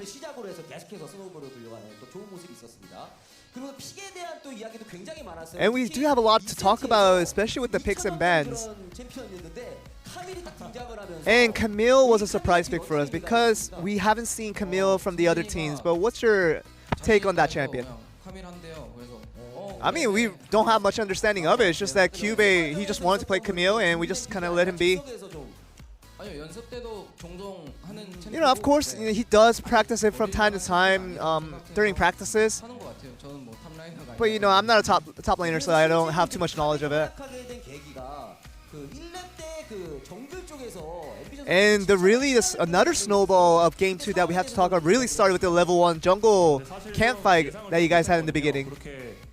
Yeah, I really didn't expect to happen, but SKT was being pretty unusual with how they invaded the camp at level 1, and we tried to be pretty instinctual of how to take care of that, and we brought QV down, and with the champions that we had a stronger early game fight, and I thought it was a good situation for us to fight with SKT, and just getting those 2 kills in the early game really gave us a huge advantage going forward.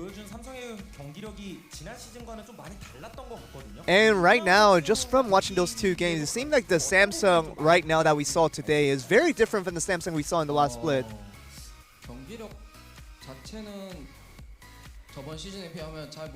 I don't know about the exact performances of our team compared to last split.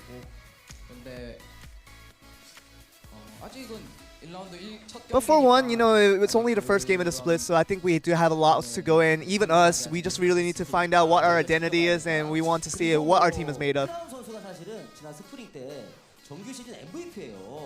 And we have to mention that Crown was the regular season MVP of the last split. And you do get your first MVP already with the first game of the split, but do you kind of see it coming again? It's the first game, guys, so it's really too early to say that, you know, I can see it coming, but and of course, with confidence, we can't leave Ambition behind. We have to ask him the same question. You know, when we're practicing, we kind of notice ourselves making a lot of little mistakes. And I think that's kind of in the back of our heads that we have to limit those mistakes.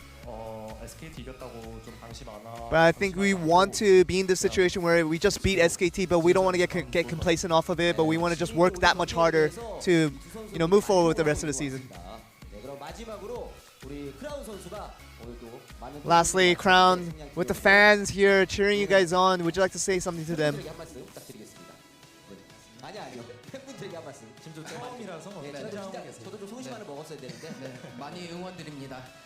We ask you for all the support, guys.